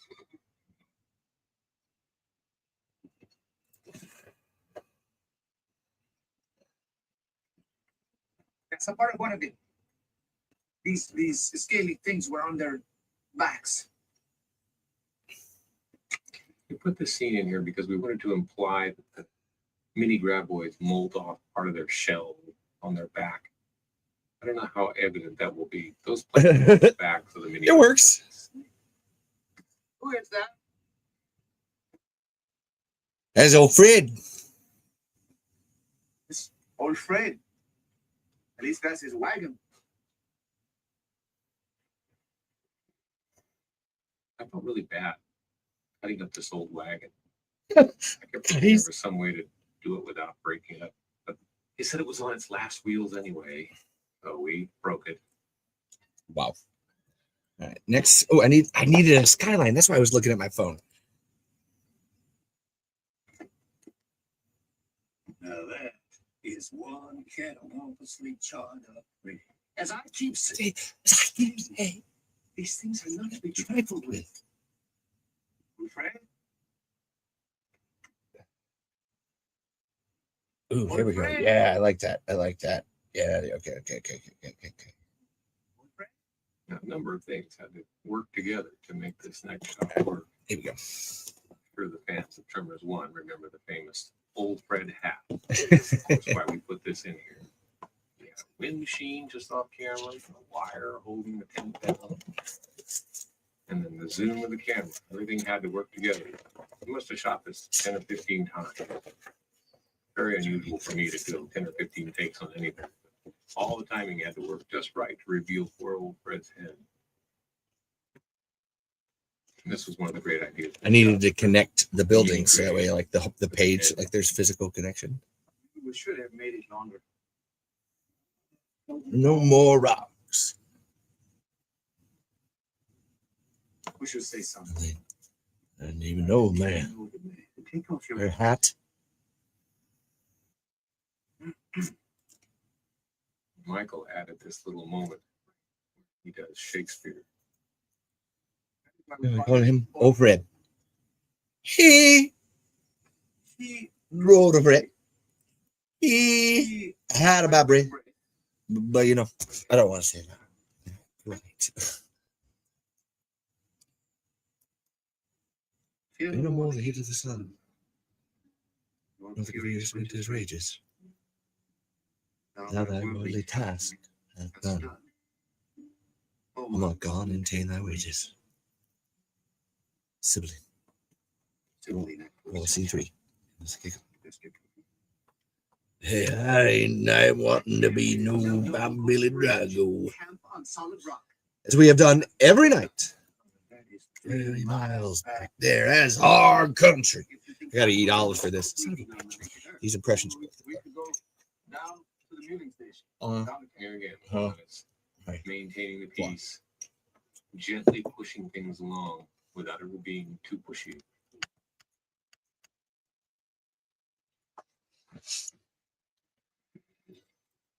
Bridge. The underneath portion of that bridge is a miniature. We had to replace it in all the shots because, of course, a little later we had one of our miniature graboids go underneath it. Might there be someone here? No, they stopped running the supply wagons now. And now that the mine is gone, yes, the bitter refrain of my life, it seems. So now we come to the muling station. This is one of those things that in all versions of the story and most versions of the script, it was called the stamp mill. All I knew is this is one of the ideas that I threw in when Brent and I, Nancy, were working on the story. I knew that I wanted something with a thick floor that the graboids couldn't break through. I loved the idea that they would tear it apart beam by beam. The more research we did into mining, the more we found out that stamp mills are always right next to the mine, and they're always built on the side of cliffs and all kinds of complicated stuff like that. So Scott did some more research, and he found out that they would set up stations for wagons that went to and from the mines and just across the country. And they always had a really heavy floor in them because the wagons were really heavy. So that's how it became the muling station. A place where one changes mules. I guess sort of like a gas station.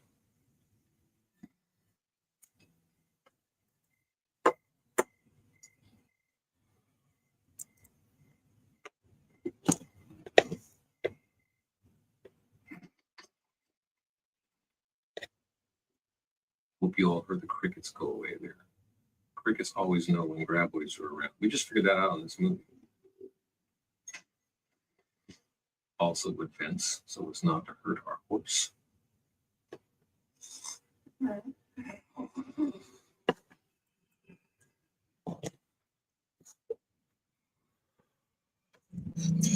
right, so now I have this. So now this is fun. Now I get to do. The graboid. I want to do dialogue bubble. So I needed this. So and actually, this is gonna be cool. It's gonna transfer. So these pages here, we're at like major Chicago skyline, slowly getting smaller, and then slowly down here, and we're gonna literally like zoom in, like slowly zoom into the page. Like the page is set up like this as it goes like down, and then we zoom in.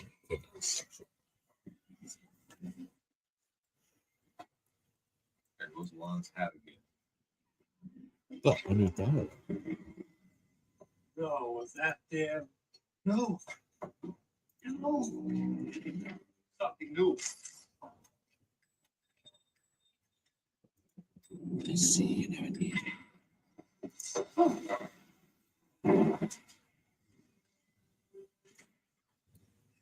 It's one of our period accurate guns, the 4-barrel Sharps Derringer 22. I did say that.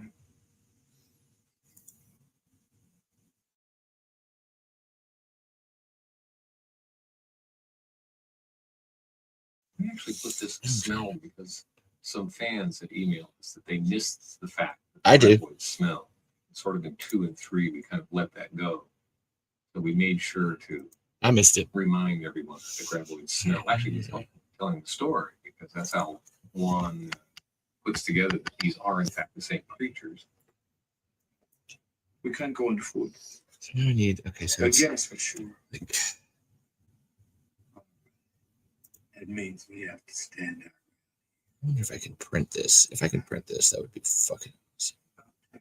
Learn how to use Yes, the download this. Oh my god, please and thank you. need a gun fired. I fire it. Of course, this is You want bed down with real again, pretty for a woman. long time fans. Just At how the somebody beginning do of that how too. the Gummers became so savvy about guns. I said this once, and I'm going to say it one more time. Honestly, I might just print this out on my phone here in a second, but we'll get to that. First lesson taught by gunfighter Blackhand Kelly. Stupid hideout piece. It ain't going to do you no good. Hideout piece. And one of the many great terms Scott came up with. A hideout piece. Hideout piece. All right, no, I need a print of this. Hold on. So you're gonna watch me. You keep your eye peeled for them there snake tanks. Attention. This is a single action Colt Army. This is the Finest wheel gun ever made. They holding it like some skunk. Now it's an extension of your hand. Okay, it's part of. You're gonna watch me. I need to get this. What do you mean? Mean what? What do you mean? The last Lead blood comes out of there. It's going to kill whatever you aim at. Okay, take yourself a shot. That can over there. What was it called? You know, this blade with this notch, then you just squeeze the trigger and don't jerk it. Almost all the guns we fired in this movie are using. Oh, I have to pause and tell you that the effects guys are just jumping up and down on the other end of those beams. We just put a board under one end of them. They jumped up and down on them like teeter-totters. Low budget effects. Now, what I was going to say about the guns is that they're using full load blanks, which means there's a lot of powder. You get a tremendous flash out. Nice guy. I really like the way they look, being a country boy having shotguns myself, but they're really loud. So everybody has to wear hearing protection. Damn it, where's that? Tired of me using full load blanks all the time. That floor that just shook was a miniature, but miniature beings. Those are not miniatures. That's guys jumping up and down again. That's a full scale rig with real tentacles. Okay, cool. Now I got to make a PDF. I got to make this into a PDF. This Got it all downloaded. is a rather complicated miniature shot. It's actually a quarter scale beam. The hard part was actually getting it to look like it was looking through the crack in the wall, where Billy's looking through the crack. The hard part was getting the camera to move right. Snake be so strong. There it is. Oh, look at that. They decoyed us. Look at that. They decoyed us. How smart are they? We're going to have nothing left to stand on. Gotta update. As we all know, Graboid's always gets. I gotta go get some more coffee. I will be right back. We don't know the cooking code. Everybody. Surely someone will hear us. There you go. I gotta go get some coffee. I will be right back.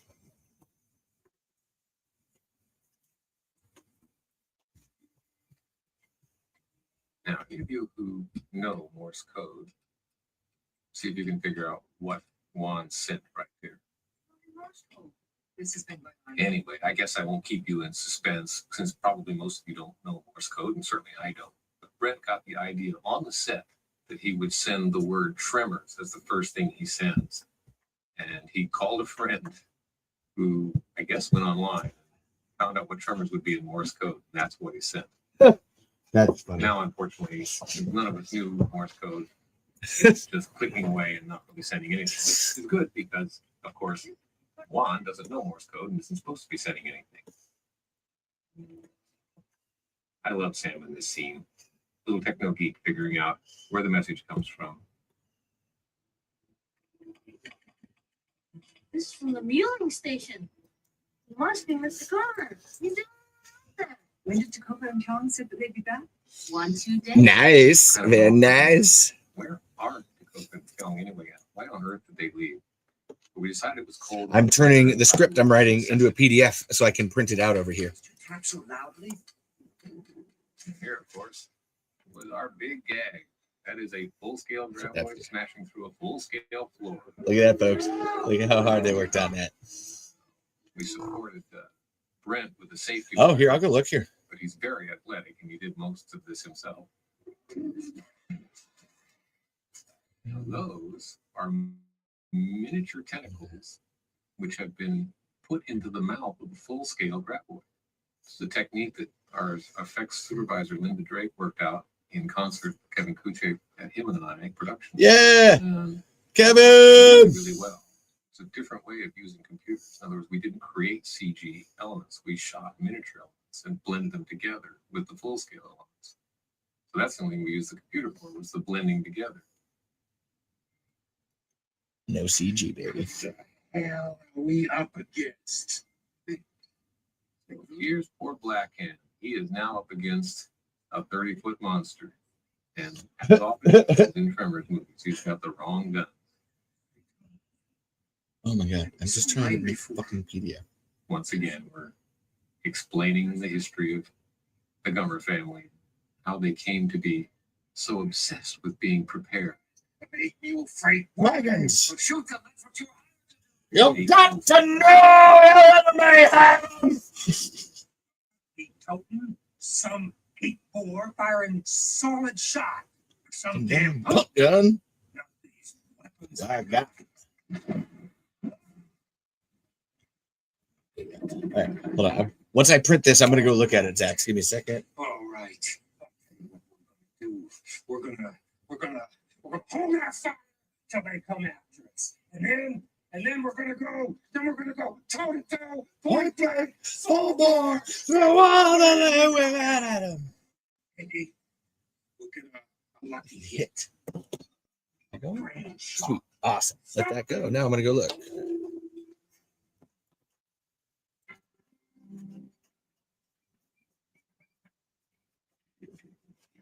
Another miniature. We wanted to reveal how much damage the creatures had done over the course of the night. We didn't have time to shoot a main unit shot with all those beams. We didn't even have that many beams. I mean, most of the beams aren't real. Yeah. Zach's Bixby mentioned in They're just thin pieces of wood laying on.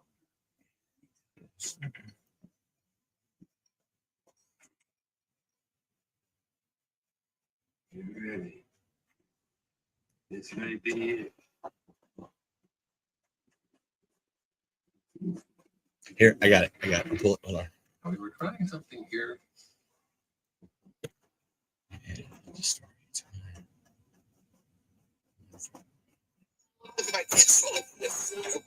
Oh my god.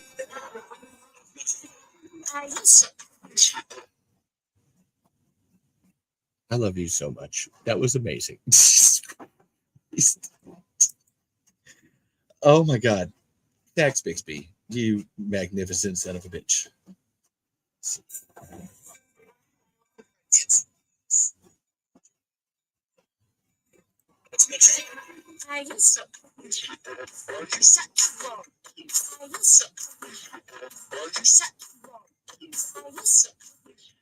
Well, that was amazing.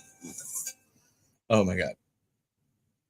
Thank you for the cunty edits. Oh my god, thank you. We're gonna watch it again.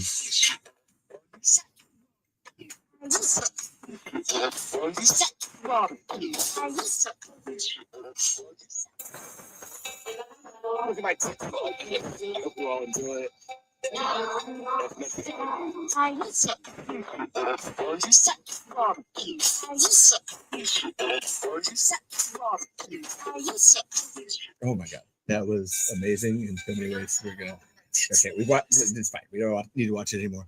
Oh, thank you. I really again first one for you win for first TikTok made about the show that wasn't made by me. Oh my god, thank you, Zax. Like, do you want me to write anything on the wall? You like I said it like what do you want? What do you want, Zax? How can I help you? What do you need from life? What do you want? Like, how do I just want to serve you and make your life better, and somehow involve Tremors in that in a way. Like that's basically like those are the goals. Make your life better. Maybe incorporate Tremors. I don't know. Like that's what we got. Right now I got this script printed out. Perfect. But this is gonna be good. I haven't read this in a while too. So you guys are. This is, and I have to say, I've never like really sat down and made a comic before or done anything like that. So this is wild. This is all new territory. But I do have to say, I am like 100% inspired by one of my favorite podcasts of all time. We Have Issues with Anthony LaFusi and Stevie Wildcard. I'll eat an hour for that. Like. It's worth it. I love those boys so much. And their comics actually up here. Look at this. Look at this, Zax. Oh my god. I love this. Sorry, I love this one so much. This is a holographic cover I got of the Deathless issue 3. They're on issue 4 right now, about to finish issue 5. But I just love this one for this. However, they not only do they write like in beautiful, like have beautiful stuff. It is heartbreaking in such a great way. Their first comic they ever did was this is really about Anthony processing how his the wife of his son, sorry, the mother of his son left him in the middle of everything and just left him alone. And he finds a magical record player that every time he plays songs from their marriage, their life, he transports back in time to them, and it's so good. But you're like Zax, you're amazing. Thank you. I can't and let's see. So put one of my favorite quotes other than a Zora quotes. Yeah. Oh my god, yeah. Let's see. Hold on. Such a beauty just to be left behind. What's that from? That is such a beauty just to be left behind. What is that from? And do you have a favorite color? I don't know. Color.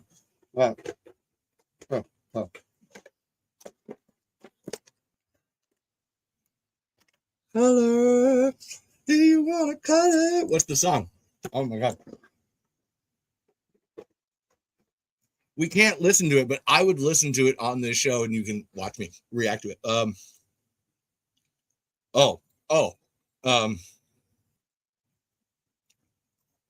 Dark red or pink. Okay. No, what's the name of the song? I'll 100% like grab it and listen to it, and we'll listen to it together. Here, hold on, let's see. See if this one is pink. All right, and dark reddish. All right.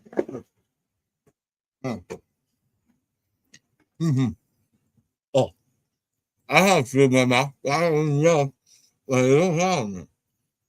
I'm a him. From the thing out, I was there, and listen. I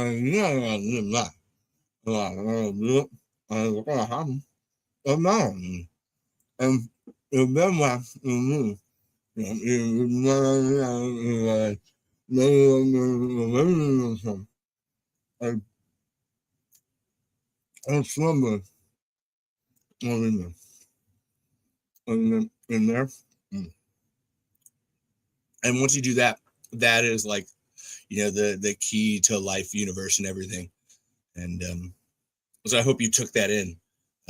That seemed like it seemed like everybody needed to hear that as a thing.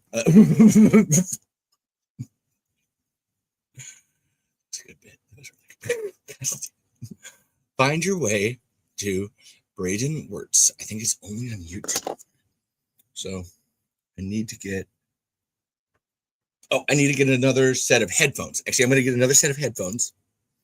I can keep these ones on. Have another set. Listen to that song. Wonderful music. So I think I got to get there downstairs. BRB.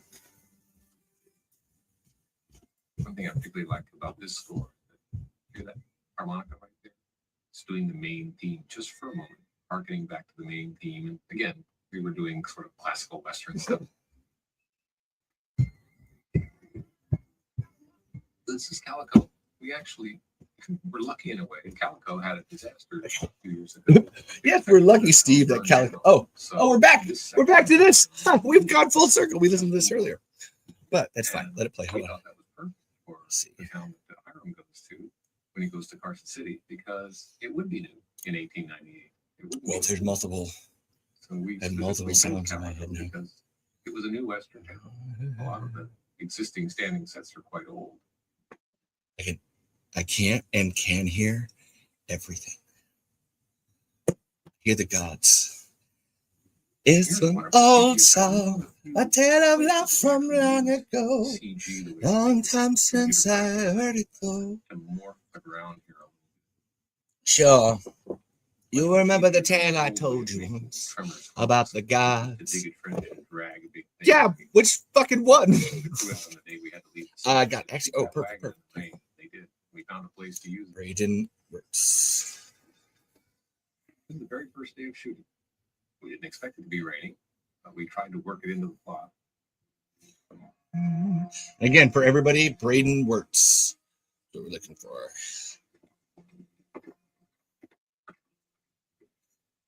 Where's this one? Come here, baby. I was lucky.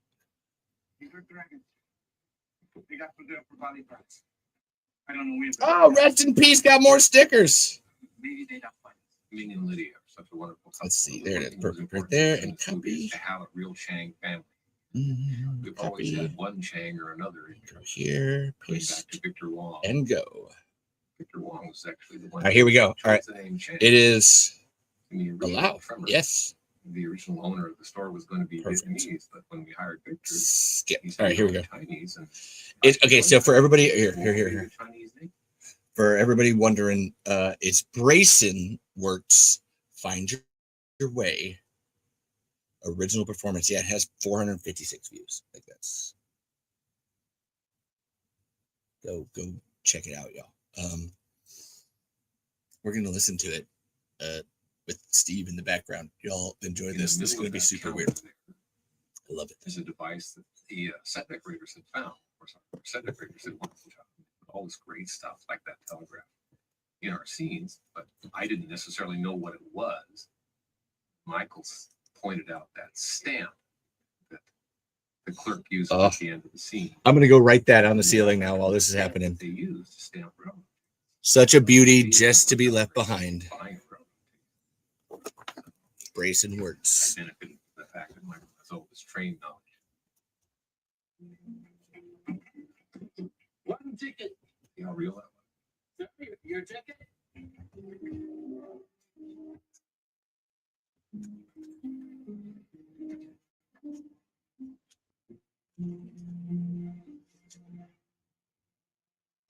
This, of course, is a very important moment. The watch, the last thing of any value that he owns. Our set decorators took that little calico store. I don't know what it is really. Dressed it all up like a firearm shop.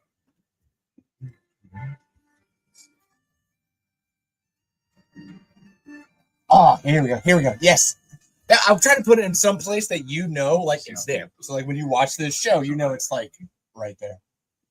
Behind. Oh, there it was. Now, in the Titanic tank, in the big swimming pool, which is right behind the pool, were in frogs. And when we shot at night, frogs made a deafening noise. And the ADs would throw rocks into the pool to try to make noise to shut the frogs up. We thought about shooting blanks at them to shut them up. But then we found out we weren't allowed to shoot blanks at night because it frightens the dogs in the houses that were nearby. So you see how complicated we'll be making it. There's a little strike down near Bonapa. I'm thinking of heading that way. Where will we go? You're going to San Francisco. And then back to China. Oh. All our money is put in the store, and now it's all gone. Such a beauty. Work on the river. Just to be left behind. They're coming.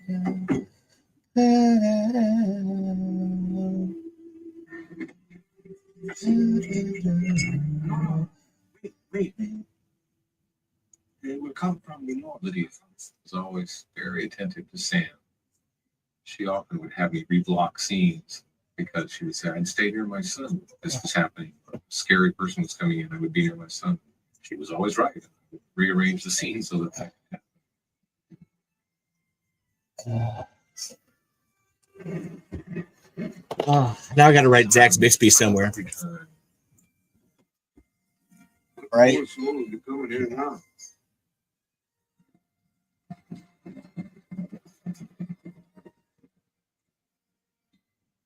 Something was weird about that location.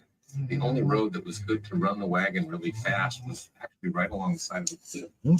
There was a double right here, riding very close to the edge of the cliff, which was really scary. But it was better for the wagon and the horses and a lot of things. He said it was okay, so that's the way we shot it. I extended the wagon scene to play more of Hiram's theme. This is Hiram's theme. I mean, I would too. I had picked it out very early. I had heard some samples of Jay's music. We picked it out before we started the movie. It could be here in a minute. I know. Whatever are you thinking? This idyllic Western retreat shall not fall prey to these mindless predators. I have here even the late Black and Kelly. Yes, the obligatory Tremors 1889 version.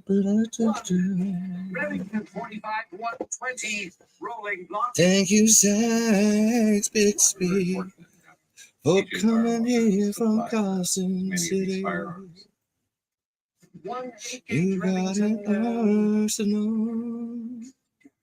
You take them That one made me all. laugh as soon as I saw it. I thought that has to be Lydia's gun. Her hands are very small. And I think you're good people. Punt gun. All of you nitpickers out there. Yeah, that's how we work. Yeah, I incorporated you into a song too, Zach Bixby. Welcome to Welcome to the jungle. We got fun and games. A lot of birds at once and just take the market. They weren't for sport. They were for getting a lot of birds at once. But it's a real thing. And a punt is a boat. Yep. And a punt gun, you load into a boat and you row out. Fire it like a cannon from a ship. A little corpse and cartridge. See, it's a real thing. If you were wondering, as a maybe. Wow, sorry. That song really got to me a little bit. That was beautiful. Thank you, Zax. Such a beauty, just to be by.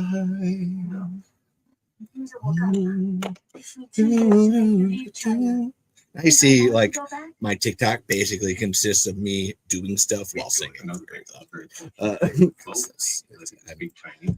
You people, you need a show. You need something to entertain you and make sure you don't die. So I will do that. Hence the title. I will do this show until I die, or Tremors lives. Like there's pick one. I'm loving this. I'm gonna keep this going in the background because Steve's doing a great job, and I'm gonna keep drawing. I just got this now, so now you get to see. Trying to figure out whether Perfection Valley faces north and south or east and west. We're still trying to answer that question ourselves. If we put maps in 3 of our movies, I'm not sure we've been entirely. Oh my God, was that? Hold on. I'm still investigating it myself. Hold on. Wait. Oh my God. Shit. No way. Oh, fuck. Oh my God. Where's Vlad when I need him? No shit. Holy shit. Hold on. Oh, fucking A, bro. I don't know. Okay, hold on. Now I gotta so there's an ongoing thing with I mean, there's a lot of us. It actually got started by Vlad, who runs a Tumblr blog, a Tremors Tumblr blog, about we're trying to figure out where perfection is actually located. Hence what Steve is talking about, where it's they're still trying to figure it out too. I forgot that there was a map here because we're using a lot of stuff from Tremors the series, and then Tremors 1 has a map. And I think Tremors 3 does too, because there's a lot of there's a blow up of Bert's, but oh my God, I forgot there's one here. Just now I'm trying to north central Nevada. So we're in, so we know, so this is north central Nevada. So we know that much. So it can't be down low. Fuck. God damn it. So we have this idea that it might be in Moapa Valley, there's a lower area. Fucking shit, man. Damn it. North central. Son of a bitch. I thought we would have got a key there. Son of that makes me we're so close. We're so close. Yeah, I was all pumped for a second. I'm gonna read this first page here while we're going, so everybody knows this is where we're starting. This is our dialogue. Exterior day, outskirts of Chicago, 1998. Clusters of houses pocket the skyline. Streets zigzagging amongst parks, baseball fields, and construction zones. Honking horns and chirping birds harmonize. We pull up to a porch where sits Big Z and Torn. Torn, James Wallace. Man, you really telling me you ain't fine shit? Big Z, Zachary Smith. Nah, the whole city is dead. Torn. What? I mean, you talked to Lizzo? He's always holding. Couldn't find him. No, I just saw him yesterday out chasing his dog. I know. I saw he was walking down Jack's Creek hollering at that damn dog. Lizzo's always got to chase that tail. Someone must have been. Actually, hold on. Let's see. Oh, yeah, I was right. Yep. Hold on. Oh my God. I'm getting all pumped. Someone must have been getting some last night because damn, that was loud. You heard that too? Sound like a couple elephants just going at it. Probably just Marvin around because she's a shrieker. The two share a laugh. A cat stereotypically knocks over trash cans and is swallowed by a shrieker. It howls as it dies. Yeah, that's our first page. First page. And that's where we're at. I wonder. So now I can do a thing where so now we're following the cat as it comes down, as we're pulling into this, and then. Yeah, because then you hear that. That's next page. Yeah. This first page is really 4 pages. I can make 4 pages out of this first page. Legitimately. I know you're like, what? Yeah. I was like, oh, I can't. Watch, we have issues with Anthony and Stevie Wildcard.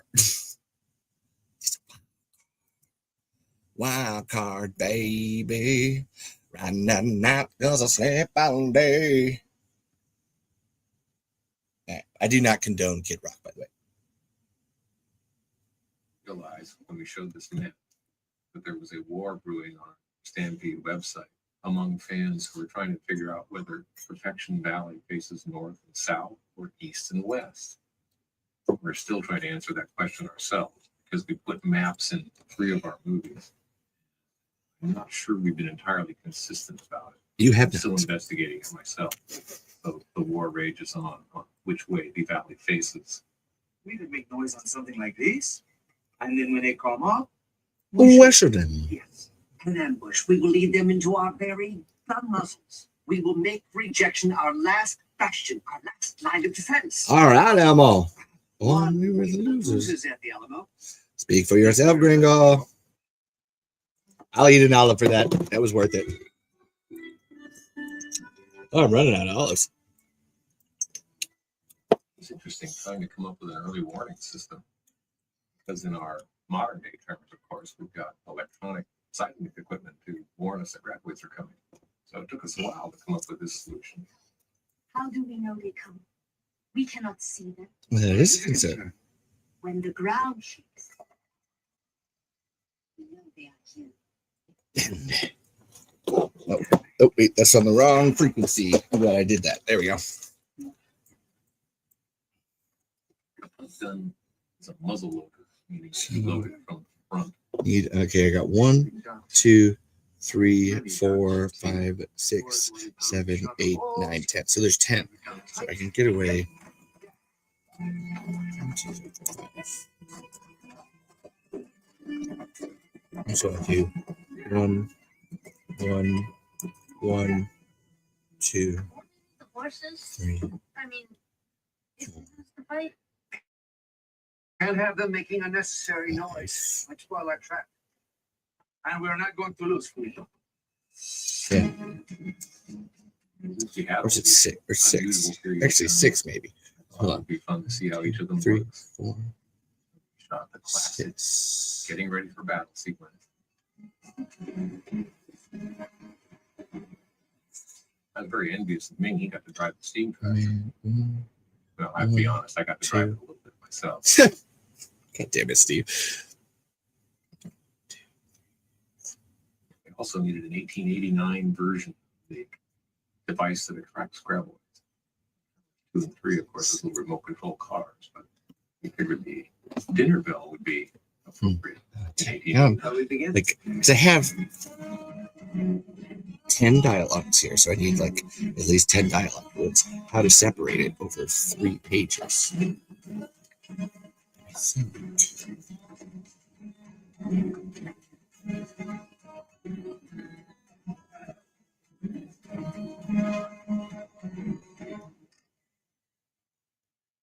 That's the percussion cap that actually fires the charge inside that muzzle loader. We try to be accurate on all these things. We don't always succeed. I like that. Actually, I'm going to split it up. I'm going to split one of these lines up and make another so it's an 11. I know it looks like Hiram is putting that gun up to his shoulder. Of course, it would crush him if he fired it that way. He actually is bracing it against the wagon. I'm afraid I didn't really shoot it well enough to see that. That's what really happened.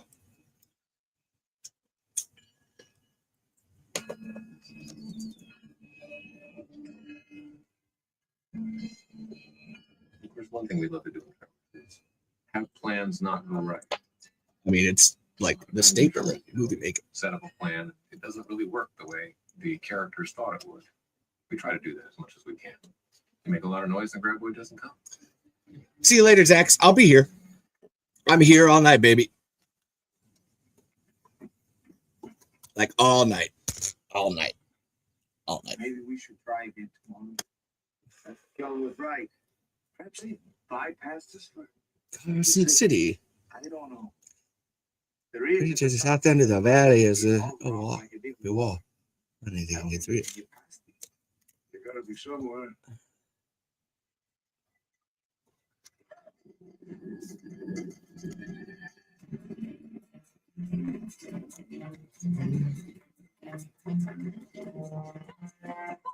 See, get inside. Wait, what's she about?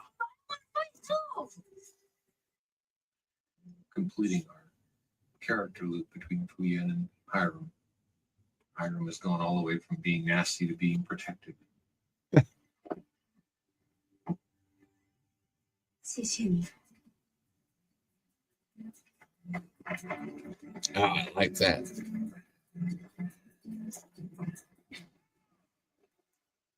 Is a miniature Graboid been composited into the scene. They're some of our most energetic Graboids we've ever had. We had our same people who did the miniature Graboids in Tremors 1. Dennis and Bob Skotek of Forward Productions. Yes, Skotek Bros. After going off and winning Academy Awards and working for Jim Cameron, it was very exciting to have them back doing absolutely the best miniature work ever.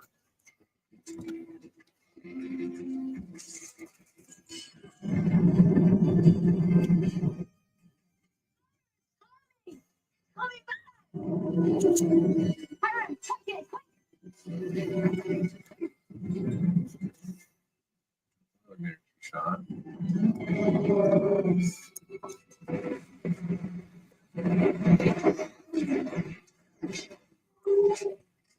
CG bullet hits at it. That's a big practical effect that Lou Carlucci did. Carlucci and his team. That's the full scale Graboid. This one, that's the miniature again. That's another miniature. I like that one. So, man, you ain't really telling me you found shit. No. That, of course, is full scale, but only just a beak that we dug into the ground. All right, I need that. Couldn't do it on that location anyway. Too many rocks we found. We had intended to put the full-scale Graboid in a hole in the ground for some scenes, but discovered after we had built our town that we couldn't do that. Yeah, it doesn't work, Steve. We scrambled to figure out other ways to get the shots. We did some with miniatures and some with just fancy camera work. A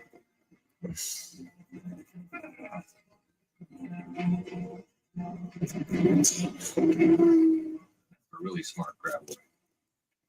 One.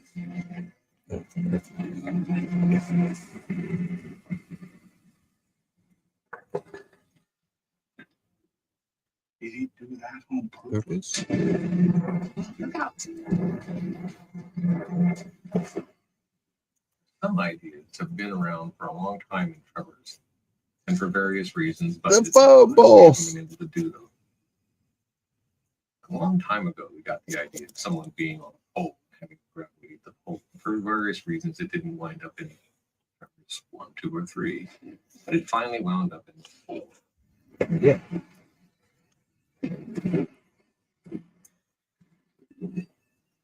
One by that. Cannot shoot through dirt. It's a wonderful mechanical rig that Lou Carlucci and his team built. It basically does everything you see there. Wiggles back and forth and drops down, all while carrying Brent, who was more than happy to be hung up on the thing. He even did that stunt. Here's another idea. We had some other Tremors and we weren't able to fit it in. The original version, I think, was a samurai sword that somebody stuck in it. But a saw seemed more appropriate to our town. Val or Earl do it in Beneath Perfection, in the original Beneath Perfection script. That's where that's at.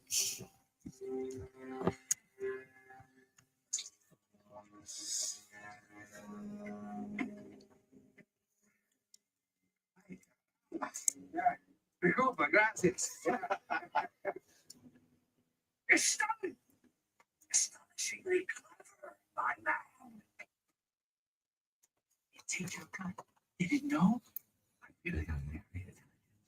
Not as Awesome. smart as So us. we got perfect. There's only one left. Where the hell is it? Let's see. Now we do a Let's show it some. That's a completely CG hump. Works out quite well. There's our full-scale Graboid on a much more portable rig than we've had in the past. It's very tall, so we have to get the camera very high to work with it. But it was exciting to be able to have it move around a little more than they have in some of the other movies. That entire set is a miniature. Remember I told you that wooden Indian, we weren't allowed to damage it. We had to damage it in miniature.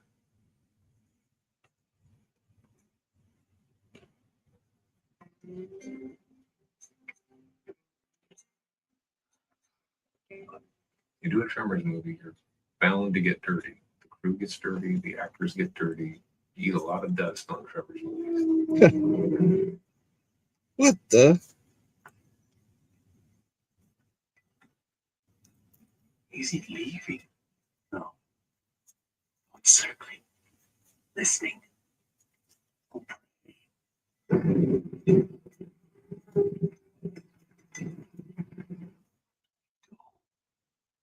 Seems like our rivals aren't strong enough to get between. So we just stop the fight then? I need more in there, so that's. Maybe we take traction engine. Try to get away. Move so slowly. And you will see Levi down. You have ideas for killing it? J-Team Dwell.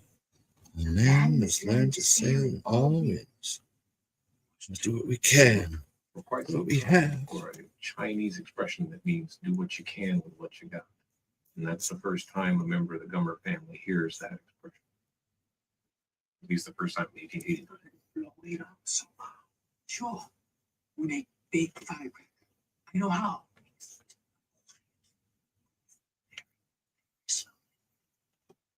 Forget. You go inside and get twine for fuse.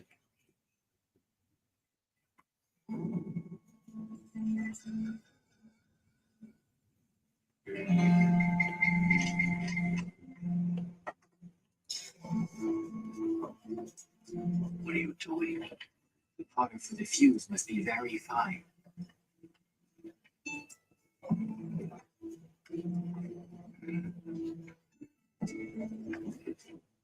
This is one of those shots that doesn't look like an effect shot, but it is. Those are actually two separate pieces because it wasn't possible to hold the telegraph in focus and him at the same time. Out chasing dog. I decided to change it to DAWG. We're going to turn dog into an ambiguous. Is that a person or not a person?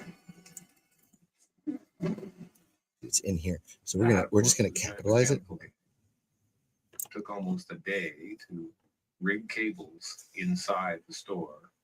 It's a huge web of cables going everywhere, and a truck drove away. And I know. at the same time and caused the store to collapse exactly in that fashion, exactly the way we wanted it.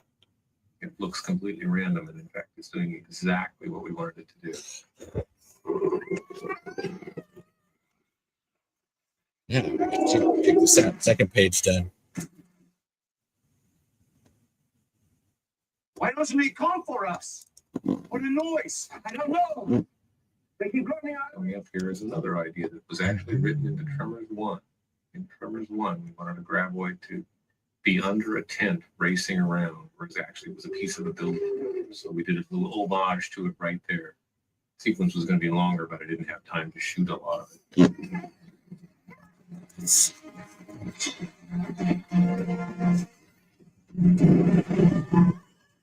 Indeed. I know what it was. This picture wasn't. There we go. The compressed air tank that shoots dirt in the air.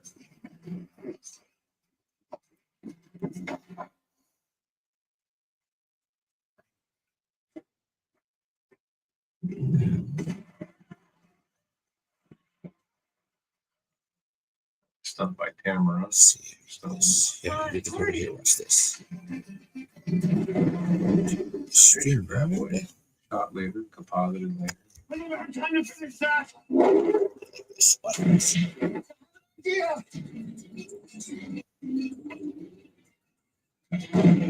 That's the full scale Graboid on his rig. Allowed him to move. That's one of the few times we've ever seen a Graboid tail. It's kind of rare to see a Graboid's tail.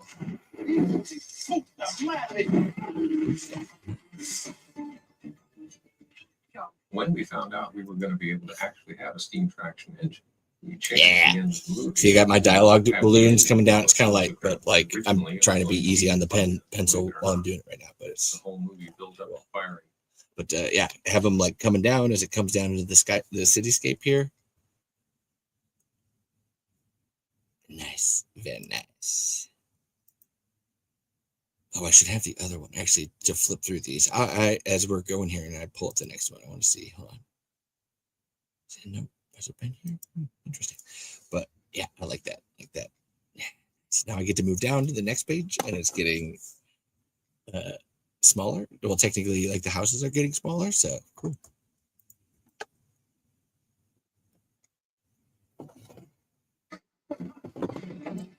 So we thought we would use the engine just the way it was designed to be used. Big, powerful thing that can pull things. That engine actually is very powerful. It could pull any truck on the location very, very easily. It could easily do what it's doing here. I love how much of a nerd Steve is about that steam engine. All right, so we got this bit, and now we're down. Yeah. Almost all of these shots are miniature. That's a miniature Chang's market. They're complete with rain damage. You can go see that miniature Chang's market at the Lone Pine Museum of Western Film History. Miniature Chang, miniature Graboid. And the obligatory Tremors gore shot. Must do one in every movie. I don't need houses, so I'm going to be coming in.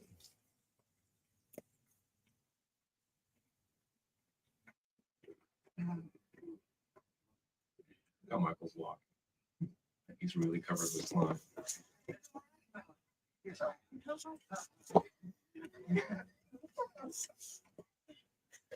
Right, We didn't get here.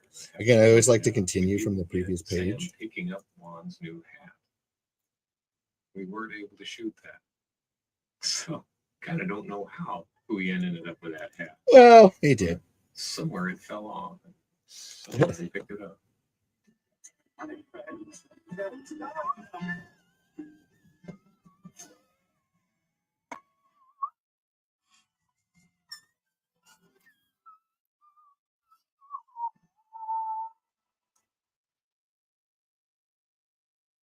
Camera moved even slightly to the left, you'd see the big tank directly behind the hotel.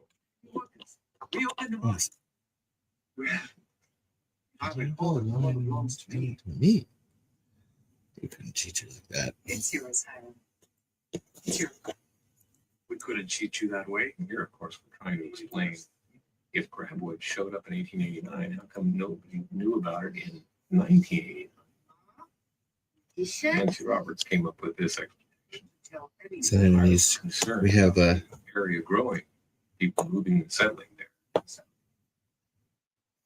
And the second condition? First proceeds of the mine are used to build a hotel. Also explains, of course, why Bert doesn't work. He has inherited a silver fortune. Current movies.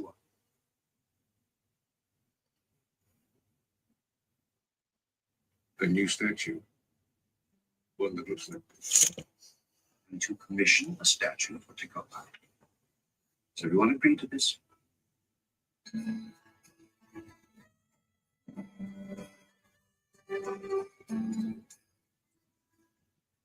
We thought people would get a kick out of learning how perfection got its name. Rejection.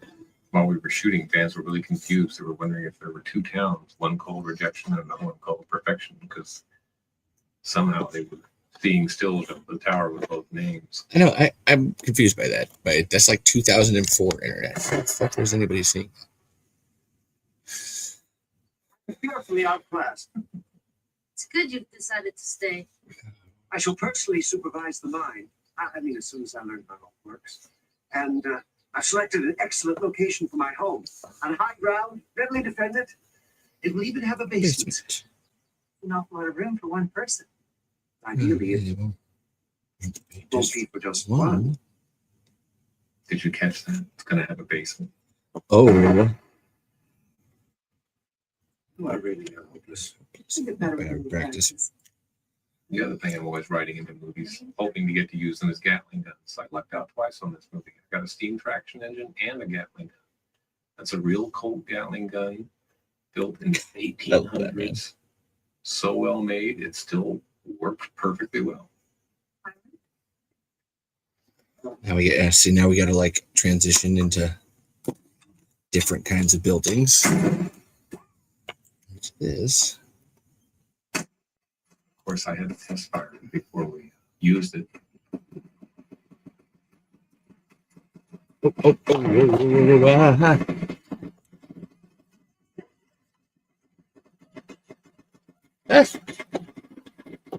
So yeah, I pressed a button. Hiram slowly turns into Bert. We end my portion of this movie. Thank you for watching. Thanks for being with me. Hopefully we'll see you on another Tremors.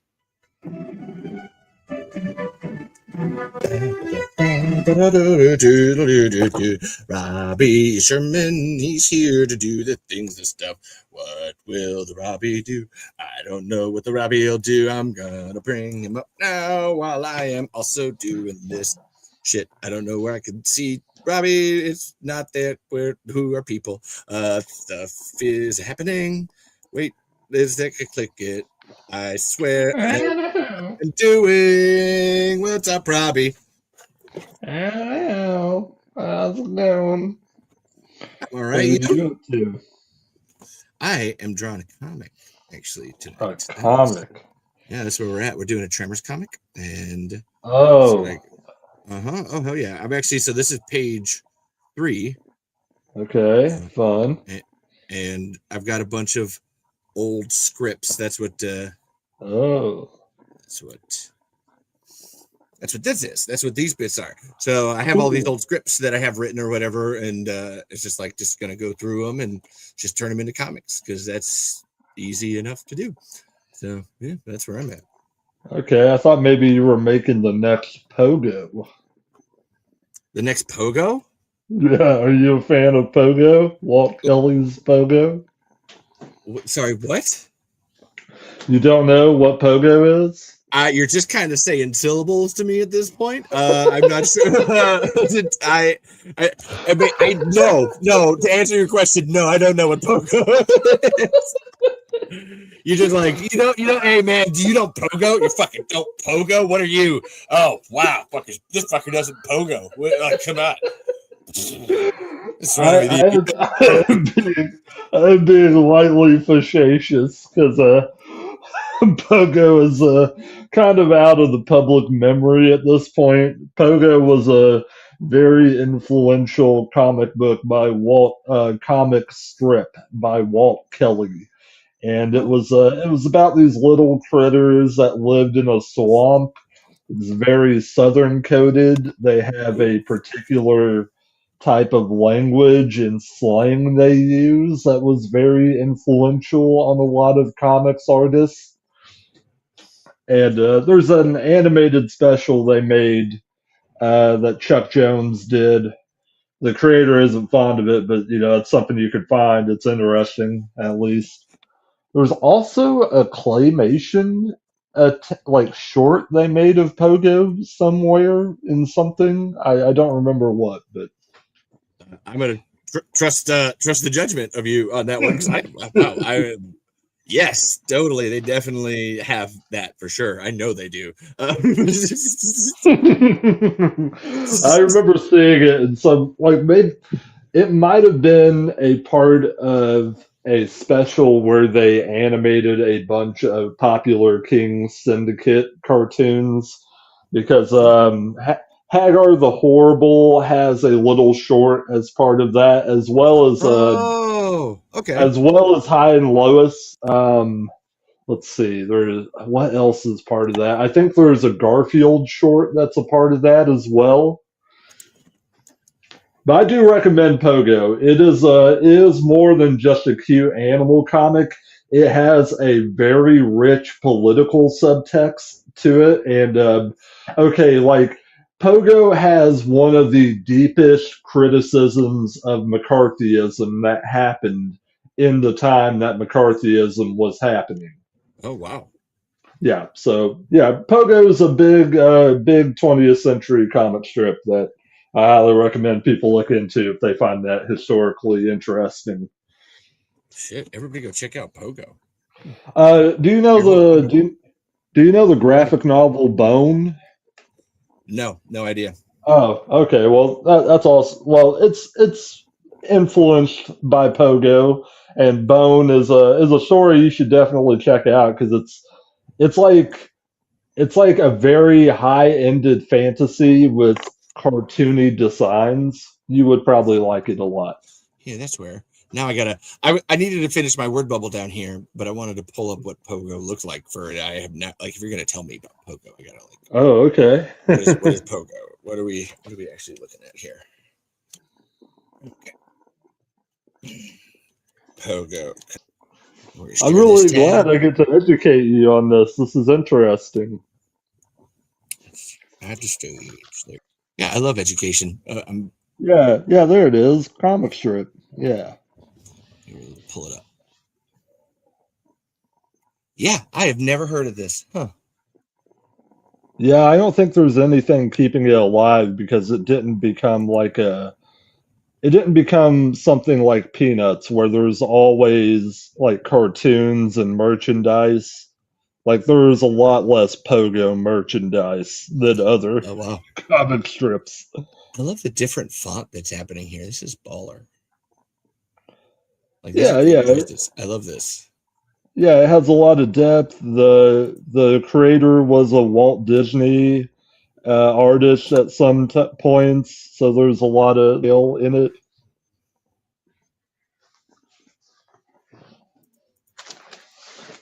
It's trying to make it bigger here. No, it's not. Oh, it worked in the wrong. I have that problem too. This is cool though, honestly. Pogo. I've learned something new today. I hope anyone that's watching this now has learned about the Pogo as well. Do you know of the Pogo? I can't see anybody who's commenting at all, so I'm not. There's nobody here. I scared everyone away by being artistic and drawing. Actually, no, it's been me and Zach Bixby. Zach Bixby is actually Zoran Gavojic's biggest fan from TikTok, and we've been actually sitting here. And actually, Zach's made the first ever TikTok of me and this show. It was a whole thing. It was beautiful. There was crying involved. It was nice. So nobody cares. Like I said, I'm drawing. I'm trying to. I need to get these pictures. Actually, hold on. So, Send them to the. okay. Go ahead. So, will this be the finished product, or is this only thumbnails?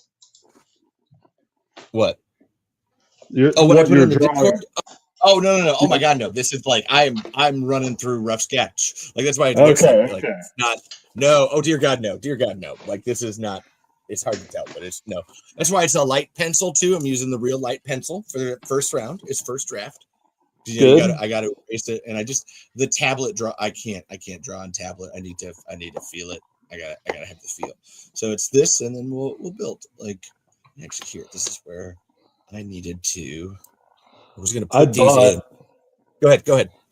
I bought a tablet that came with a little cover that gives you like a certain roughness and helps you feel more like you're drawing on paper. It's not 1-to-1, but it's the best option I've found as far as that goes. Though I still don't like drawing with the tablet. I never have. It doesn't feel the same. I don't have the same control. Yeah. I like to get weird with my stuff too, so it's just like it's being able to really move it to my will. That's the goal. I've been animating a commercial out on paper, and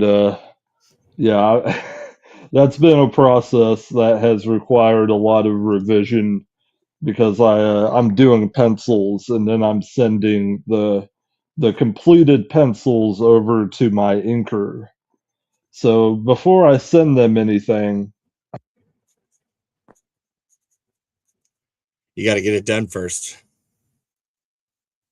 Did I lose you? Where'd you go, Robbie?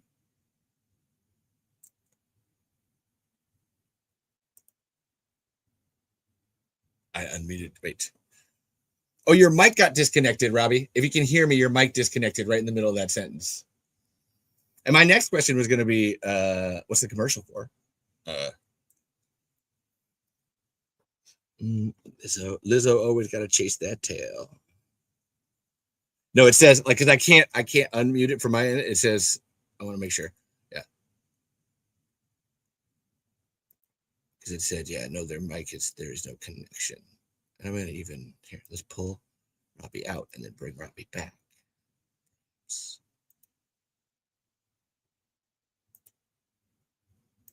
It will not let me unmute you because you don't want me to. Robbie, listen, Robbie just had to stop and he's killing a dog. He's either masturbating or just killing a dog, and we don't judge here. We kink ask why.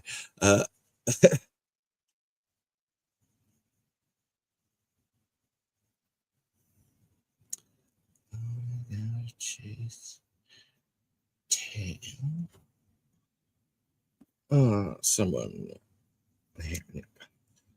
No, and to Robbie's question. Oh God, no, this is not finished. But like you have to get your first draft down. I have to get this on a piece of paper. That way I know where things are at. And then once I get to the end, then I know what the beginning can look like.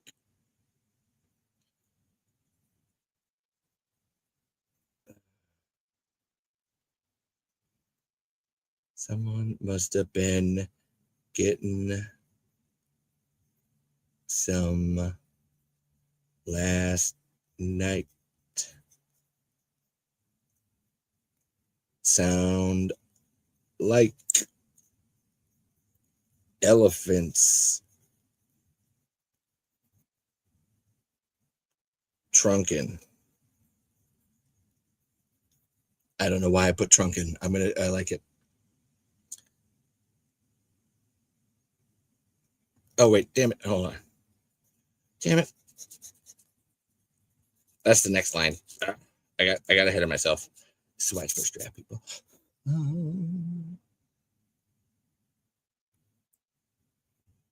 Because damn, that was loud.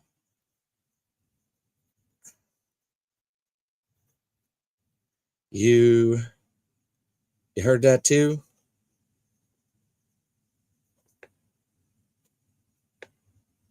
Yeah, heard too? Sound like elephant. Nope, that's a K. That's not an L. That's a K. Not God damn it. That's a K, not an L. Sound like elephants trunking.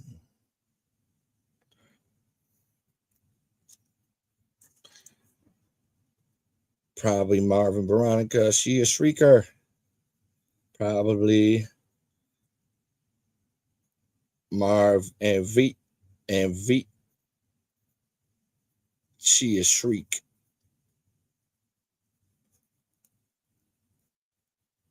She a shriek. There it is. Nice. All right. So now I got this last page. I'm gonna get this. I'm gonna put them all up to the Discord, and then we'll have them here so you can actually to this. I'm gonna see. Hold on, can I get a?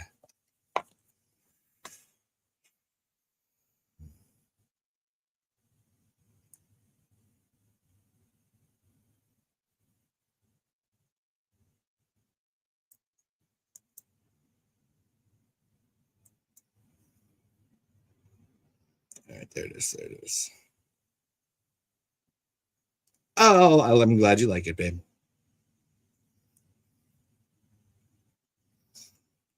First page is cover. This is 2, 3 spread. Cool. Now I can go over here to the Discord. I hope, and this doesn't crash. See, because I need to wait. I probably want to like look at my face while I do this, or maybe not. I don't know. You know what? Just look at my tits. There you go. Just enjoy that. Enjoy that view. That's what you get.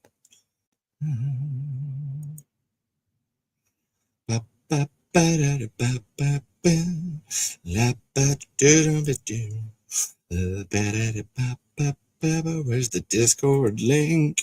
Pulling up the Discord link on this thing. Got the Discord link. Got a Discord link. And there's Robbie Sherman doing there. Hi, Robbie. Hi, Robbie Sherman. Discord, Nick.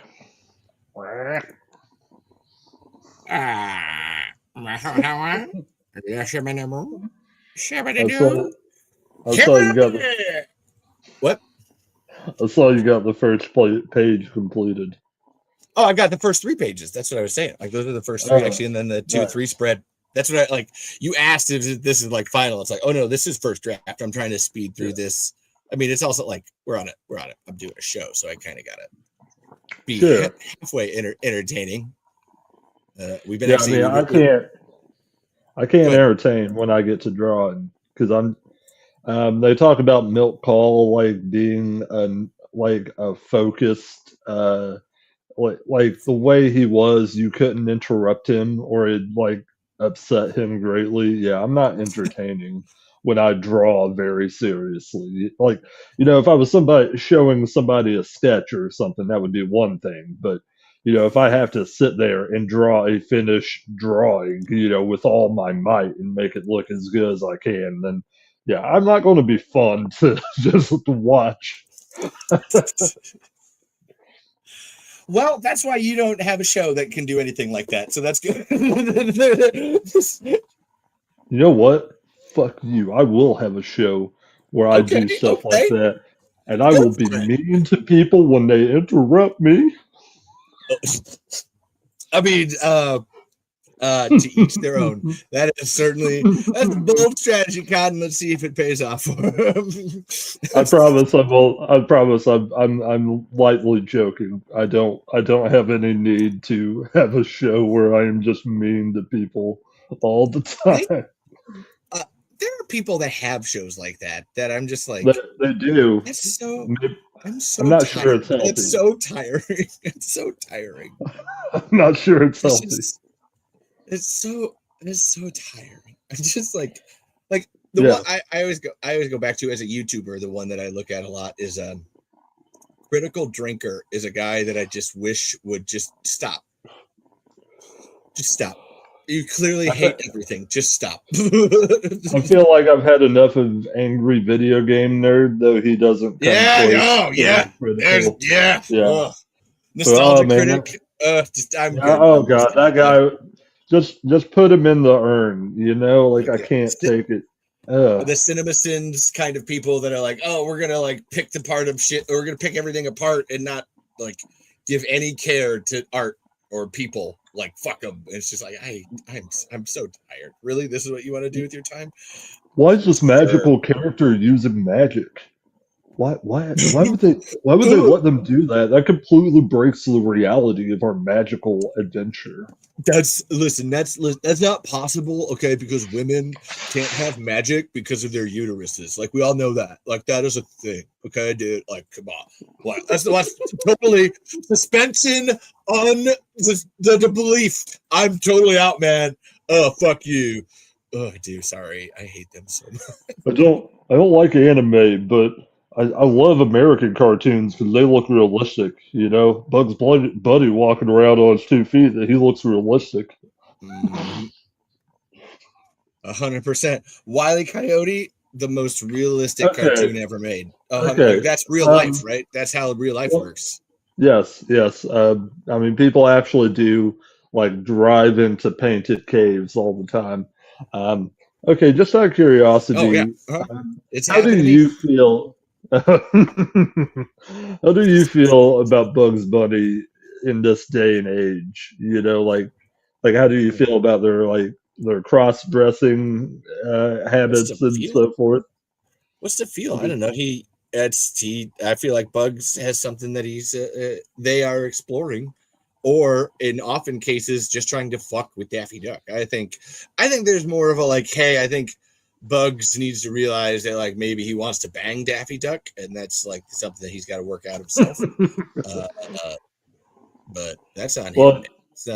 That's not a decision for me to make. I can't do that. I think there's probably an argument that like it comes from a mean-spirited place, but I also think by virtue of the fact that Bugs Bunny is a cartoon rabbit and it's made.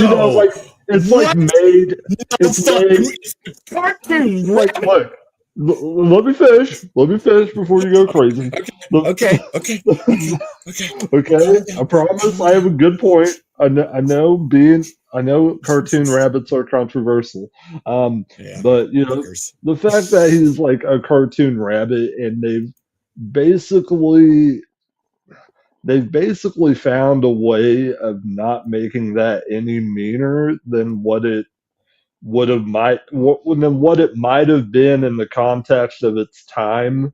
They've they've been able to sidestep some of the uglier politics of that. So I think Bugs Bunny and his cross dressing habits are more than good fun. And I think most people don't Yeah, have a problem with them, and it I see. continues to be a thing in all the fan culture. Like a lot of people seem to find it endearing.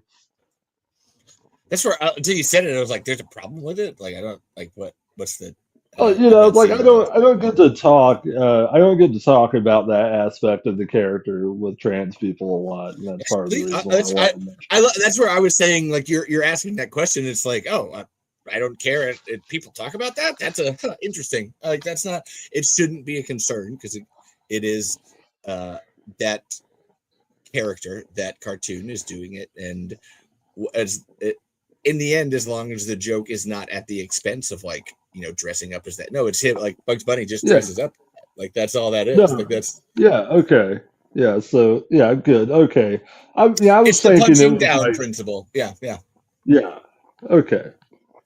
You're fine. I'm I get sorry it. if that was a weird tangent. It's just been something that No, was oh my on my god, no, mind for a while. Because no. I'm Thank you always for thinking asking. like, I'm always thinking like, Bugs Bunny is never the one put in harm's way when they go through this routine with him. Like he is Mhm. the agent of chaos, and that's like a cheeky weapon for him to use. Like I don't think it's ever something that in context is a thing to embarrass Bugs Bunny in the dress and stuff. They may do it to like the male character, the hunter, Elmer Fudd. They may do it to like a character like that, but that's more about dressing down the impression of Actually, the manliness one that Elmer Fudd. is the problematic one to me is and it's really the whole cartoon itself is problematic. Is the Pepe Le Pew ones where like the male skunk like gets dressed up as a female and then Pepe gets all like rapey around them, and you're just like, this is not. Oh God. I don't know. Like this is not great. I don't know. Like, but that Pepe Le Oh Pew Lord. in general is just not like. Yeah. Oh my god, this is just like a rapey skunk. This is really. Yeah. They've done a couple of attempts to make him a little more modern and a little less uncomfortable. I'm not for sure if those are terribly successful. I just think the history of the character always feels too icky to really reform. It's It's not like much you Pepe could do Le with it. Yeah. Pew. Pepe Le Pew isn't Lupin the Third, where you have this giant sprawling adventure side thing to the character. Pepe Le Pew is very much set in one type of scenario all the time. I think they did a like James Bond type thing for the Looney Tunes show, or maybe it was the new Looney Tunes series that came out, but no one seems to have a whole lot of love for it. Yeah, I was very like, yeah, already very aware of how little how little I enjoy Pepe Le Pew and how little people seem to enjoy Pepe Le Pew. Man, the overtones of that character. Where are you at in your script, friend?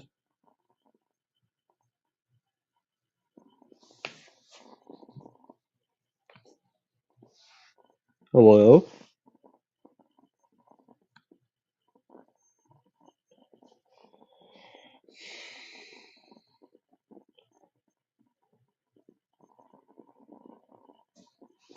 Well, it appears I'm the only one in the Tremors cast. Hmm. Well, I guess I should say good things about Levi. Good friend. Um, Very good outfits they wear usually.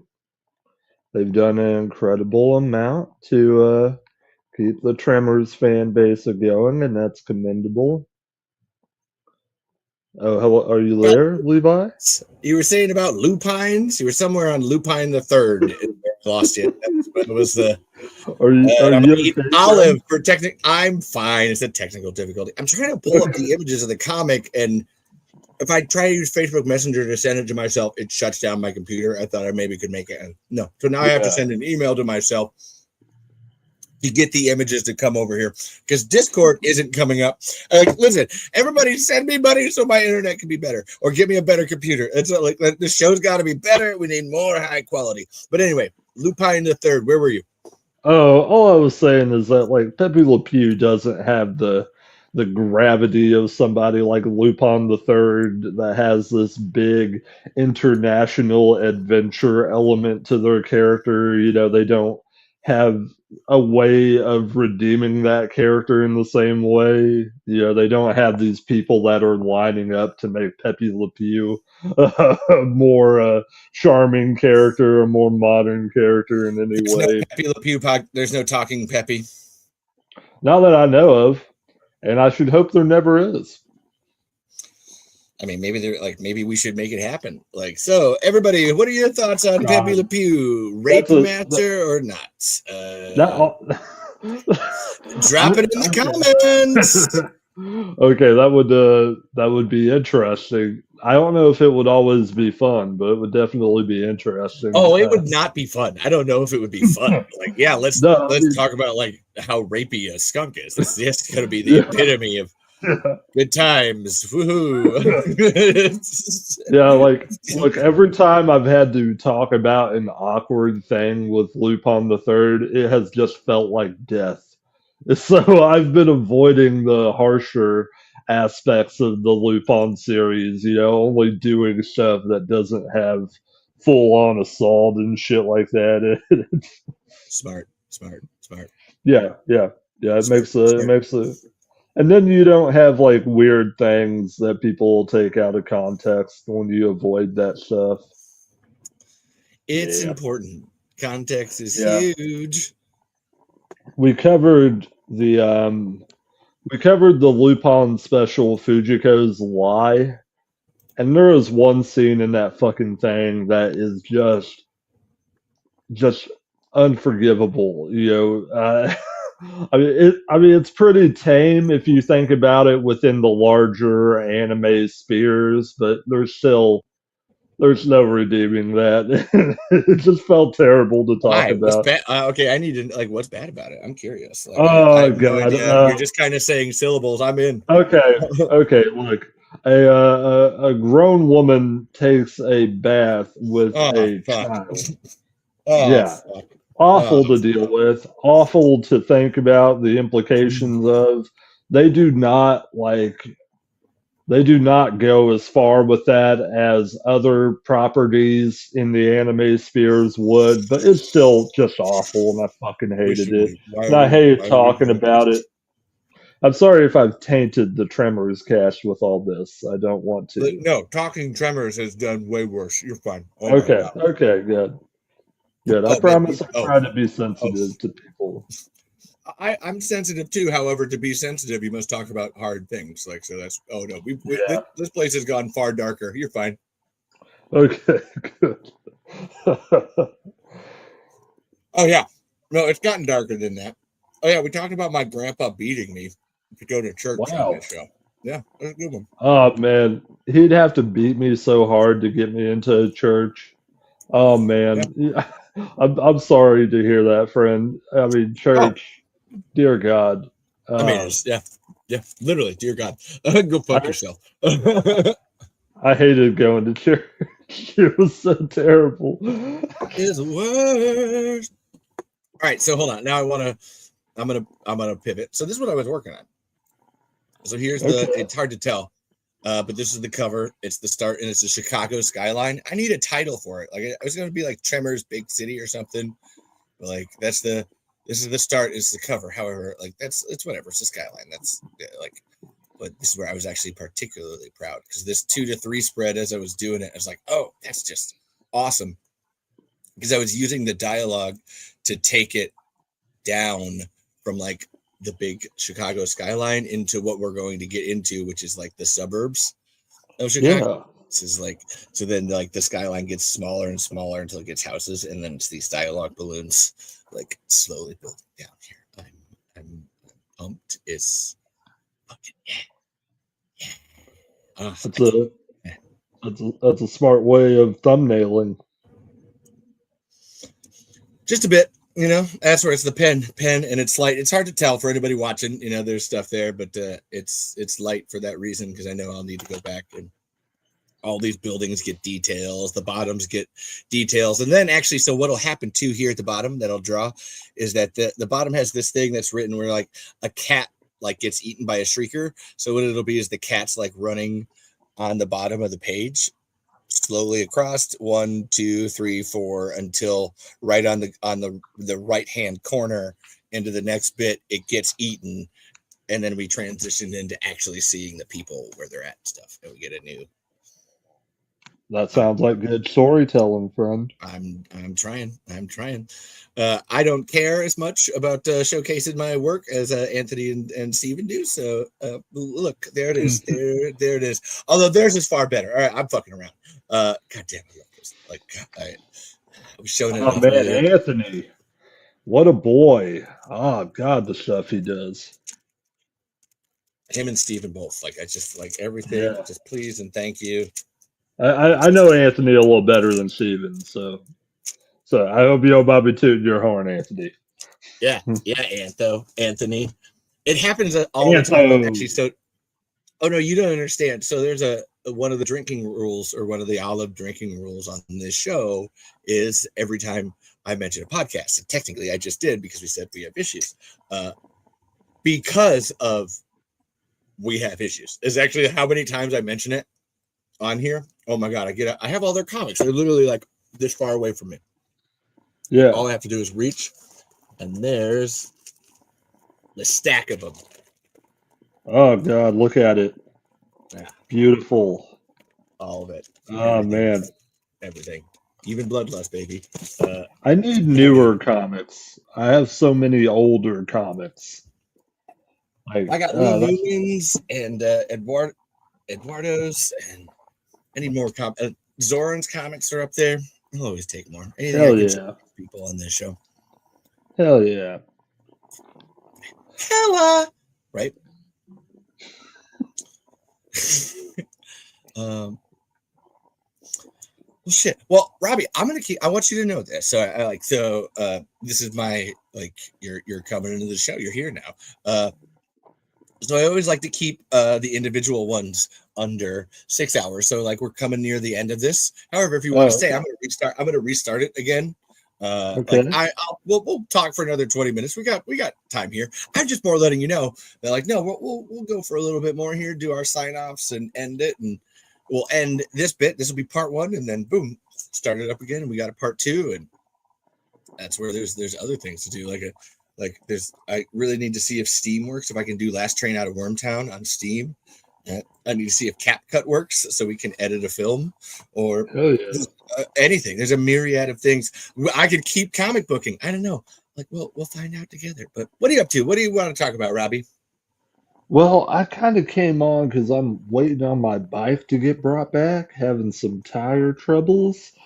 So I have a hard time focusing when I'm waiting on stuff. So I thought maybe this would be fun to come on. Also, maybe thought I should mention our little stream we got coming up Friday night on Batman Mask of the Phantasm at 9 o'clock. Are you still joining us for that? Lovely. Thank you for joining us.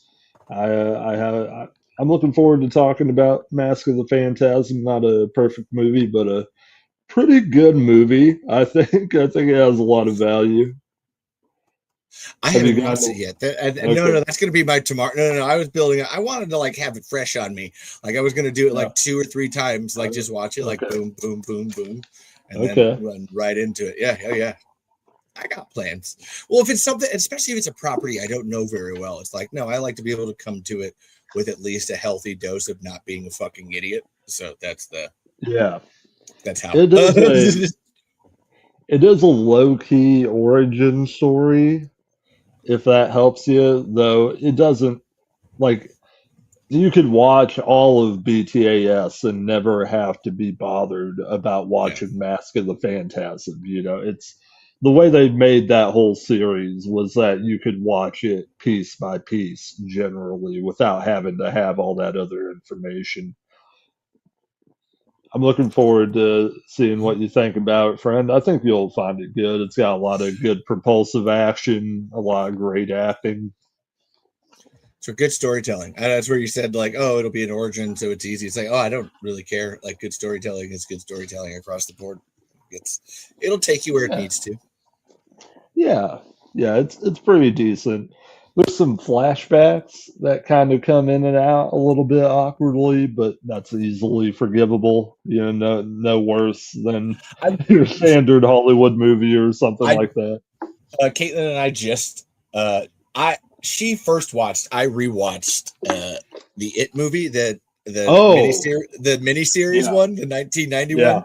And at first I was like cackling at the flashbacks and the way they would like transition from like the physical movement of the actor to the next. And then eventually I was laughing because I was like, what the fuck? And then I was like, okay, this director has committed to this so much that I don't care anymore. Like, this is fine. Like whoever thought of this, they tried. They really went. They swung for the fences. So that's fine. Yeah. I could take some weird transition flashbacks. I see no problem here. I can send you a high quality copy if that helps anything for you. Oh my God, yeah, please. Like, if you got it on like a Google Drive or something. I was just gonna torrent it. That was I borrowed my buddy's Blu-ray to get a decent copy that I could use for making files, making photos and stuff like that. Yeah. Peppers. I still got to make a little intro for that, so that'll be getting done at some point tonight. Procrastinating? What? Yes, I know. I meant like I was feeling I procrastinate all the time. There was no judgment there. That was like what is procrastinate? I don't know what you're talking about. Huh? Hey, look at that ceiling. It's a really nice ceiling up there. Oh man. You get me to thinking about the chocolate. I'll never get anything done. Where the fuck did chocolate come into this? I made you think about chocolate. I didn't mention chocolate. No. I have this little bag of chocolate next to me. And I know. It's a big distraction. I'm sorry. Don't blame me for what was obviously there before this conversation started. No. I didn't intend to do that at all. I'm more being funny. I was more being funny because I'm like, I could hear the wrapper and I was like, that sounds delicious. Like, when you can hear a sound and you're like, that sounds good. Like, that was just a wrapper. I know that's just a wrapper, but it was like, that sounds I bought a bunch of peppermint patties in bulk because the local store carries a weird off-brand that gives me more of these peppermint patties than any other type of mint-based chocolate I can get my hands on. Like Tyson's. There's a Tyson's brand that they give you a whole bunch of peppermint patties. I know what you're talking about. It's like the silver. It's green. It's silver and green, not silver and blue. Am I right? No, these are called Landmark, and they have like a green and blue bag with some of the little peppermint patties on them. Yeah. That's nice though. Yeah. Goddamn, Yeah, they're great. I was waiting on them to resupply them because they have 2 trucks that come in during the summer, and one of those trucks is exclusively a chocolate truck because it gets so hot in Indiana. How bad is it there? I don't know where you're at at all. I'm in Iowa, so we're pretty close to each other. I'm actually on eastern Iowa, right next to the Mississippi. I'm about 30 miles from the Mississippi. Oh, okay. In between Dubuque and Davenport, Maquoketa, Iowa. In between, if you know where Dubuque or Davenport is, the Quad Cities or anything like that, it's right in between those two. But we're No clue, but thank you. yesterday, or actually Monday. No, sorry, Monday was absolutely unbearable. We were all and then the weekend too. Sunday, like the heat dome, and then Tuesday we dropped a solid 10 degrees, and it's been nice. Yeah, no, it's like it went from that heat dome like 112, 120 like dew point index shit that we were having to like, oh, I can walk outside again. I can breathe. So the only reason I can really be up here is that, yeah, no, it's nice enough that I'm not dying in the attic. So Good to hear. Good to hear. Yeah. I'm trapped in my room with nowhere to put this phone for my camera, so sorry if you're fine. I'm not on camera. Yeah. I don't care. I've again, there's so many people that come in and off on this show and everywhere else. It's like, You know I don't what? really care how anyone You presents. you know what? You showed me your comics. Would you like to see some of mine? Oh, of course. Oh my God, yeah. Yeah, let I me mean, that's get just a the- comic I'm working on, but yeah, please. That's what we were Yeah, writing right there. well, Go ahead. I can I can wave my camera in front of these things for entertainment. Let me get my favorite. Damn, Robbie, I didn't know your dick was portfolio. that big. Holy shit. Damn. Everybody see that? That was quick. Wow. No, people did not see that. I'm kidding. You said you were putting your camera on, so that was the. I haven't even shaved. All right. Just makes it look bigger, baby. You're all right, Levi. I try to be all left, so thank you.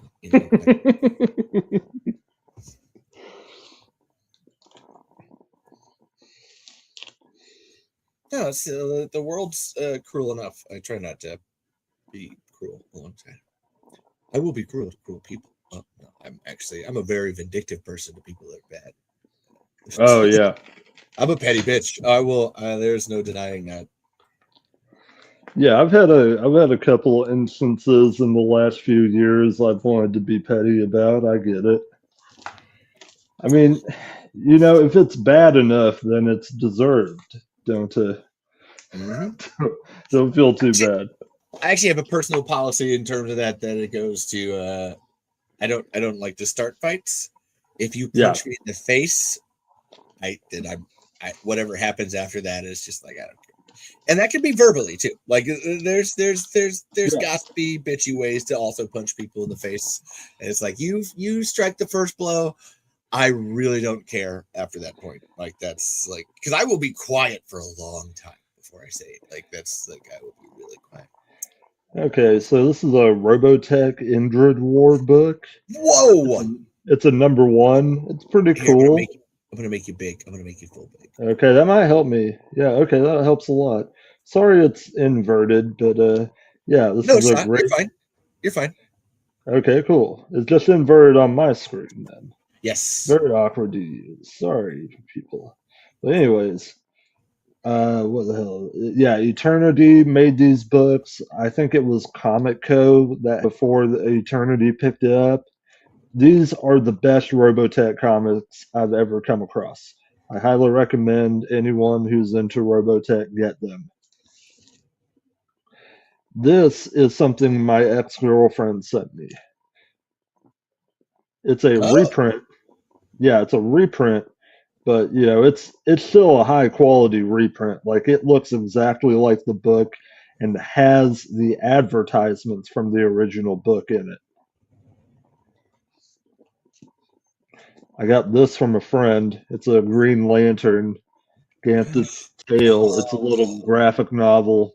Yeah, I love that. Oh my god, I love that. Yeah, it's incredible shit. I highly recommend that. I got 3 or 4 of these books. The Jughead's Time Police. This is #5. And you get a bunch of cool designs there, but here's #1. It's my favorite. It's a wonderful, Kirby, inspired piece. Yes. Oh, that shoulder placement. Oh, that's good. Ah, it's beautiful, ain't it? Yep. I'm also a fan of warrior women like Red Sonja here. This is the Oh, #1. I try not to have too many of these types of comics, but yeah, I think Red Sonja has earned her place on my shelf. I mean, the books are just beautiful books. Yeah, they're some of the best fantasy art you could hope for. I got a DC Pride book here. I think this is 25 or 24. I can't remember. Actually, this may be oh, like 21. actual Pride. Oh, that's dope. I love the color in that hair. Oh, Yeah, between Harley and Poison and Ivy. Oh my God, that is. it's That's perfect. another show I gotta watch. I really gotta watch that Yeah, the artwork inside is just one. Ugh. insanity. This is a Squirrel Girl book, and it's lenticular, so when you move it around, Oh yes, I see it. yeah, it It's looks kind. awesome. It's weird. It's kind of showing up on camera. Actually, it's showing both. Like the. It's really weird. Yeah, Like the camera's showing both. Like that's wild. yeah, they kind of come in and out. It's not perfect for the camera, but you get a little catch I of know. it. I got it. That's where it's like that was interesting. There is a Harley Quinn and Elvira series. Fuck This is yes, there is. #2 in that series. Yeah, and it's awesome and fantastic, and I love it. And I also got this Origin of Batman reprint, and this is Batman #47. Just classic stuff. It looks exactly like the book. Even has the original advertisements in it. And here's some Batman adventures. And I have a good Harley and Ivy collection from this Batman Adventures series.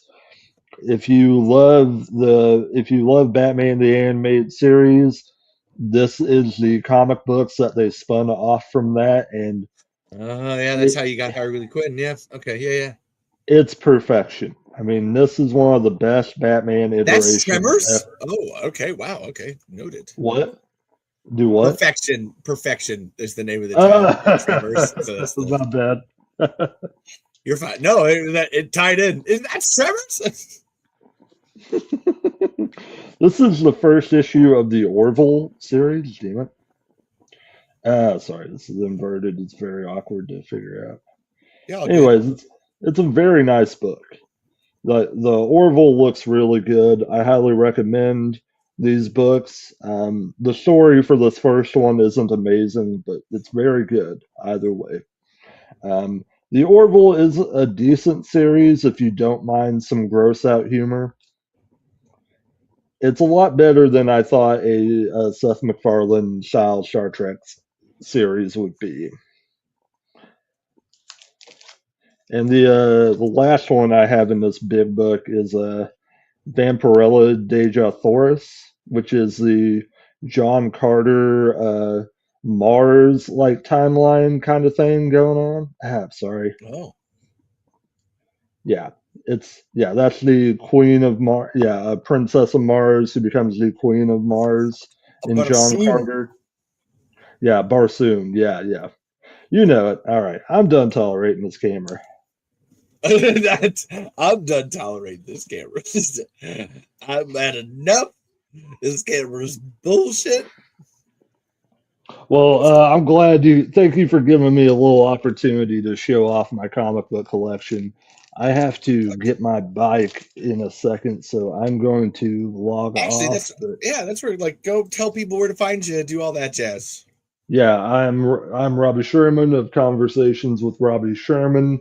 You can find me on Blue Sky mainly and Discord. If you want a Discord link, just hit me up. I'm happy to help you out. We're going to be watching Mask of the Phantasm Friday night, 9 p.m. Eastern Standard Time. Levi will be there. So if you want to see us talk some Batman the Animated Series, the only DC animated universe movie to go into theaters, please check us out. We'll be on the YouTube channel Best of Trek, Worst of Trek, and I'll have links posted up on all my socials for everyone.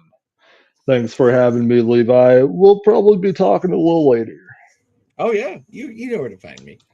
In the Discord link in the description. That's You're damn not right for I you, that's do. for other people. Have a good one, Robbie. It is for me because I'm easily forgettable. Thank you for remembering. Oh, always, man. Like that's not everybody's important. Like that's we talk about it all the time. Actually, we were talking about it earlier. Find me someone who's not. So, even the biggest haters, even the critics of everything, the Talking Tremors and the Tremor Saga and Tremors itself and all that, you're all important. You're kind of angry and sad. You're still important. I know that probably like hurts to hear a lot, but like it's true. It's real. It's true. You can't run from it. You can't hide from it. Dread it. Destiny arrives. Now it's here. Shall I say? Yeah, you know what? This has been great. I'm gonna wind it down because I wanna start next one. We're gonna keep this going. And again, that's where I'm gonna see if Caitlin's home or not, and then I gotta ask her if it's okay to take the laptop because I want to explore whether or not we can do Last Train out of Wormtown. And then from there, because I want to pull CapCut up like we've done comic. And I might go back to comic because that was fun. We got 3 pages out of one page. Do you understand? Like that's it. Like I mean, it's more work, yes. However, content, such a good start. So you know, thank you to everybody that's been here. Like we have had, I'm gonna scroll all the way back up to the top because it's been like, holy shit! Everybody has been going off today. It's been like one of the best days of just talking. Oh my god, will it not let me go back? Wow. Oh no. Wow.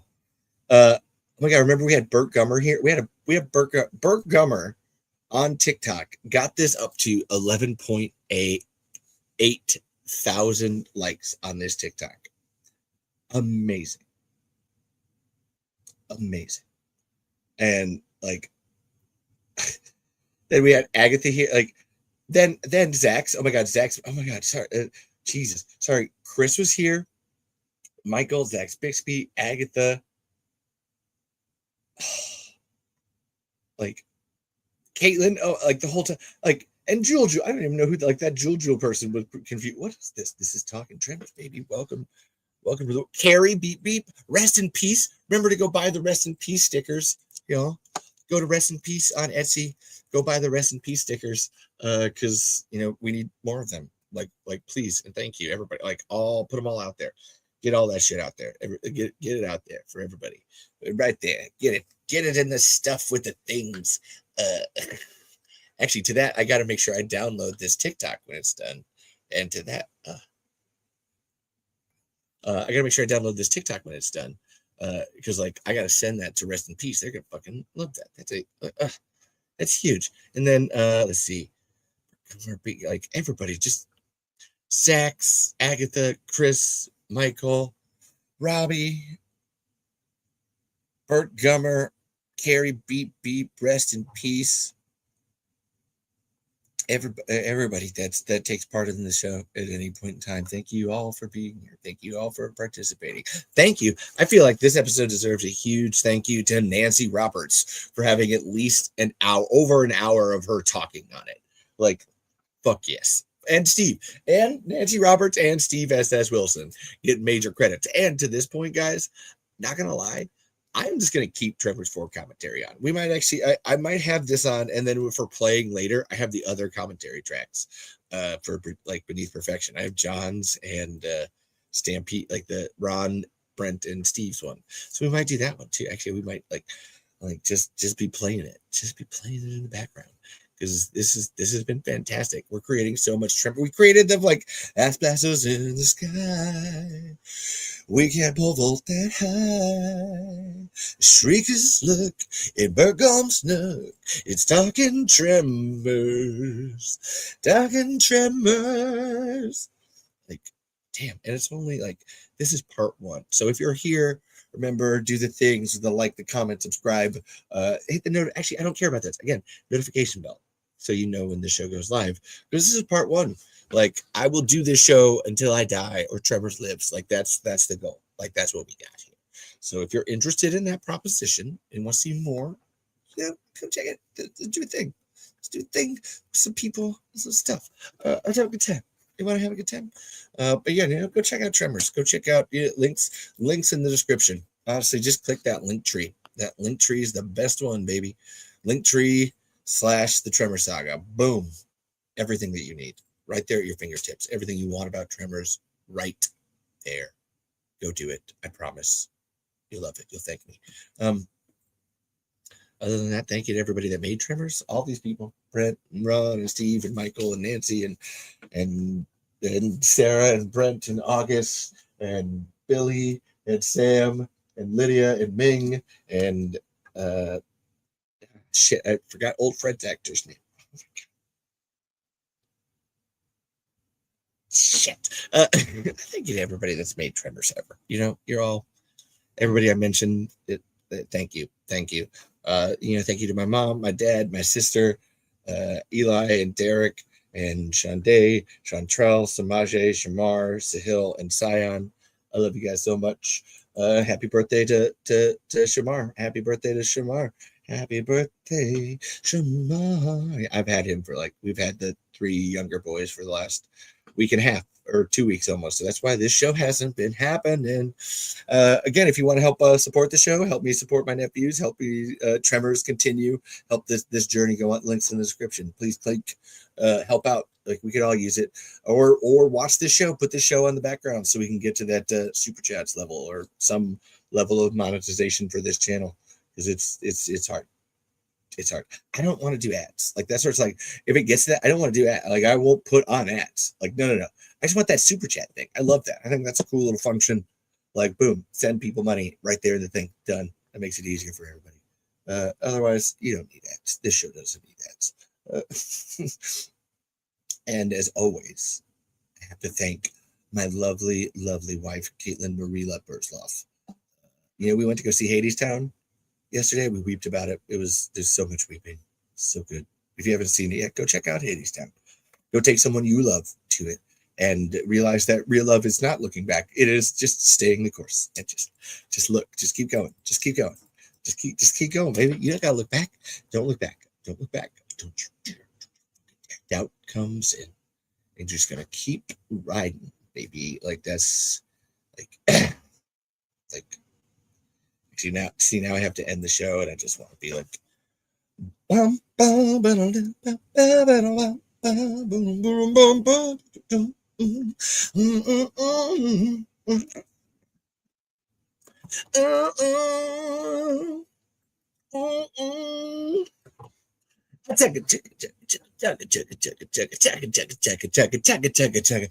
upon a time there was a railroad line.